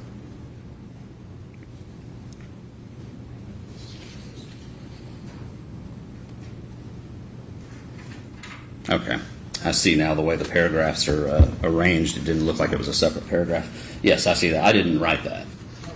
That's by somebody else. It was a police officer you thought worthy to include in your report, though, correct? Well, it's not my determination of worthiness. It's just that that's the documentation. I asked for documentation that they did on whatever they did prior to my getting involved, and then I included that in my report under the heading Initial Investigation by the MNPD Domestic Violence Division. And then I preface in here that this italicized entry is the summary completed by Detective James Smith and subsequent update by Domestic Violence Division Sergeant Cucci. And you, for a little while, in regards to the scene as we're discussing it, for a while you believed that there was a missing cup, didn't you? I did, yes, for a little while. And in fact, you believe that it was Mr. Taylor who had removed that cup out of the scene, didn't you? That was my suspicion. I knew there was a cup missing, or I thought there was a cup missing. And you arbitrarily assigned that misdeed to Mr. Taylor, didn't you? I never said he removed a cup from the scene that I can think of. I just said that there was, believe there had been some cleanup because there was a cup that was unaccounted for. And who did you believe did the cleanup throughout your report? Specifically of that cup, I don't know. You didn't think that it was Mr. Taylor who did the cleanup? Like I said, I don't know. I can say that the cup is in a picture that was on Jade's phone prior to her falling ill. And then later, when we get there, it is over by the sink, sitting next to the wall, the backsplash. Certainly sitting by the sink inaccessible for you to remove tape tests, correct? Yes, at that time, if we had known. And so there was nothing stopping you from knowing, because when you went in to execute the search warrant, the cup was right there the entire time, wasn't it? There was something to stop me from knowing it was relevant because we didn't get in her phone that night. So I was looking at the glasses that were on the island because glasses were mentioned in the interviews, and looked at those as those were relevant. I wasn't inclined to seize all her drinkware. Well, wasn't there allegations that Ms. Benning was poisoned as a result of something she was drinking? Yes. Would it not have been important to grab every cup, every glass that you saw that was out if we were in search for exactly what happened there that night? Oh, in retrospect, I absolutely wish I would have done that, but just that night, I did not, because we thought those were the glasses that were in use. And then it's safe to say none of those glasses or those cups that you left there were tested, were they? The ones that were left there, no. And Mr. Taylor did not therefore remove anything from that apartment based on your knowledge. I'm not aware of him removing anything other than his personal belongings. Now, as you were learning about the incident, you learned that there was another gentleman who was present that evening with Mr. Taylor, with Mr. Benning, and with Ms. Jackson. Yes. And that individual not only was present in the house that night, he was also present on this phone call that Ms. Jackson says these allegations were made against Mr. Taylor. Would you agree with that? Yes. And when you learned about this incident, did you, and that person is Keontae Jones, right? And to correct what I just said, he was not present on the phone call where she made the allegations. He was present on a return phone call made by Ms. Jackson with him merged into the call. Within minutes of that call, correct? Yes, it was a few minutes after. He was the only other person besides Ms. Jackson that would have heard Ms. Benning in her distressed state. Would you agree with that? By that point, she was already believed to be unconscious, so he wouldn't have heard anything. Well, he didn't tell you that he heard her mumbling a little bit but couldn't make out words, but he could hear her trying to talk? I can't recall exactly. And knowing that he was present there that night, knowing that he was the only other person on the phone with her, did you bring him downtown to talk to him like you thought it was important to talk to Ms. Burks and Ms. Jackson? Not at that time that night. They were there available, ready to go, and I was going to have to follow up with him later. I also didn't even learn about him until that interview. Which was the 26th? It was probably 1 o'clock in the morning or so. It was getting close to 1 o'clock before I was even aware of Keontae Jones. 1 o'clock on the 27th? Yes. So, it was during the interview with Nigeria, I believe, that I learned a little about that. Not even 48 hours after the incident? Yes, that's correct. And so, after you learned about him, why didn't you bring him downtown so that you can talk to the only other witness to witness Ms. Benning's distressed state and the person who was inside of the apartment that night? Because I was going to talk to him at a later time. And how did you talk to him at a later time? I've interviewed him over the phone. It wasn't important to bring him down? I've interviewed people over the phone all the time. I try to bring people down sometimes, and sometimes I'll talk to them over the phone. Sometimes I'll talk to them in the field. Did you do any research on Mr. Jones to see if he had any criminal history, to see anything nefarious about him? Objection, Your Honor. Let the lawyers step up.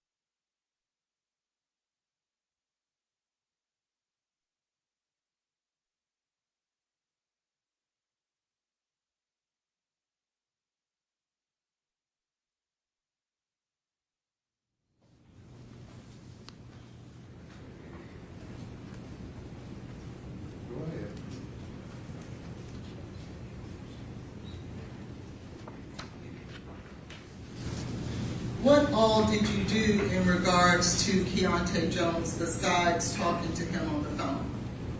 I just interviewed him over the phone. Now, after you met with Ms. Burks, you met with Ms. Jackson. Is that right? Yes. And she explained to you the context and things of their relationship, Mr. Taylor and Ms. Benning, correct? Yes, she did. And there was some information that she had given you that wasn't quite consistent with what was going on between them. Would you agree? You have to specify what you're talking about there. I'm not sure. Well, didn't she also state to you that Mr. Taylor abruptly ended the relationship because Ms. Benning had gotten pregnant? I can't remember specifically that was the wording she used. It was definitely the impression that I got from the interview. And that wasn't completely accurate, was it? Well, it was framed in the situation that he had given her an ultimatum between getting rid of the baby or the relationship, and that was my understanding of the reason she said, well, I'm not getting rid of the baby. And he gave her the freedom to make her own choice, didn't he? At that time, yes. That is very different than abruptly leaving someone because they're pregnant, isn't it? Yeah. Now, during the search of the apartment, by the time that you and the other officers are conducting the search, you are under the impression that there is, in fact, a potential poisoning, aren't you? Yes, at the time we're searching. And therefore, drugs were at issue, were they not? Yes, they would have been. Would it have been important to look into all of the drawers and boxes and anything where drugs can potentially be hidden? Sure. That didn't happen, did it? I don't know. I didn't search the entire apartment myself. My entire team was involved in searching, so I feel like we did a fairly thorough search. But I don't know specifically what every single item, every container was opened, because there were several of us conducting the search. You'll agree with me that every box was not looked into. I can't say yes or no to that because I didn't personally search everything in the apartment. Well, you didn't do that, did you? I didn't search everything in the apartment? Yes. No, I personally did not. My team, we conducted the search. You were the lead detective, though, right? Correct. You were running the show. Correct. You didn't instruct those officers who were there to find drugs to look in any place where drugs could be stored. Well, everybody knew that's what we were looking for, any evidence of poisoning. So that's everybody operating under that assumption and understanding. So if you didn't look into every drawer, every box, every container, would that have been an oversight that could have potentially led to more evidence? Potentially, but also potentially not. There was also, if I may, Your Honor.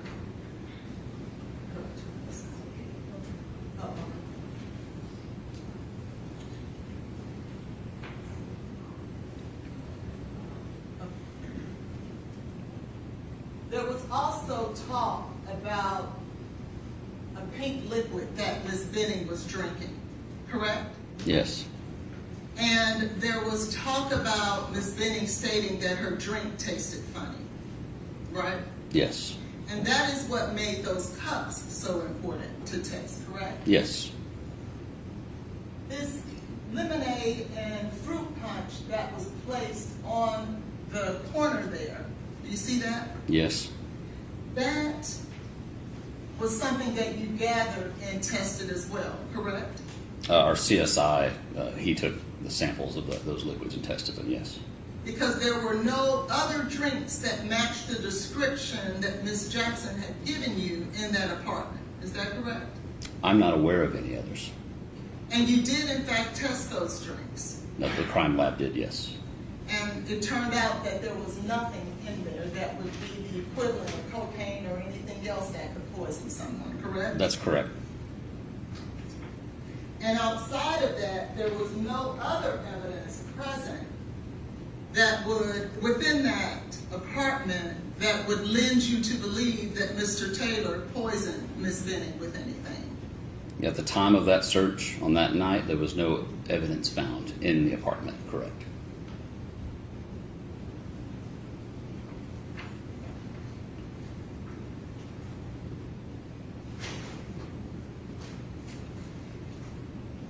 Now, you stated earlier that this investigation was pretty much driven by the search of any type of drugging or poison that could have caused Ms. Benning's death, correct? Yes. There was a time, was it not, that you learned that Ms. Benning was involved with drugs? I did learn, I believe, it may have been that night that she would smoke marijuana from, I believe her mother may have told me that, or one of her friends, or if not that night, it was in the following day.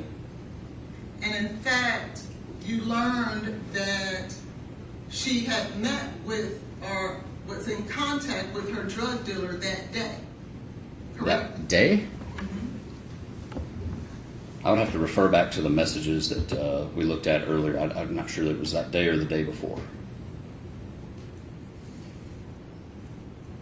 Did you not find evidence that around 9:37 a.m. that she reached out to her drug dealer and asked, my coworker needs half? Well, operating on the assumption that it was that day on the 25th, yes. Yes. And there was no notation as to what the half was for, was it? Well, it was to the weed man. Well, you also learned through other text messages that she stated, I was able to get mushrooms from the guy who sold me weed. A mushroom bar, yes. So he didn't just sell weed, did he? He sold, from what I could tell from the text messages, he would sell mushroom bars and marijuana. Now, because this is a drug investigation, surely you reached out to that individual, didn't you? To Danny? Yes. No. Why not? I was pursuing the death aspect of the investigation, not the drug investigation against that guy. Would you agree with me that these days, the drug dealers now are masking the drugs they're selling with fentanyl and other things? That is something that happens, yes. And so, if Ms. Benning had come in contact with her drug dealer the very day that she suffered an overdose and or poisoning from drugs, you didn't feel that it was important to contact that individual and talk to him? Well, the context of those text messages, it appeared that he was out of town and declined to service her coworker. I thought. I'd have to refer to them, but I thought I'd have to refer back to the messages, but I got the impression that he said I'm out of town or something to that effect. Or I'll have to hit him back up later or something like that. If you have the messages, I can review them. Would you go right? He never refused to talk to her. He just said, I'll pick you up or get back with you when I'm free. If that's what the messages said, it was something to that effect. I don't think they ever met looking at the messages, though. Well, you learned that she went to Walmart that day, correct? Yes. And there was nothing that you saw by receipts or bags or anything that she actually went inside of Walmart and purchased anything that day. You didn't see anything like that, did you? I just saw a text message she sent shortly after that saying I picked up stuff to make chicken Alfredo. And that was the only place she stopped after leaving work. But did you search through that to see whether or not that was in fact true? Did I go to Walmart to verify she went to Walmart? No. Well, did you just look to see maybe in her records whether or not there was something purchased at Walmart? No, I went with her text message saying she went to get stuff to make chicken Alfredo. Did you talk to Danny just to see, hey, did you meet up with this young lady this day to eliminate that possibility? No, I didn't follow up with Danny.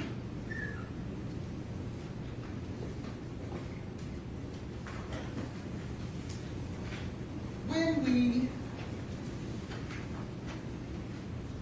follow a financial crime, we follow the money, don't we? I've never worked those sort of investigations, but I'm familiar with the phrase.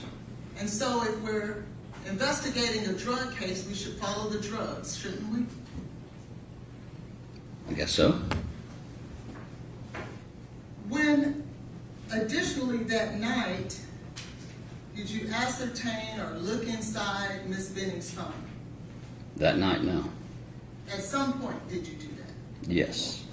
Did you uncover certain evidence that would be relevant to the investigation in and of itself? Yes. And one of the things that you were looking for was Ms. Benning's interaction with drugs, correct? Yes. And in fact, there was interaction with drugs, wasn't it? Yes. However, in your offense report, you state that you didn't see any significant evidence of drug dealing or anything of the sort with Ms. Benning. I believe I was trying to preface that with it being after she became pregnant. So, and also another thing to note is I was reviewing her phone ongoing for over a year. Okay, so you're saying you wrote this before you found out that information? Certain portions of this are written before that, but I did find, I did look through some of those conversations, but it was an ongoing thing for over a year. Did you go back to amend your report so that it could accurately reflect the evidence in this case as it is? I spoke with the DA's office, updating them as it went along, but I don't know that I'm not sure if I added anything in there specifically about that. I have to read through the whole thing. But the big thing was that it didn't appear to me that she was using drugs after she became pregnant. Well, after she became pregnant, she was still dealing with drugs, wasn't she? She was. Objection, Your Honor. Okay, he's about to answer. He can go ahead. She was facilitating for friends and coworkers who would contact her and ask if she could contact her weed man because they wanted to buy some, and then she would subsequently message him and say, "Hey, my coworker wants some." And that was a thing that would happen repeatedly. Is it your testimony that she never stated, I need X amount, or I need this, and my coworker needs that, and maybe John needs this? I don't think she necessarily, every time she contacted him, specified it was for a coworker, but it was pretty consistent that there was a coworker asking her for something, and then she would contact him. Well, you'll agree with me that when it was for a coworker, you saw my coworker needs. When it was for an individual that she would put a name to, she would say John needs. And in addition to that, there would be times that she would say, I want, or I need. Isn't that true? I'd have to look at actually review the messages you're speaking about.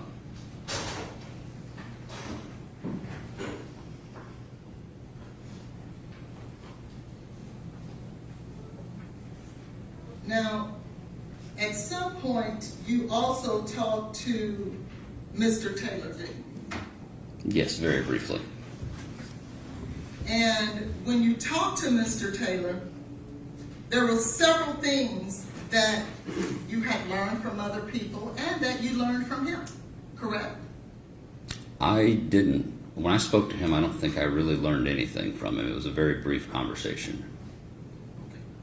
Did you learn through your investigation that this was a date night planned by Ms. Benning? Yes, I knew that. And that turned out to be true, correct? Yes, that was correct.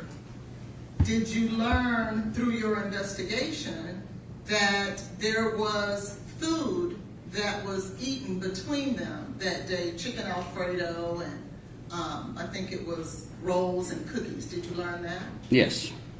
Did you learn through your investigation that Ms. Benning had once infused her food with drugs or THC?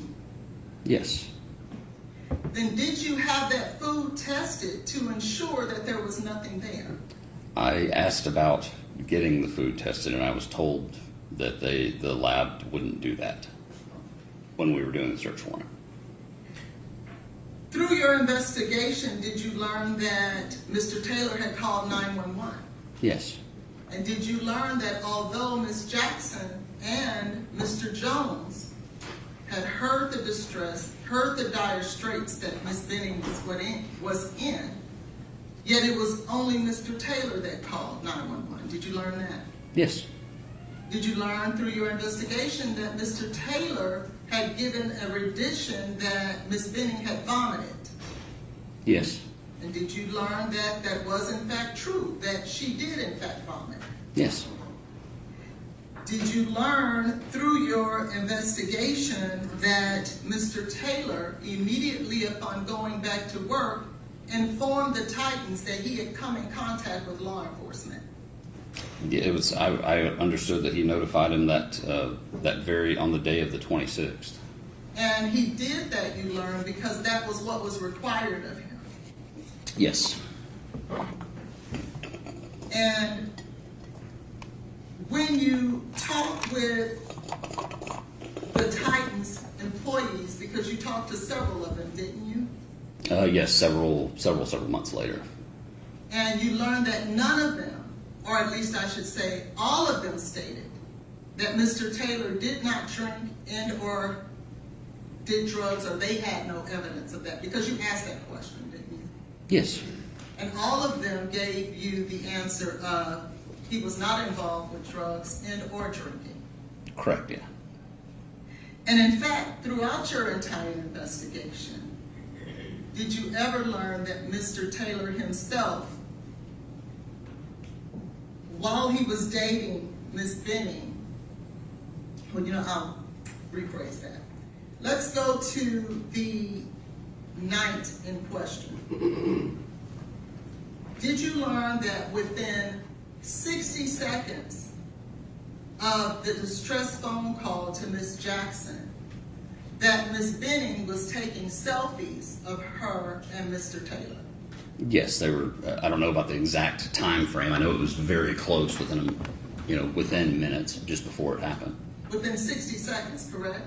I'd have to look at the timestamps, but like I said, I concede that it was very close in time. And do you remember, these were some of the photographs that were there? Yes, I believe there was about a dozen taken. Correct, that's one. That's another, correct? Mm-hmm.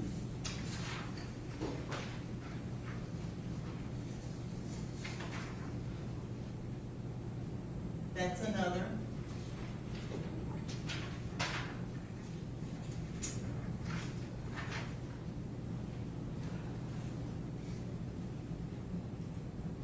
That was another.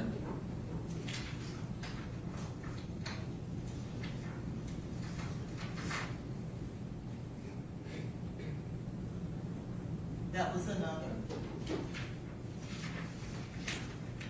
And so you learn that all of these selfies were taken by Miss Benning of she and Blaise on their date night. Correct.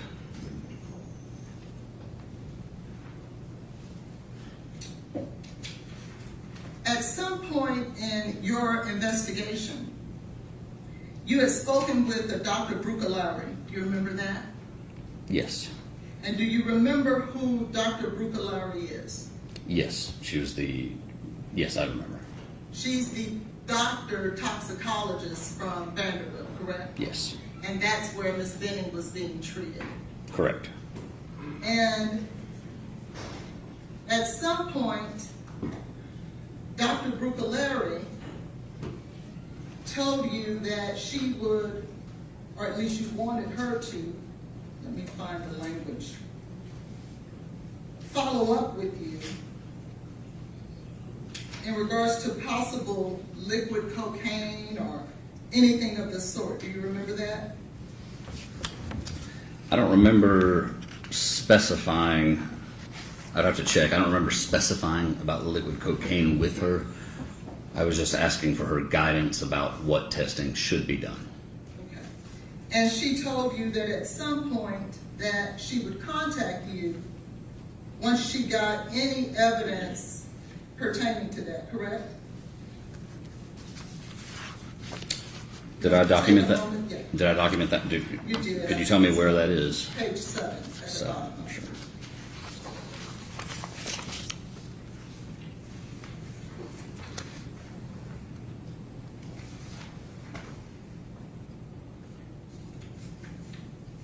And I may be off the page, but let me find it.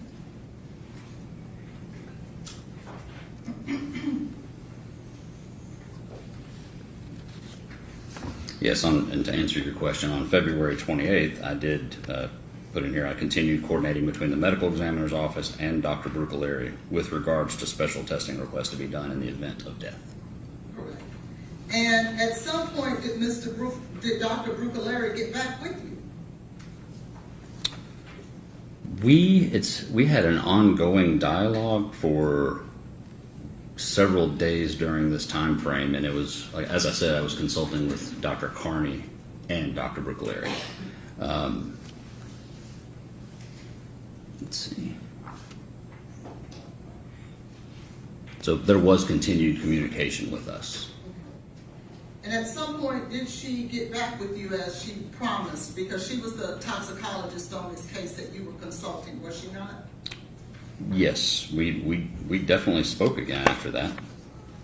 And did she share with you that she had no explanation in regards to the cocaethylene that was present in Ms. Benning's blood? Objection, Your Honor. What's your objection? There's no cocoa-ethylene in her blood. Okay, you're asking what someone told him? I'm asking, as a result of his investigation, did he learn that? Is he relying on what someone told him? Yes, in his. I'll sustain the objection. Who did you consult with in regards to the drugs in Ms. Benning's body? After the point that she physically passed away, I primarily consulted with Dr. Carney. And so you did not consult with the toxicologist that actually was involved in the case from the ongoing at Vanderbilt any further? As I said before, I talked with her again after that, but at the point that Miss Benning did physically pass away, it was essentially Dr. Carney was my primary point of contact, because she too, from us talking, was going to be in contact with the toxicology in the various labs, because I don't know how to interpret the lab results the way a physician does, a forensic pathologist. Well, and that same forensic pathologist that you're speaking about did not rule this case a homicide, did she? No, she ruled it undetermined.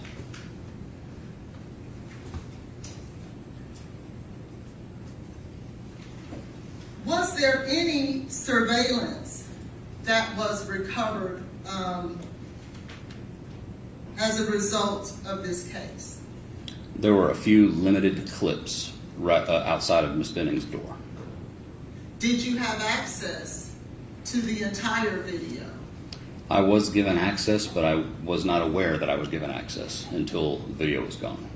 Until what? Until the video had already been overwritten.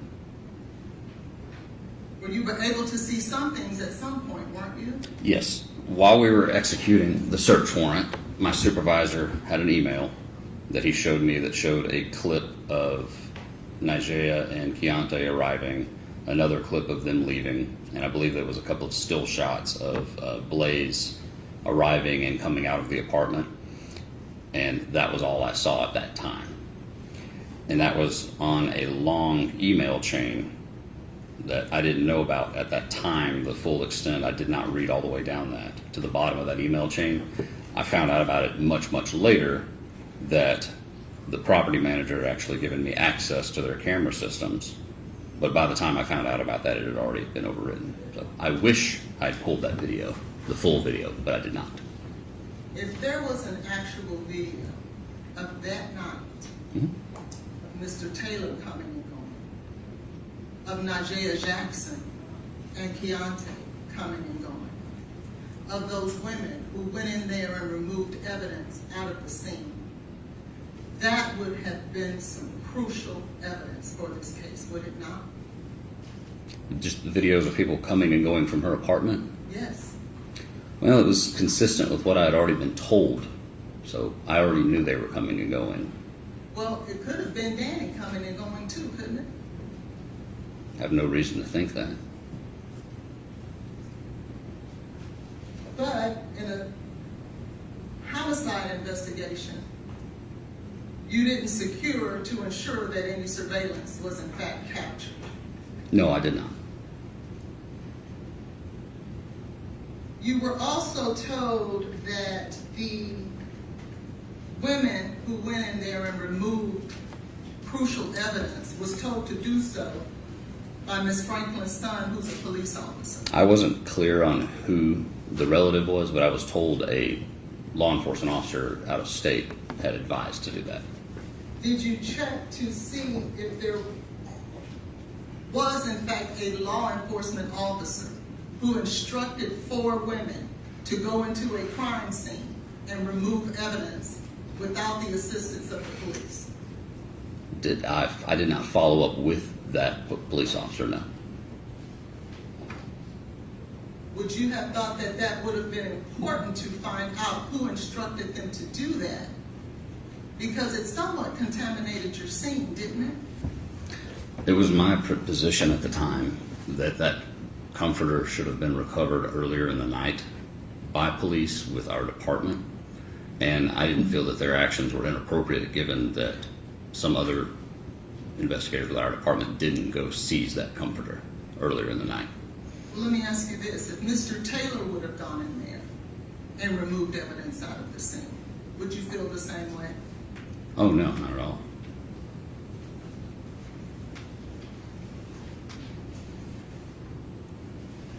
Have you learned throughout the course of your investigation the timing of the medical incident? And what I mean by that is, have you tried to line up whether or not what Mr. Taylor has said in regards to the calling of 911, when Nigeria called him, when EMS arrived?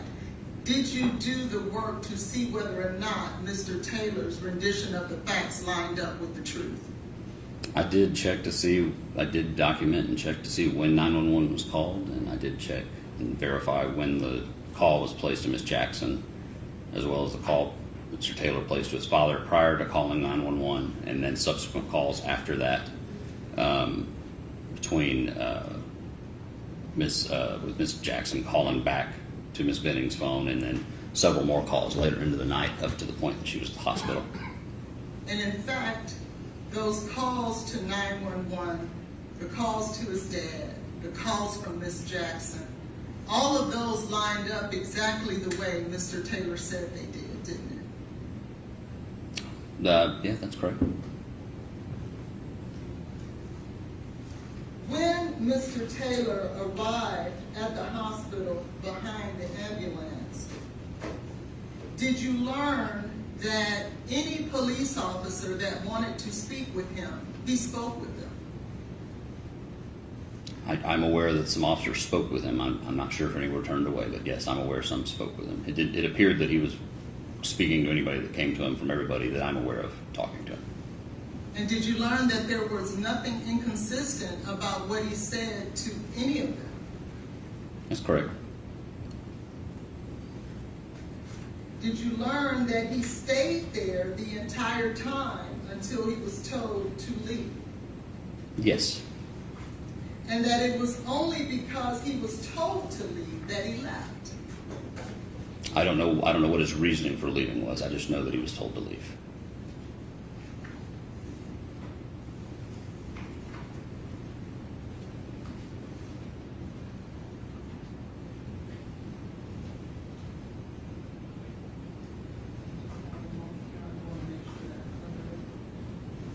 In your investigation,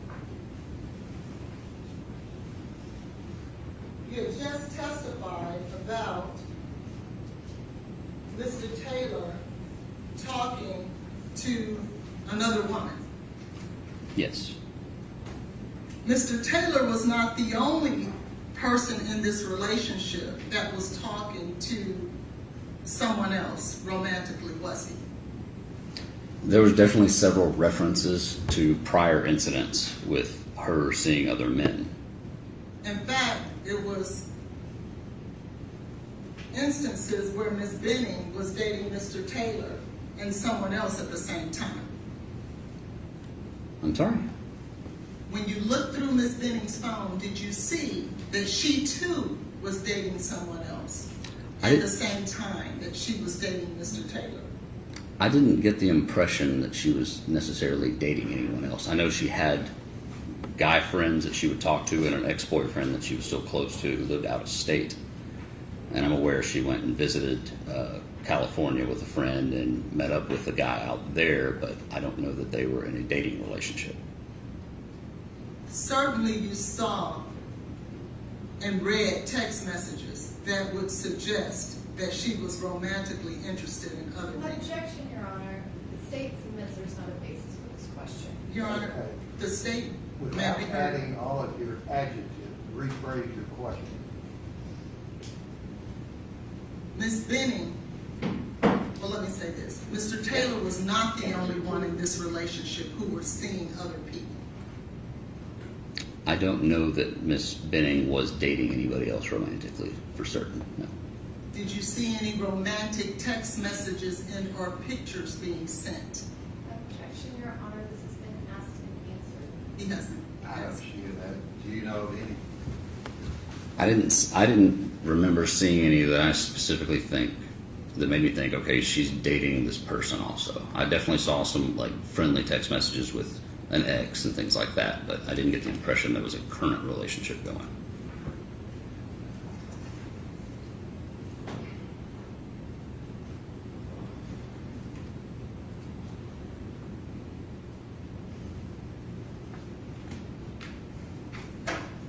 I'm not going to disrespect. Excuse me?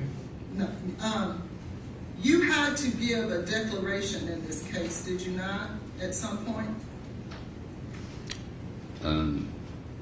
What are you talking about? A statement that you had to write in reference to this case. An affidavit. Of search warrants and things of that nature? Yes. Yes, I've written affidavits for search warrants. And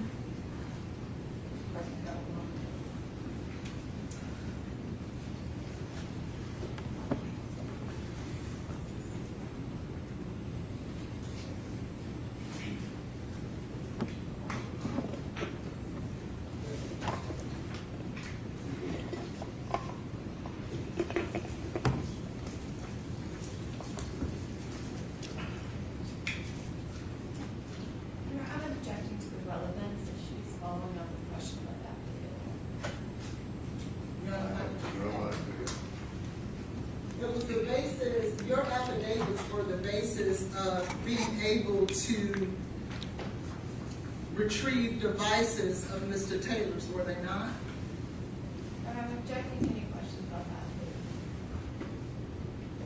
What's your objection? My objection is that it's not relevant. I don't know. The devices that were seized from Mr. Taylor. and What not is relevant. your question? You seized devices from Mr. Taylor. He's answered that. You seized 11 devices. That's already been testified to. You were wanting to ask something about an affidavit.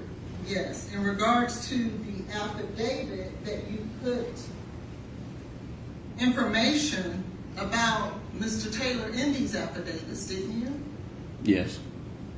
And some of the things that you put in your affidavits weren't in fact true, were they? I would say everything should be true to the best of my knowledge at the time that I wrote it.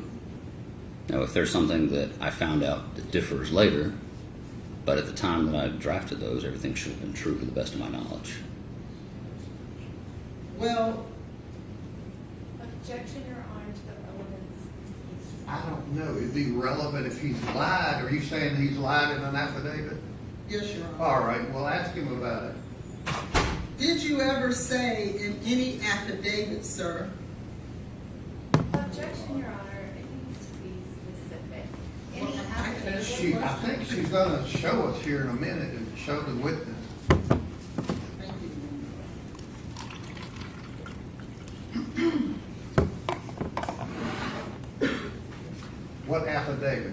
what are you referencing? I'm referencing the second declaration of Detective Reese. Second declaration, what date of the search warrant? So the state can see what you're talking about. This is the declaration filed by Mr. Detective Reese on March 6th of 2023. All right, and what is your question? Thank you. You sure?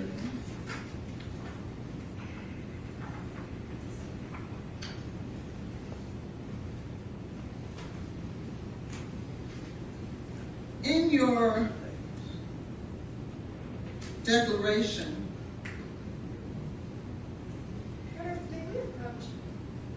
All righty.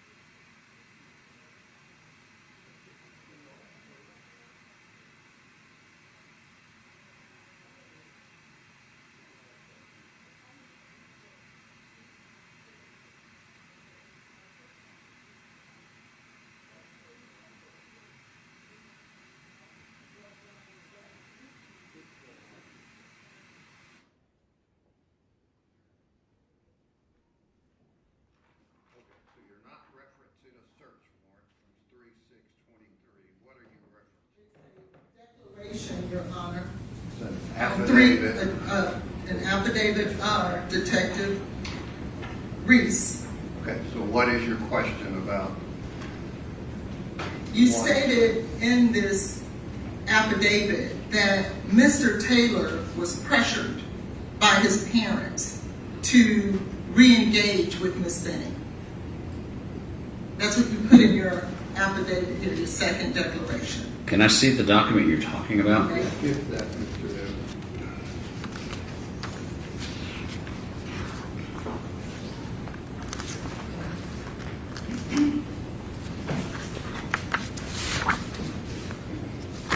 At the top of the page, you've got the right page. And 14, let me see. Let me see.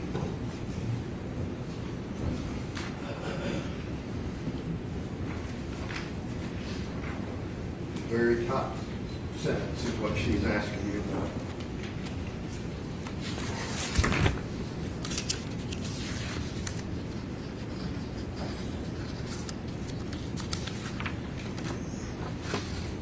The very top sentence. I know, sir. I was reading the previous. Yes. So, yes, this says Jackson, which is Nigel Jackson, believed the following end of their relationship. At the following end of the relationship, Taylor was pressured by his parents to resume his relationship with Benning. So you got that information from Ms. Jackson? Yes, as you can tell by the She's asking sentence. you, was that a lie? No, I mean, I think now I don't believe that was the case, but the information given at that time, that was what was believed to be accurate. He says Yes. it's not. Thank you.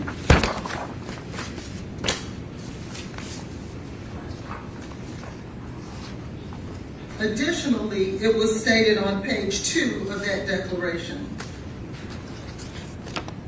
If you go to paragraph 8, line 3,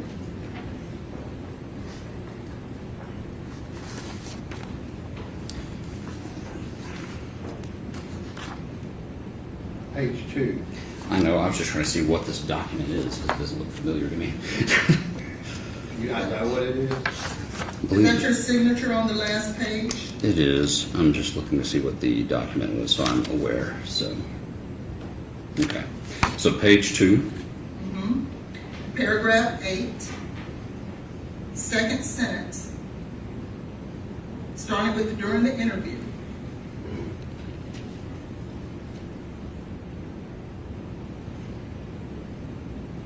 Okay. Now, you represent here that Ms. Benning invited Ms. Jackson and her guy friend over to eat. That wasn't true, was it?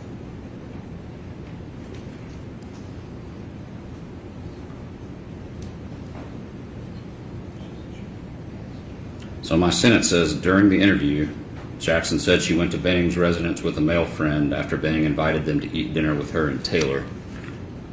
And I know from her text messages, Nigel referenced wanting to get a plate, and Jade was inviting to her. I don't know if she said, I don't know the exact verbiage she used, but she was receptive to them coming to get a plate. But it was actually Ms. Jackson who asked Ms. Benning if she could come get a plate and if Keontae could get a plate too, correct? I don't remember the exact wording, but it seemed to be a mutual friendly invitation, sort of, you know, you're welcome to come by sort of thing to me when I read it.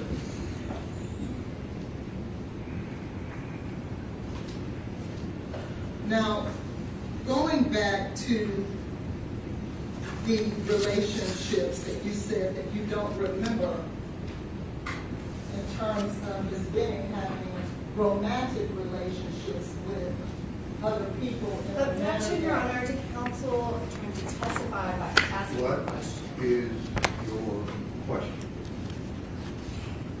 Can I refresh your memory in regards to whether or not Ms. Benning was in a romantic relationship with other men around the time that she was dating Mr. Taylor?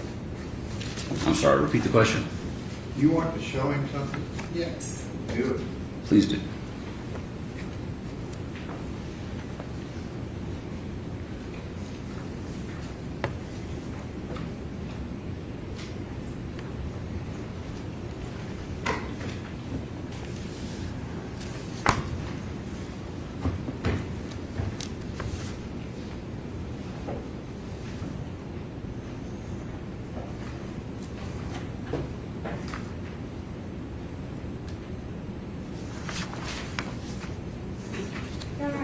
objecting to the question asked by counsel. The text messages she submitted are not during the time frame of this incident.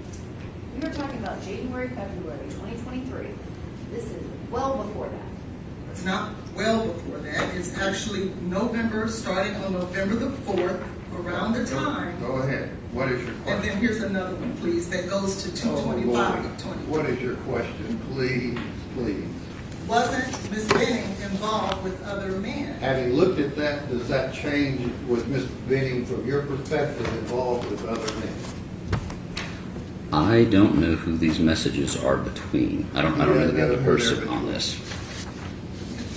On this particular chain here. So then you're stating then that you have no knowledge, although you've gone through Ms. Benning's phone, of her dating other men besides Mr. Taylor around the time that she was dating Mr. Taylor. Is that your testimony?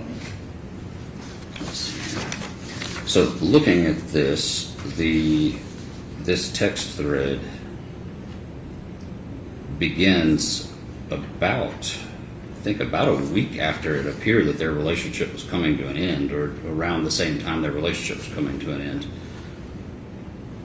But yeah, they're definitely flirtatious in nature, I would agree. They're a little bit more than flirtatious in nature, would you agree? I would say they're flirtatious. When Mr. Taylor relocated to Utah, he didn't just up and leave and go to Utah, did he? No, it was several months after this, I believe. I don't know the exact date he moved, but I know he got a new job out there. And in fact, before he even left to go to Utah, he reached out to you through his attorney, did he not? I don't recall ever being contacted by his attorney. You don't recall Ms. Riddle contacting you, letting you know and asking if it was okay, and to leave the phone number of Mr. Taylor so that if you needed him, you could contact him? I don't recall that. I recall calling her at one point and ask her a question. Did you call her in regards to Mr. Taylor? Yes. And did she answer your questions? Oh, I just was asking I was asking something about whether they were still representing him because he was no longer employed with the Titans, and she said yes. And I think I asked her something about their defense investigator. And in fact, you learned that Ms. Jackson was worried because that investigator was reaching out to her. To the hearsay? Sustain the objection. Well, isn't it true that when you arrested Mr. Taylor, he reminded you, hey, I reached out to you and told you, you could have just called me and I would have turned myself in. You remember that conversation? I didn't arrest him. Are you referring to when I attempted to speak to him? When you attempted to speak to him in Utah before he was extradited back here. I just remember him saying, when I read him his rights, him saying, I'll just have my lawyer sort it out. I don't remember the full everything that was said. It was very brief, just a few moments. And so it's your testimony that you have no recollection of him informing you before he left through his attorney that, is it okay for me to go to Utah and this is where I'll be? I definitely do not remember anybody asking if it was okay for him to go to Utah, because I learned of that through Jade Benning's family. I don't recall anybody ever telling me from his camp that he was going to Utah.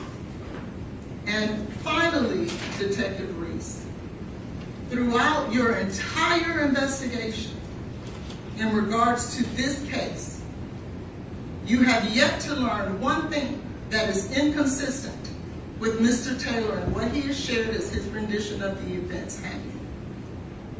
No, the totality of the investigation is contradictory to his story. I'm not speaking of your impression. I'm speaking of what Mr. Taylor has said and done. There has been nothing inconsistent with that. You mean the statements he has made? Correct. Correct. He maintained the same story. Thank you. You redirect. Messages that were just handed to you that was inferred that Ms. Benning was dating someone else, these all precede January of 2023. Is that correct? Yes, they do. And it is during the time when she is not even seeing Mr. Taylor. correct? The timestamp on the first page they sent me is on September 30th. And then there's a few more messages throughout October. And then there's one on November 3rd, 4th. Again, she didn't ask me for the dates. She just asked, was it during the time frame Labor It was Day? not during the time frame that Mr. Taylor reconnected with Ms. Benning Correct. at the beginning of He 2023. said correct. Correct. Yes. And your investigation, did it uncover any evidence that Ms. Benning was trying to self-harm herself or her unborn baby? No. Did it reveal the opposite? Yes. And specifically, what you're looking for in the apartment, were you expecting to find a bottle of poison sitting out on the counter? No. Your investigation, did it reveal that Ms. Benning wanted to be in a relationship with Mr. Taylor? Yes. And when she asked you if Mr. Taylor had said anything inconsistent, you reviewed the body-worn camera footage and his statements to the officers and Detective Smith at the hospital. Is that correct? Yes. And specifically, you told them that she threw up.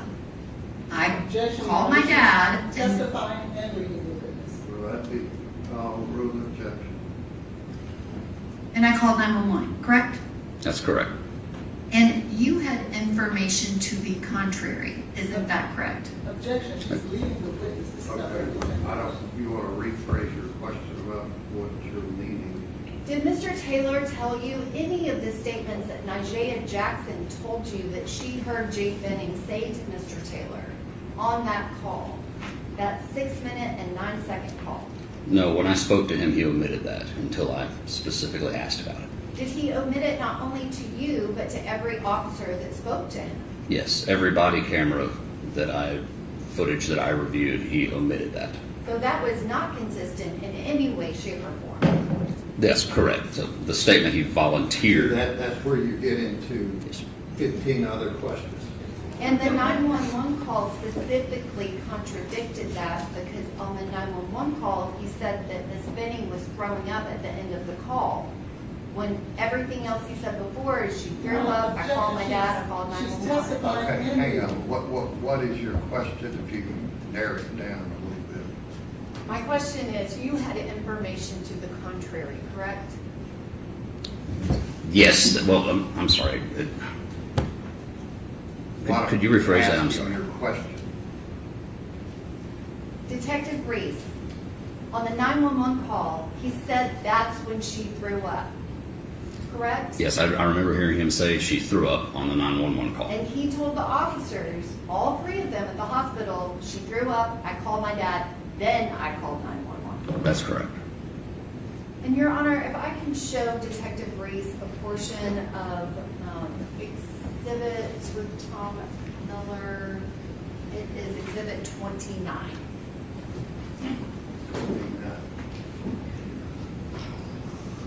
This is that 6-minute Oh, and you 9 got it up? Okay. 6-minute and 9-second call that Ms. Benning calls Nigea Jackson. It ends at 9:35:36, and the 911 call is placed at 9:38:58. Correct. The next page in this exhibit, can you describe what is shown here? On that line number 427, that was a phone call placed from Mr. Taylor's phone to a number that I determined belonged to his father for a duration of about 30 seconds. And can you point to the line item and read out the last 4 digits of the phone number that Mr. Taylor's phone called? 6766. And can you read out the specific time that that call was placed? 9:38, which is 21:38. 9:38 and 13 seconds, is that correct? Oh, yes, correct, in the 13 Can you seconds. circle it, and can you please explain the next column that has the UTC time? Yes. And So- we have, the 911 call is at the exact time of 9:38:58, correct? Yes, that's the one right below it. And the explanation for the UTC time, phone records, many of the records kept by social media companies, most electronic digital records we get from companies, all the time is kept in UTC because UTC does not change, and it's universal coordinated time. When we're in our winter months, our time here locally is 6 hours behind UTC. Okay, but it is 9:38:58 when 911 is called, and Mr. Taylor calls his dad at 9:38:13, correct? Correct. And the call with Ms. Jackson ends at 9:35:36, correct? Yes. I'm sorry, can we take that part down?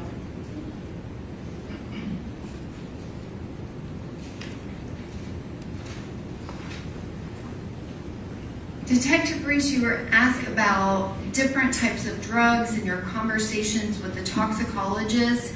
Did you specifically speak with the toxicologist in this case, as well as Dr. Carney, about liquid cocaine? Yes, we talked about it. And did they provide you with information about that?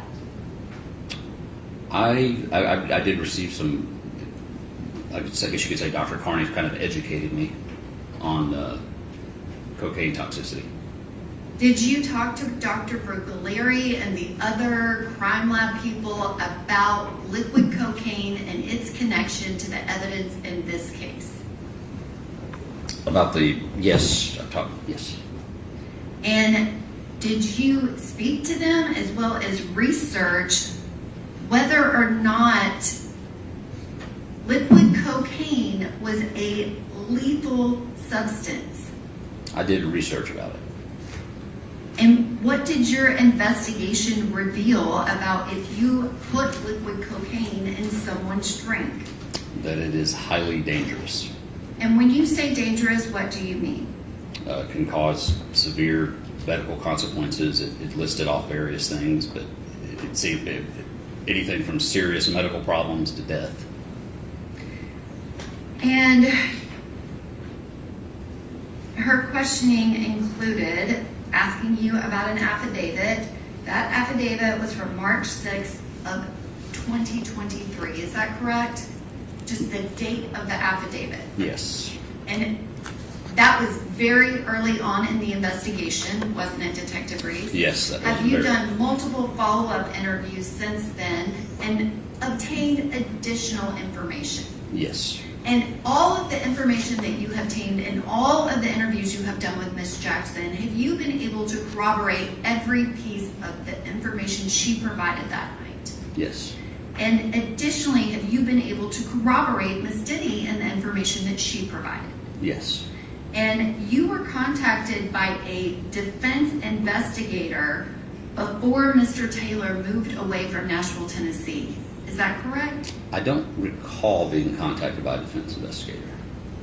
Okay, but you said that there was an attorney that contacted you while he was here, before he went to Utah.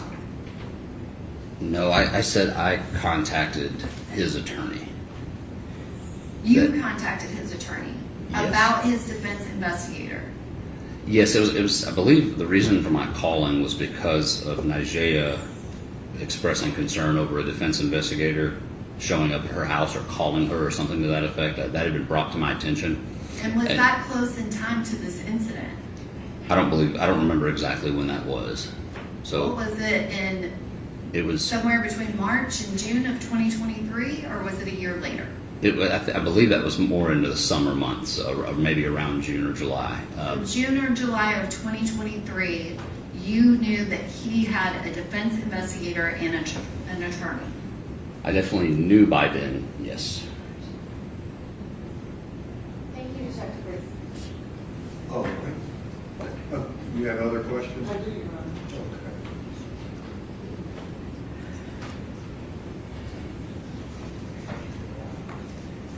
There was some talk on redirect What is about your question? the timing. What is your Ms. question? Jackson called What is your question? It starts with a question. Did Ms. Jackson receive the phone call from Ms. Benning at 9:29? Yes, that was the timestamp on there. And didn't she say that it lasted about 6 minutes and over? I believe so. And that would take us to around 9:35, 9:36, right? Correct. He said a redirect. It ended at 9:35:36. And he called 911 at he called his father at 9:38 and 13 seconds, as Ms. Norman had stated, correct? Yes, That call with his father lasted about 30 seconds. that's correct. That would take us to 9:38 and 43 seconds. Correct. And within 15 seconds, accounting for dialing the number and the phone ringing, he was on the call with 911 at 9:38 and 58 seconds. Yes, that's correct. And he was on the call with 911 for 6 minutes and 9 seconds, correct? That sounds about right. Correct. Objection, that is actually incorrect. It's 8 minutes and 55 seconds. I'm sorry, even better. 8 minutes and 55 seconds. So that takes us to when Ms. Jackson says she calls back at 9:47 and Mr. Taylor answered the phone. I would have to look back at the record to verify the time on that.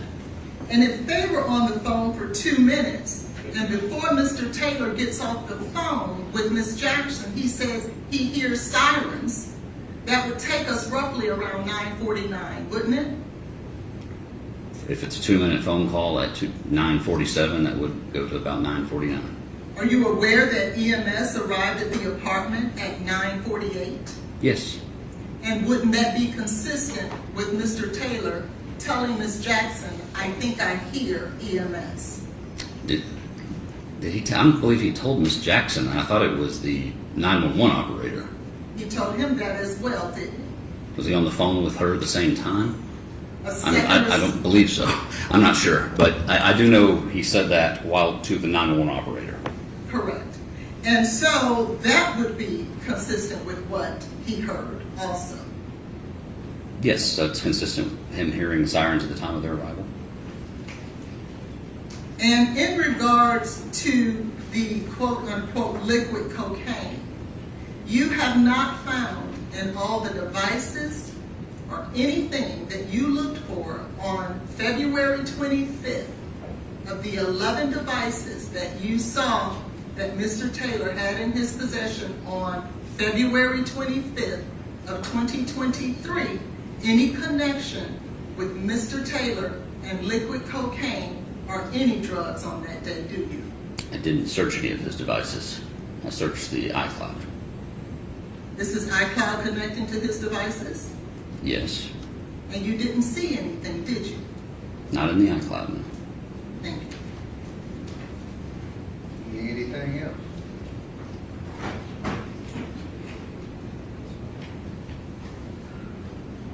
No, Your Honor. Thank you, sir. You can step back. Who's the witness? Apple Benning. Apple What Benning. would you like me to do with all these? You can just place them.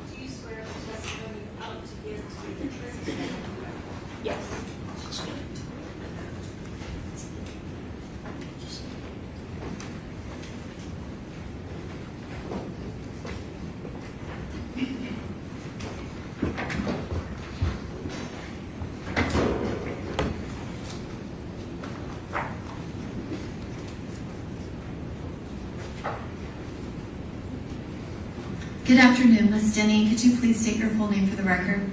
Apple Denny, And can you spell your last name for the court reporter? Dennie. And Ms. Denny, how do you know Blaise Taylor? We dated when I was an undergrad at Arkansas State. And how old were you when you started dating him? 18. And can you describe how long did you date him? A couple years through 2018. It was breakups, get back together, breakups, get back together, so the timeline gets a little foggy. Which, for reference, you said that y'all began dating when you were 18. How old are you now? 28. And what year were you in school? I started fall of 2016, fall of 2016, and I met him in November of that year. And what year was he in school? I believe he was a senior. Do you remember how old he was? No. But he was a couple years older than you, is that fair? Yes. And did you continue to date into the beginning of that next year, early 2017? Yes. And at some point in your relationship, did you ever become pregnant? Yes. And about when did that happen? January of 2017. And when that happened, did you talk to Mr. Taylor about it? Yes. And can you describe kind of what were your feelings when you learned that you were pregnant? I was really scared and confused. I knew I wasn't ready to have a kid. Was that your reaction kind of from the beginning, and did it stay that way? Yes, I immediately, that wasn't something that I thought I wanted for myself. Was that something that you felt like you could talk to your parents about at the time? No. And so from the time that you found out, what did you ultimately end up doing? I had an abortion. And was there any point in which you changed your mind about that? No. And Mr. Taylor, did he accompany you to the appointments for that? Yes. And was there one appointment or was there more than one? There was 2. And did he go to both of those appointments with you? Yes. And can you describe at that first appointment what information was provided to you about the options? There were 2 different types of abortions that I could have. One was the procedure, and Your Honor has already ruled. Okay, we're looking go ahead. Your Honor. and the other was taking a pill at the center and then taking one when you got home, and that would induce the abortion. And did you discuss those 2 options with Mr. Taylor during that time that you were going through this? Yes. And which option did you ultimately choose? I had the procedure at the facility. And did he accompany you to that visit? Yes.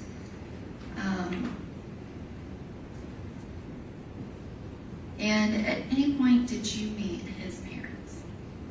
Yes. Did y'all continue to date after that? Mm-hmm. And you said that you broke up, but then you would get back together. Yes. And when you broke up, was there anyone in particular that he might have dated while you were broken up? Yes. And who was that? Her name was Xavier. And what was her last name? Winford.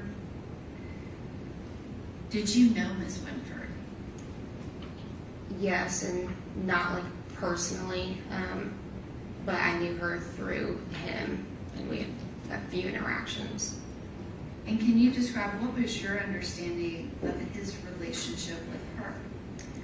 Someone that he dated before he met me, or didn't date. He said they were never together, that he would never bring her home to his parents, and that she was crazy, and that I needed to block her, and it was kind of that situation.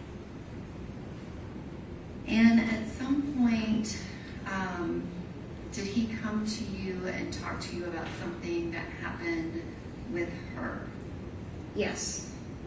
And what was it that he came to tell you about? That he got her pregnant. And what was the time frame that this occurred? This was the summer of 2017. And what was his demeanor like when he came to you to tell you about this?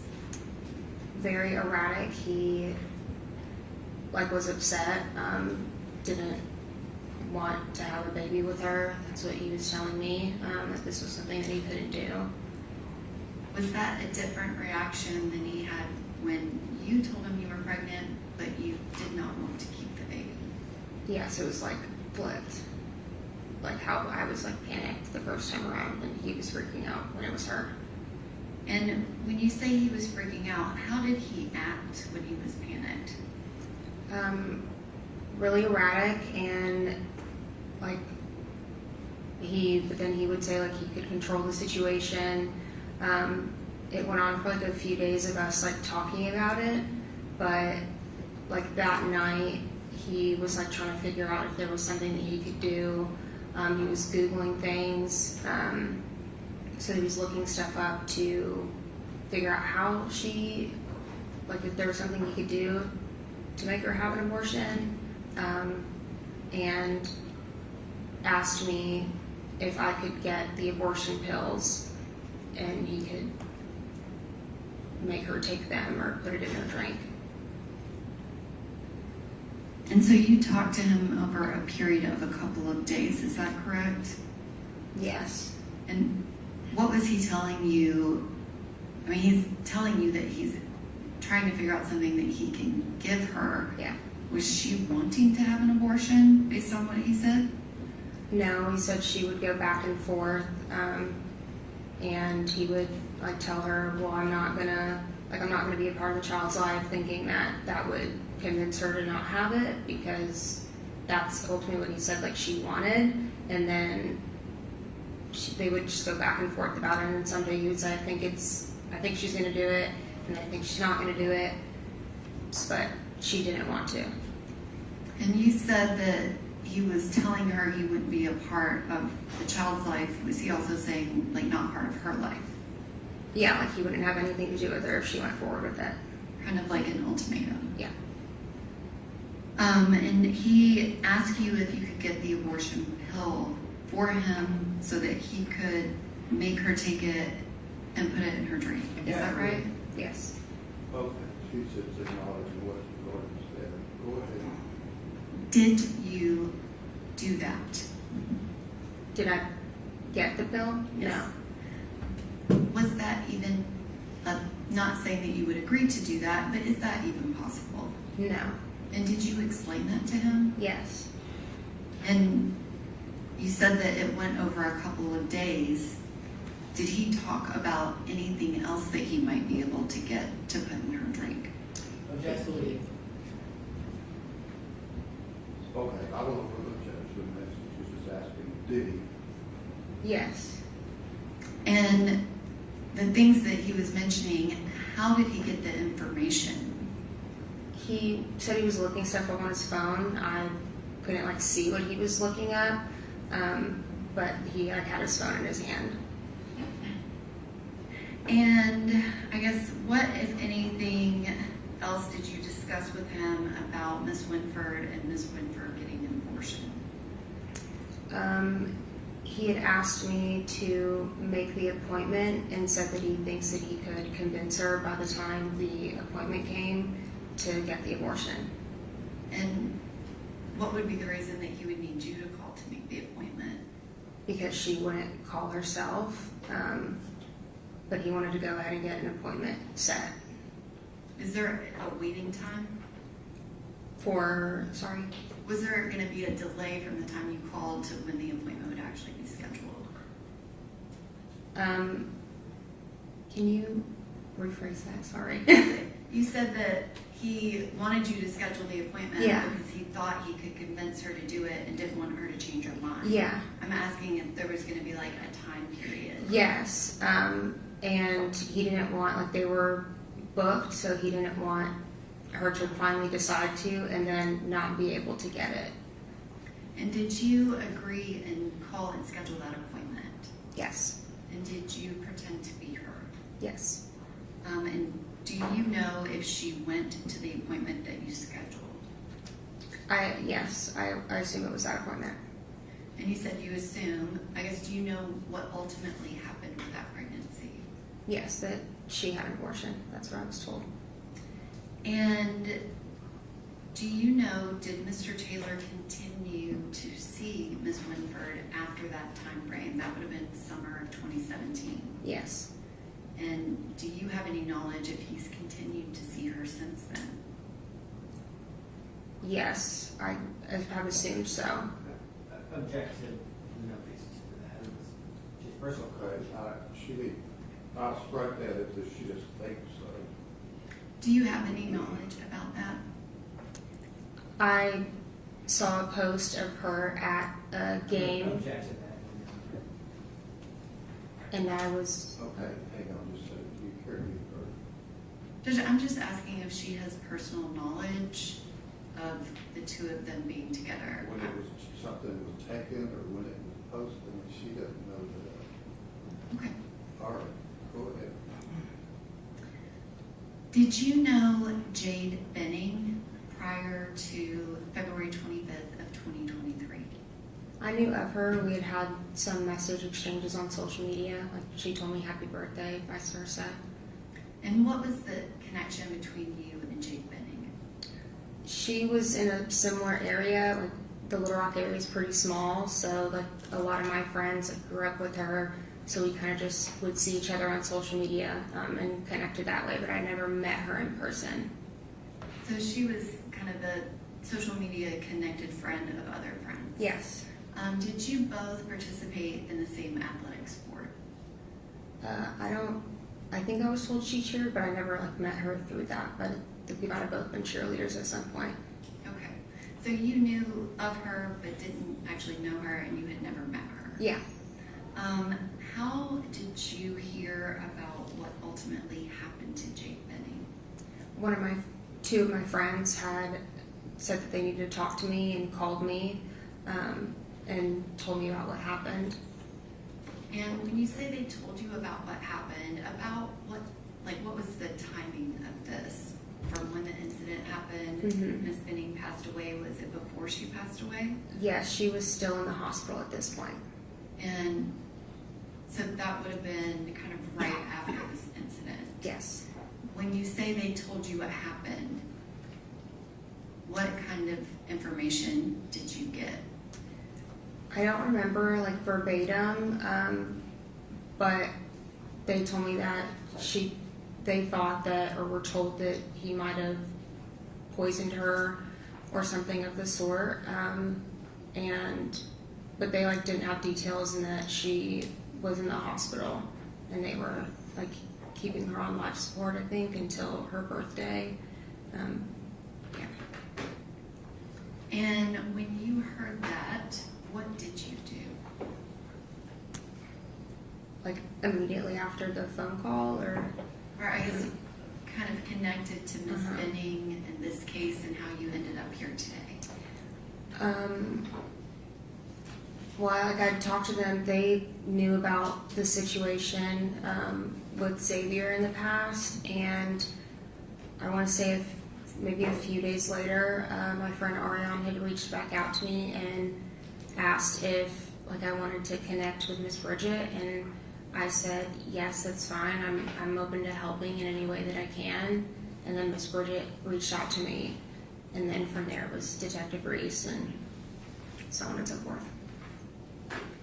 And did you talk to Detective Reese and provide him with the information that you've just testified about? Yes. And then did you also meet with Detective Reese and myself and Deputy Moore and Ms. Houston? Yes. In Arkansas? Mm-hmm. And did you provide us with that information as well? Yes. If I can have just one moment.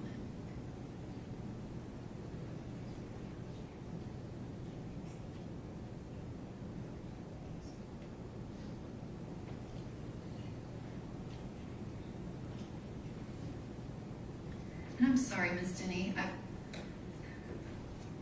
feel like you said that they told you about Jade. When they told you about Jade, what was your understanding of whether, like, what her condition was? That she was pregnant, and you mean like her physical state, that, or just the fact that she was pregnant? The information that you got from the friends was that she was pregnant, and Yes. there was And suspicion. something happened to her, and they were thinking that it was Blaise, and that she was in the hospital after that. And do you see Mr. Taylor in the courtroom? Yes. And could you point him out and identify him? Right there. Thank you, Ms. Denny. All right, questions you have for the judge?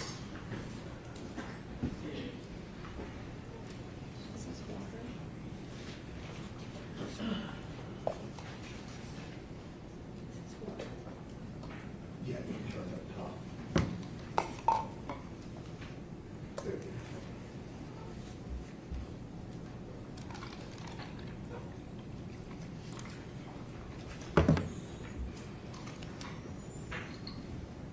Ms. Denny, I want to make sure that I'm understanding, got this right.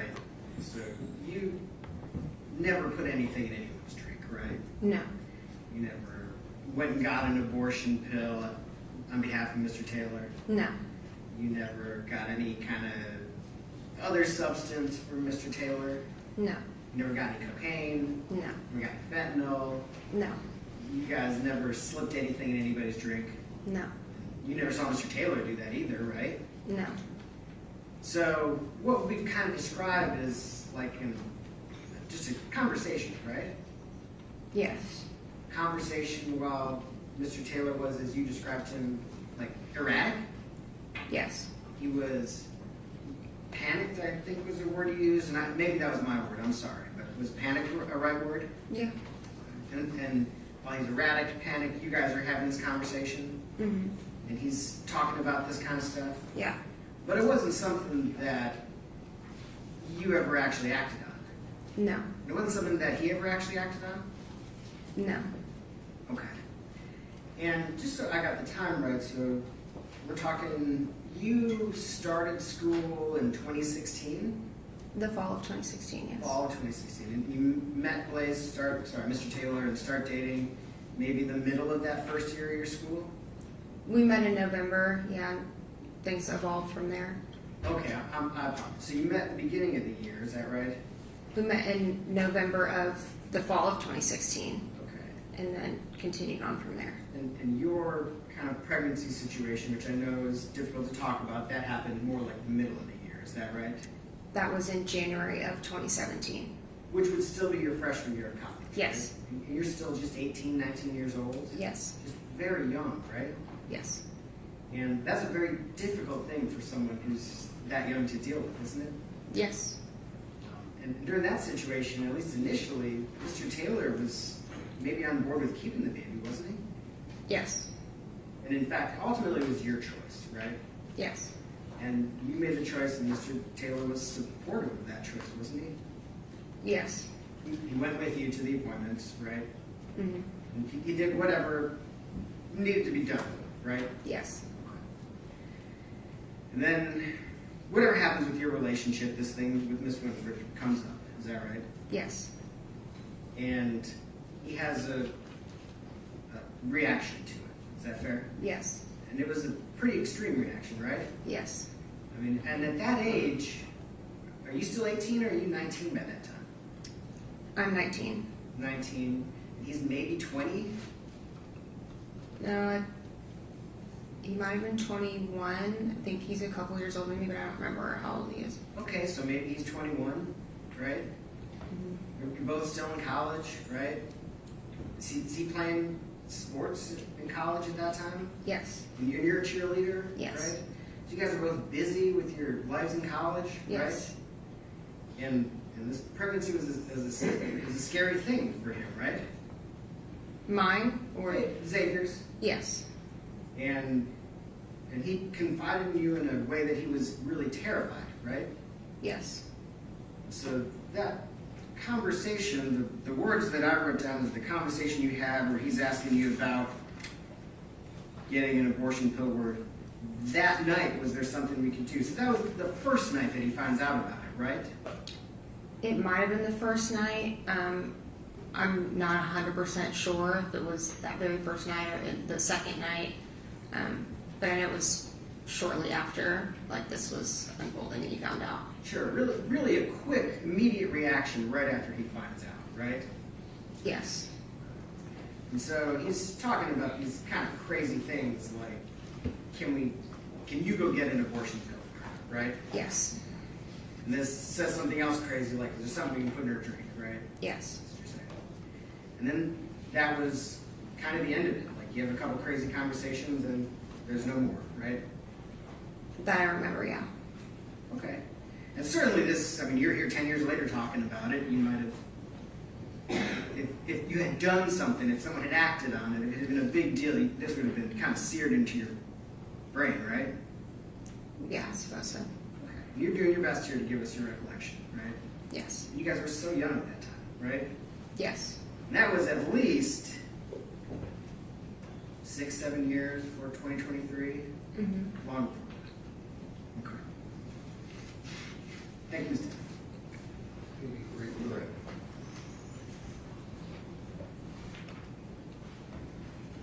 Ms. Denny, you described kind of the conversations with Mr. Taylor that this happened over at least a 2, maybe 3-day period. Is that right? I think so. Mm-hmm. And he was saying like, oh, this is a crazy thought.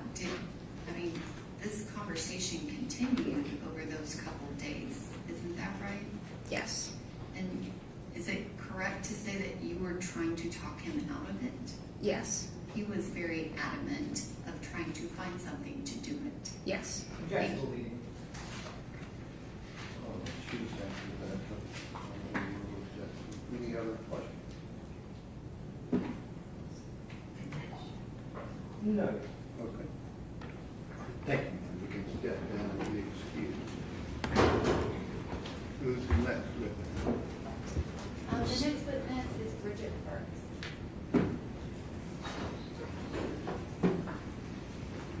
Bridget Burks.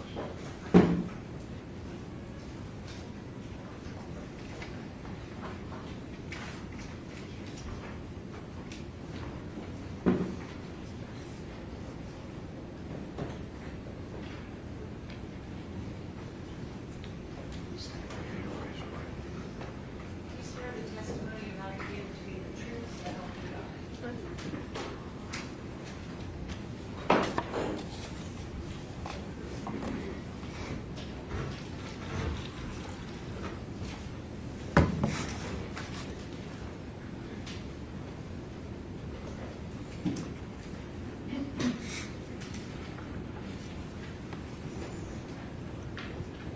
Good afternoon, Ms. Burks. Good afternoon. You please state your full name for the record. Bridget Benning Burks. And Ms. Burks, are you the mother of Jade Tristan Benning? And can you describe when was Jade Benning born? Jade was born on March 6, 1998. Or do me a favor, just pull that base of that mic over there where you're situated. Okay. Ms. Burks, did Ms. Benning have any siblings? She had one. And who is that? Well, actually, let me correct that. She had 2 stepbrothers, and then she had 1 half-sister. Was she your only daughter? She was my only child. And when you had Jade, where were you living? Little Rock, Arkansas. And is that where you lived when she grew up? Yes. And can you describe your relationship with your daughter, especially as she's growing up in high school and college, and kind of that time before she moved to Nashville?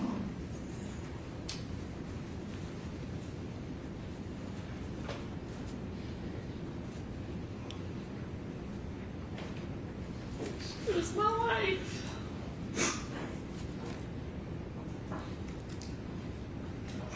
Everything I did was for her. From cheer competitions, high school cheer, supporting her through her culinary, and even supporting her move to Nashville. Did you want her to move to Nashville? No.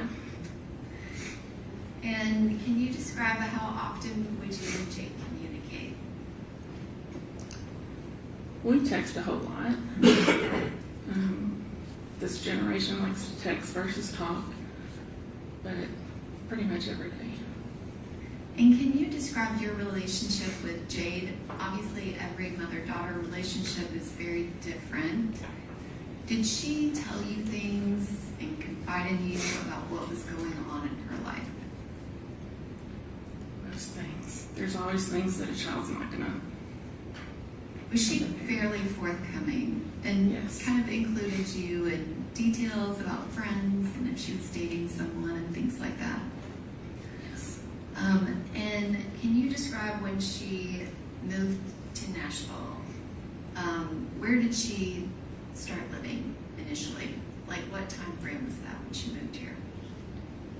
She actually left Arkansas about the last week of 2021 because she was starting January 1st, 2022 at her new job.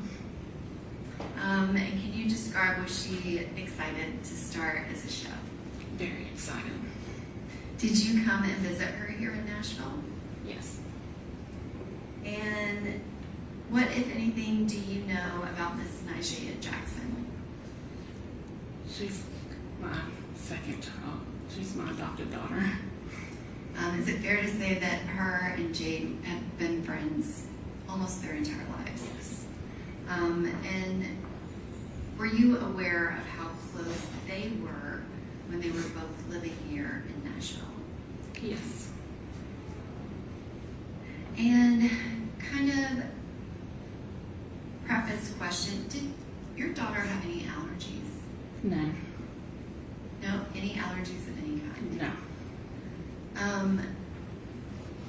That time frame, which you know now when she met Blaise Taylor, did she tell you about him in that time frame of August of 2022? Yes. And can you describe how much information did she give you? Not a lot.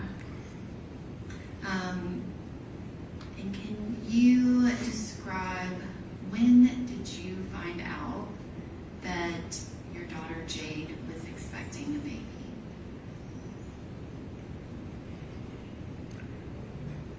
I believe it was November 3rd or 4th when she, I'm not exactly sure the exact date, but it was right after she found out. So within 24 hours of that first ultrasound that Ms. Jackson and her went to. And can you describe, how did she tell you? She called me, I was at work, said, I need you to call me on your lunch. I said, okay. Then I took my lunch, went outside, I called her, she said, hold on, I gotta send you a picture I need you to look at. So while I'm on the phone with her, she sends the picture of the pregnancy test. And what was your reaction? Shock. I said, wow, is this yours? And she said, yep. I said, I guess we're having a baby. And can you describe what was your daughter's reaction?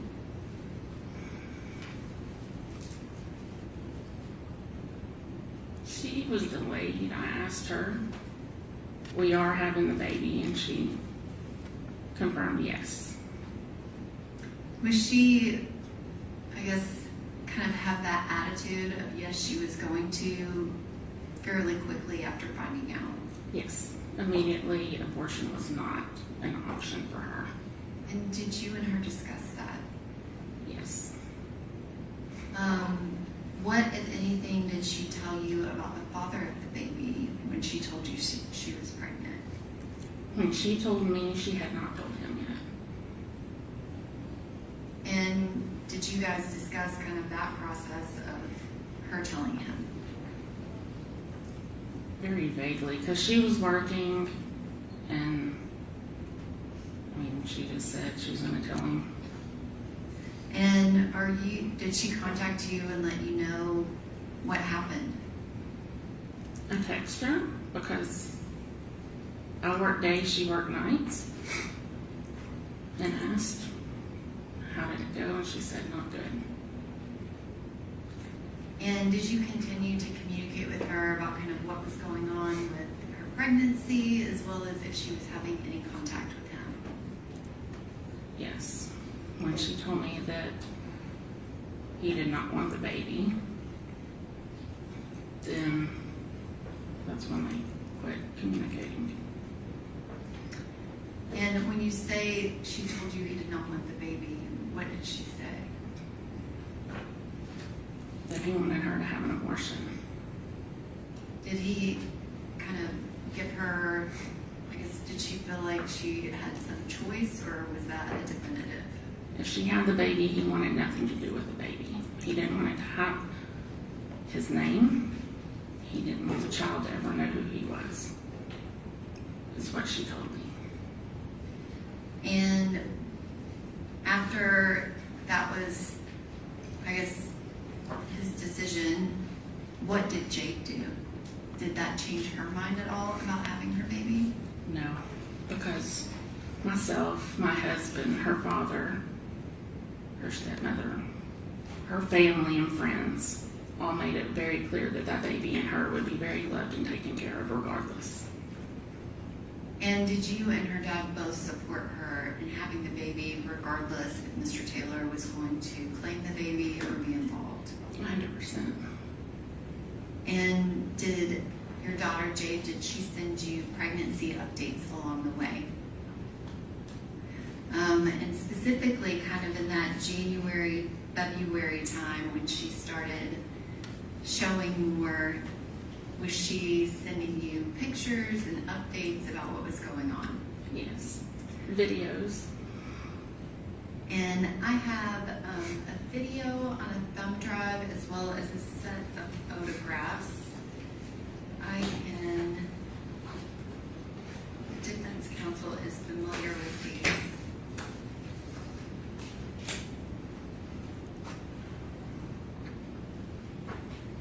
What is it you need? Oh, I'm sorry, if I can have, if the witness can be handed a set of 9 photographs, and I have a video that I'll put on a thumb drive, and I have it all ready to submit. Okay.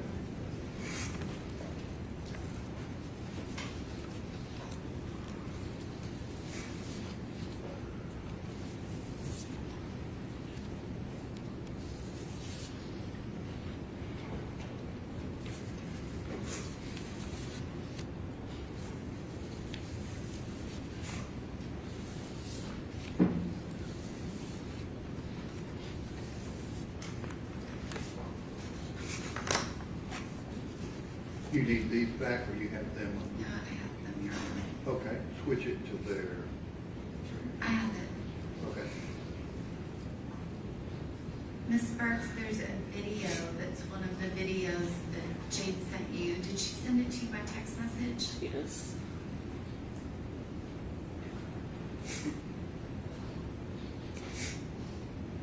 In the video, she's saying 19 weeks.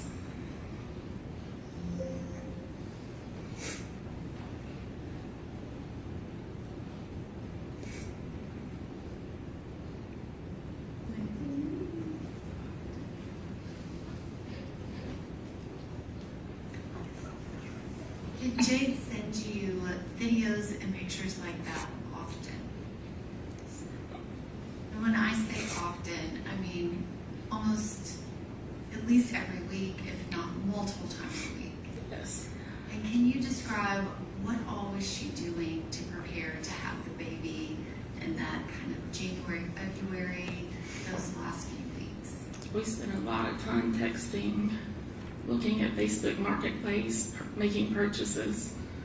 She would make purchases here in Nashville, and I was doing the same in Little Rock. And were you and her together both preparing for a nursery for her baby girl. Yes. And I just handed you some photographs. I'm going to ask that the video and the thumb drive be made an exhibit. All right. I believe it's 53. 51. And then the photographs can be 54. All right, 53, 54. And Ms. Burks, you were here when Detective Miller showed that she sent you a series of 9 photographs. Are these the photographs that she sent you on February 6th of 2023? Yes, they are. And this is the first image, this second image. Did you recognize where she was in this picture? In her kitchen. And specifically, there is a camera to the left of the stove. Were you familiar with that camera? Yes, I purchased it for her. And were you aware, is that where she typically kept that camera? Yes. And this next image is 3. Is that another picture that she took that day? Correct. And the next image is number 4. And then this photograph is number 5. Can you describe what's in it? Her with the ultrasound. And had she just found out that she was having a baby girl?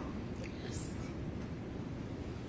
And this next picture, do you recognize that picture specifically? Yes. And was that a picture that she kind of kept? And this next photograph, can you describe what's in that one? She's holding ultrasound and some Ben and Jerry's half-baked ice cream. And she was about halfway through her pregnancy. Correct. And then this last photograph, Just holding the Ben and Jerry's half-baked ice cream. and then this last one is kind of a collage pic that she sent you of multiple things. Is that right? Correct. That time frame right then when she was sending you those photographs, she had just had the appointment about the gender, and was there something going on with her pregnancy where she was going to have some more appointments that week? Yes. When they did the ultrasound, they spotted something on the heart, and so they wanted to do some testing to make sure the baby did not have any kind of Down syndrome or anything else wrong with it. When you talked to your daughter about that, was she upset about it, or was that a huge concern for her? Of course she was nervous, but stayed very positive. We And- both were positive. And did she find out soon after that everything was fine? Yes. Those pictures that she took, which she took a lot of pictures that day in the kitchen, I guess, were you aware of her social media? Did you guys communicate on social media sometimes? Yes. With Instagram and other platforms? Yes. Did she post any of those pregnancy photos to her social media? No. And do you know why?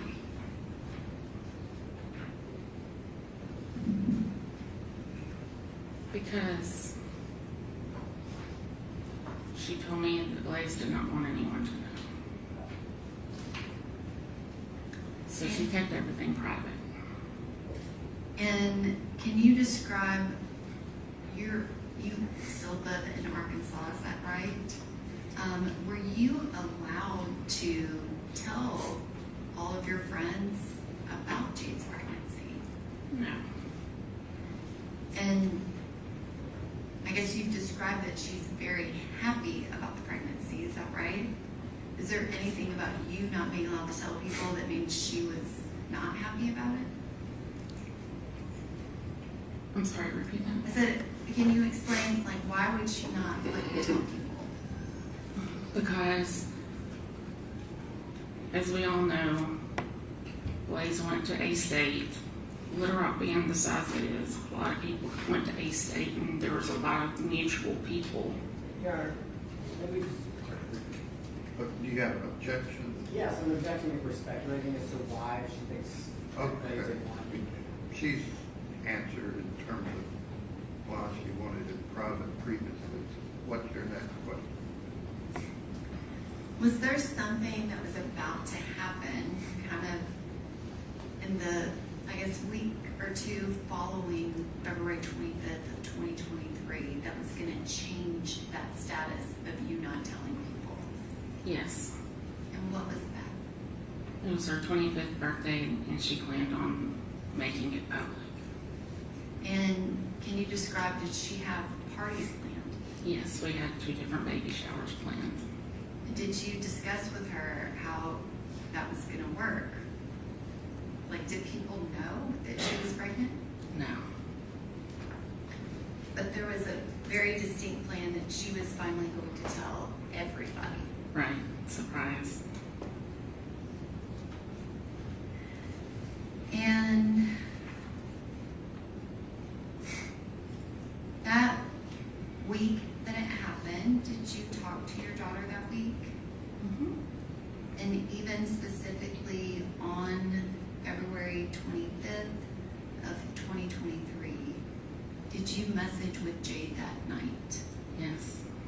And that previously introduced exhibit that Detective Tom Miller put in, did you recognize that post? Yes. And what is that? That's her Alfredo sauce. And is that the post that Jade made to Instagram to her story that night of February 25th, Yes. 2023? And you've seen all of the photos that she took of the date night. Did she post any of those? No. And then this next image, it was Instagram, but it didn't technically say who posted it. Do you recognize that? Yes. And can you describe what that is? That is the chicken spaghetti I made that night.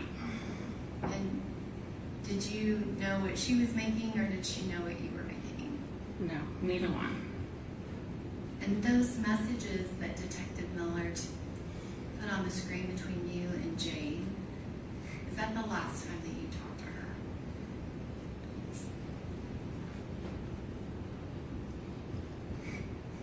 Yes. Can you describe how you found out? I received a phone call from Jade Jackson. And can you describe how Miss Jackson sounded on that phone call? She was crying. She was frantic. Just says something's happening. I'm on my way. I can't get to her fast enough. And did Miss Jackson tell you what she heard Jade say? Yes. And what did you do when she called? My husband and I were out. We went straight home, packed a bag, and headed to Nashville. And what time did you get here? Approximately 3:30 in the morning.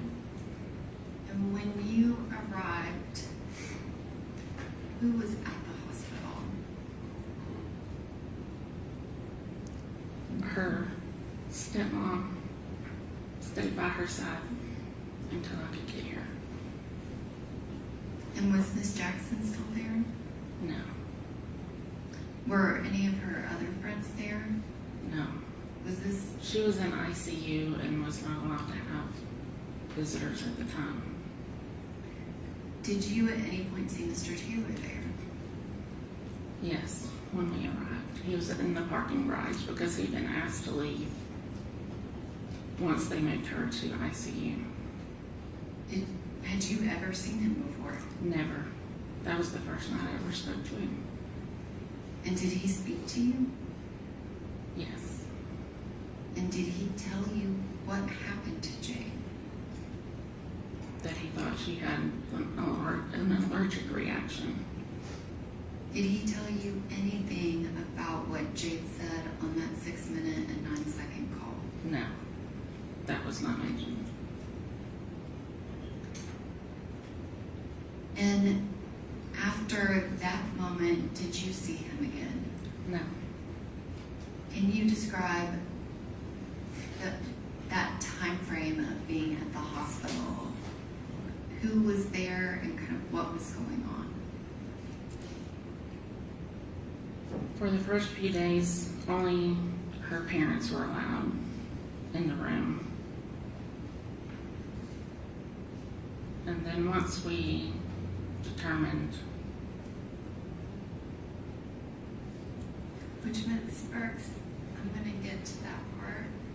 But before that, when you first got there, were there still police there at the hospital? no, Was anyone there to interview you and tell you about a criminal investigation? no. How did that make you feel? At that point, I just wanted to get to my child. At some point when you're at the hospital, I guess, can you describe what's going on as far as any police activity that first day? I did not see a police officer during the day.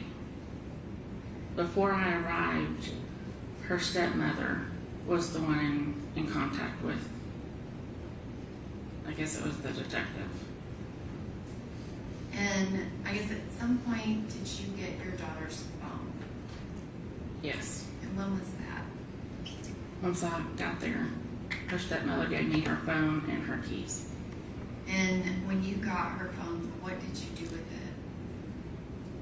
Put it in my purse at first. At some point, did you look at her phone? Yes. And did you have your daughter's passcode? Yes.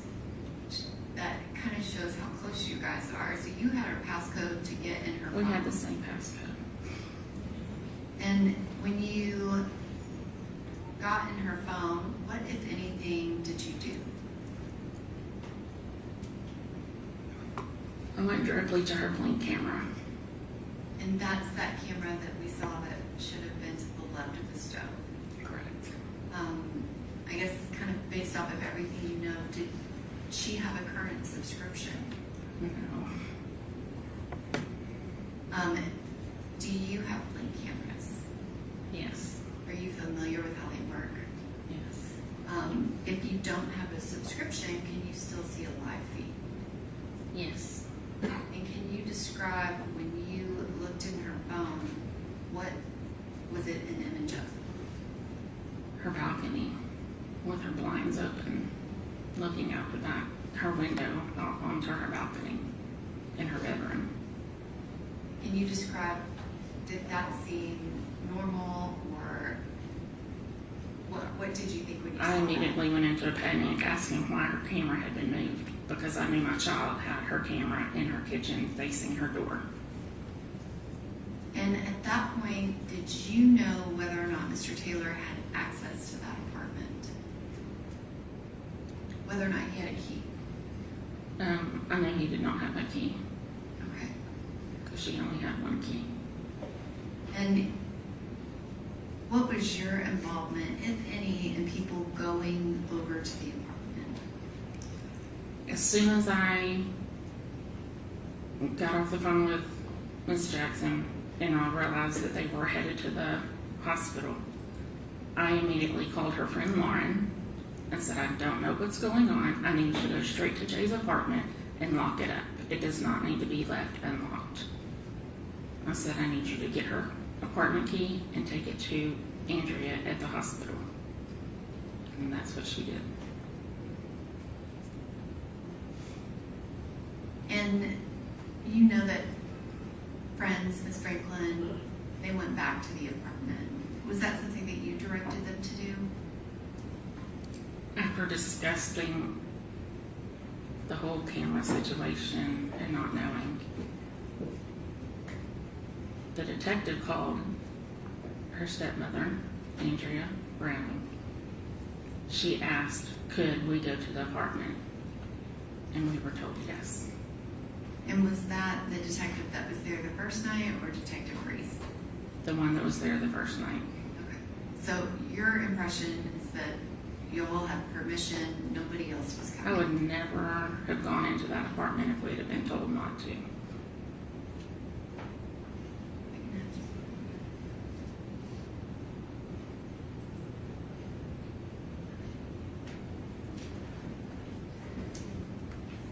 And Ms. Burks, at some point Detective Reese showed up and things started moving in the investigation phase. But can you describe what was happening at the hospital?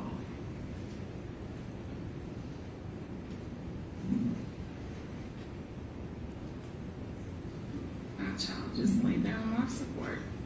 When we got there, she was having seizure-like activity. They were pumping her with medications, but ultimately we were told her brain had herniated, and there was nothing they could do.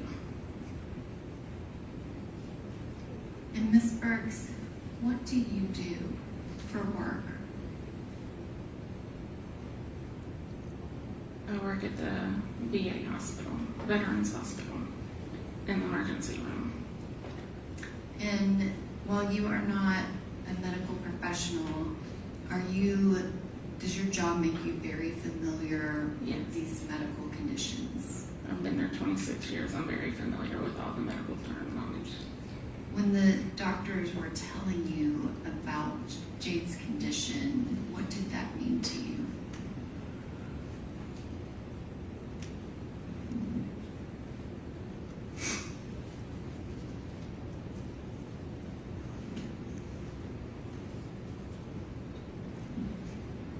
That there was nothing that could be done to bring my baby back.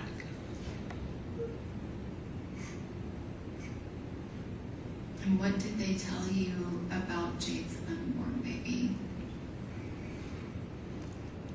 The length of time that she went without oxygen and the baby went without oxygen. And she's in that condition, therefore, the baby wouldn't have been viable. And did you even consult with a doctor at your hospital about what they were saying? I did. And based on everything that the doctors were telling you about whether her baby could survive, what decision did you all have to make?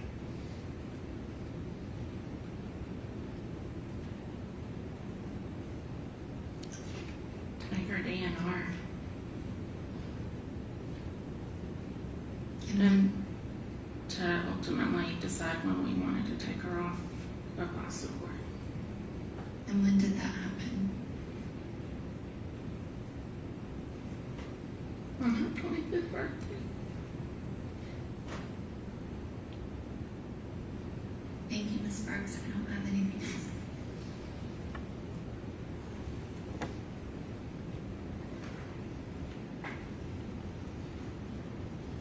Questions on behalf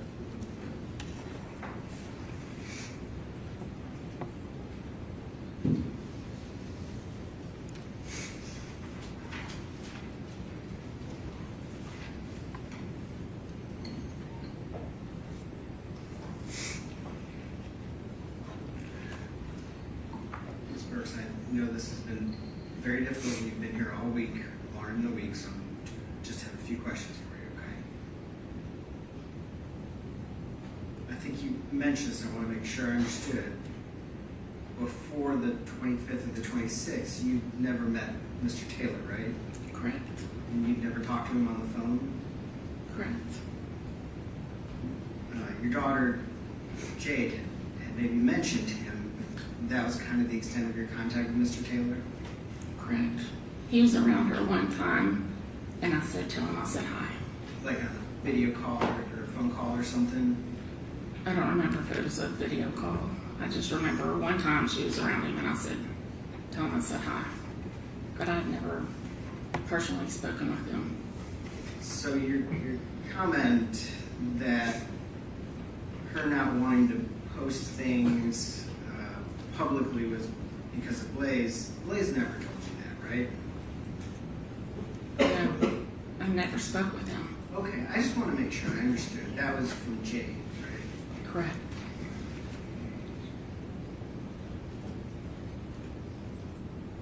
And I know you and your daughter were very close, right? Very close.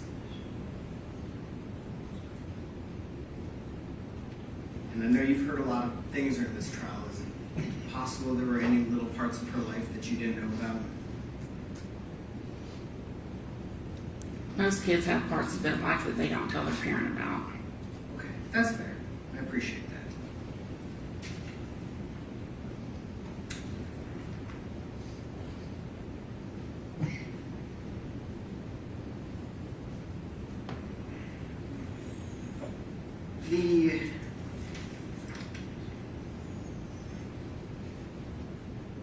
Before you, actually, I'm sorry. Before you got, so, let me get this right. The party that you were going to have on the 25th birthday, where she was going to have a baby shower and all that stuff. We weren't having a baby shower on her birthday. We were having a birthday dinner. Oh, was the baby shower around then? The baby shower was going to be in April. Okay, I'm sorry. I thought you were having like a joint birthday party baby shower. No. Do you know if Blaise was invited to that? No, it was here in Little Rock. Okay. So far as you know, he maybe didn't even know about that, right? I'm not sure if he knew or not. Okay. So you don't have any information that Mr. Taylor was even aware that Jade was going to go public about her pregnancy on her 25th birthday? I'm not sure. Okay. Thank you.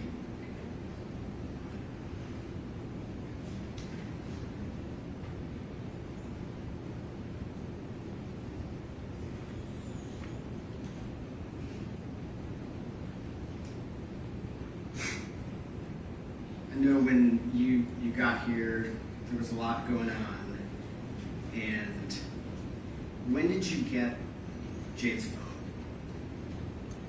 As soon as I got to the hospital. So like 3:30, 4 in the morning?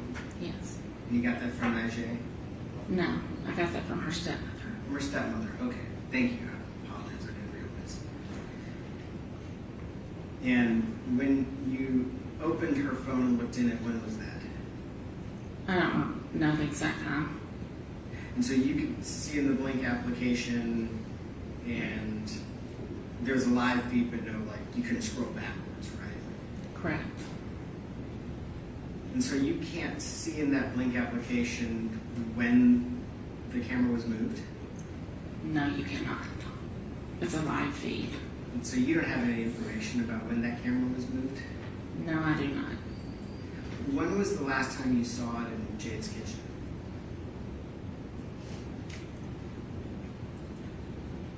Possibly in those photos. She didn't call me a lot from her kitchen. Okay, that's fair. Okay.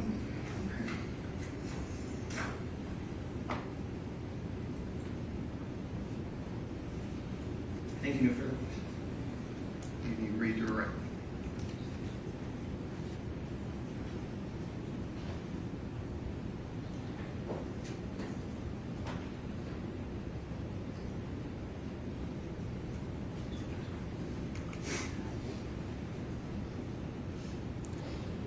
Ms. Bergson, I just wanted to clarify, Jade was planning a birthday party in Little Rock. She had a dinner, y'all had reservations, she picked out the place. She's planning this party because you're planning a baby shower and people are gonna know she's pregnant before you can send out baby shower invites. That is correct. So that was kind of a big thing for her, and y'all were talking about it a lot. Correct. It was something that was definitely going to be happening. Correct. Jade was planning multiple other things at the same time. Specifically, she had a catering event that was coming up, and she was messaging you with menus and things about that, and she was really excited about it. It was one of my friend's weddings. When was that wedding supposed to be? March 3rd. I was supposed to be a bridesmaid. And obviously I didn't get to go. Thank you, Ms. Brooks. Any other questions? Mr. Taylor wasn't involved in any of the plans with you and Jade, was he? No. Thank you. You can stretch it.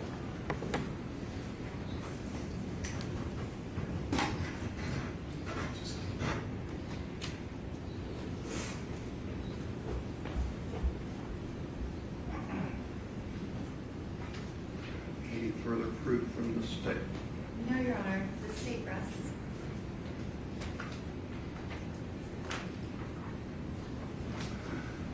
All right, ladies and gentlemen of the jury, we're going to recess for the day. Please remember what I've said about not discussing the case, forming any opinions about it, looking things up, going by locations, reading whatever about cases in the news. Just do that for me, please. Leave your notes up here in the jury deliberation room. That room will be locked. Tomorrow, I seen if you were listening. Good. On Monday morning, be here back downstairs in the jury assembly room, 849, 845, 850. When you're here as a group, we'll bring you up and resume the trial. So thank you again for your patience. If you'll step out with the court officer.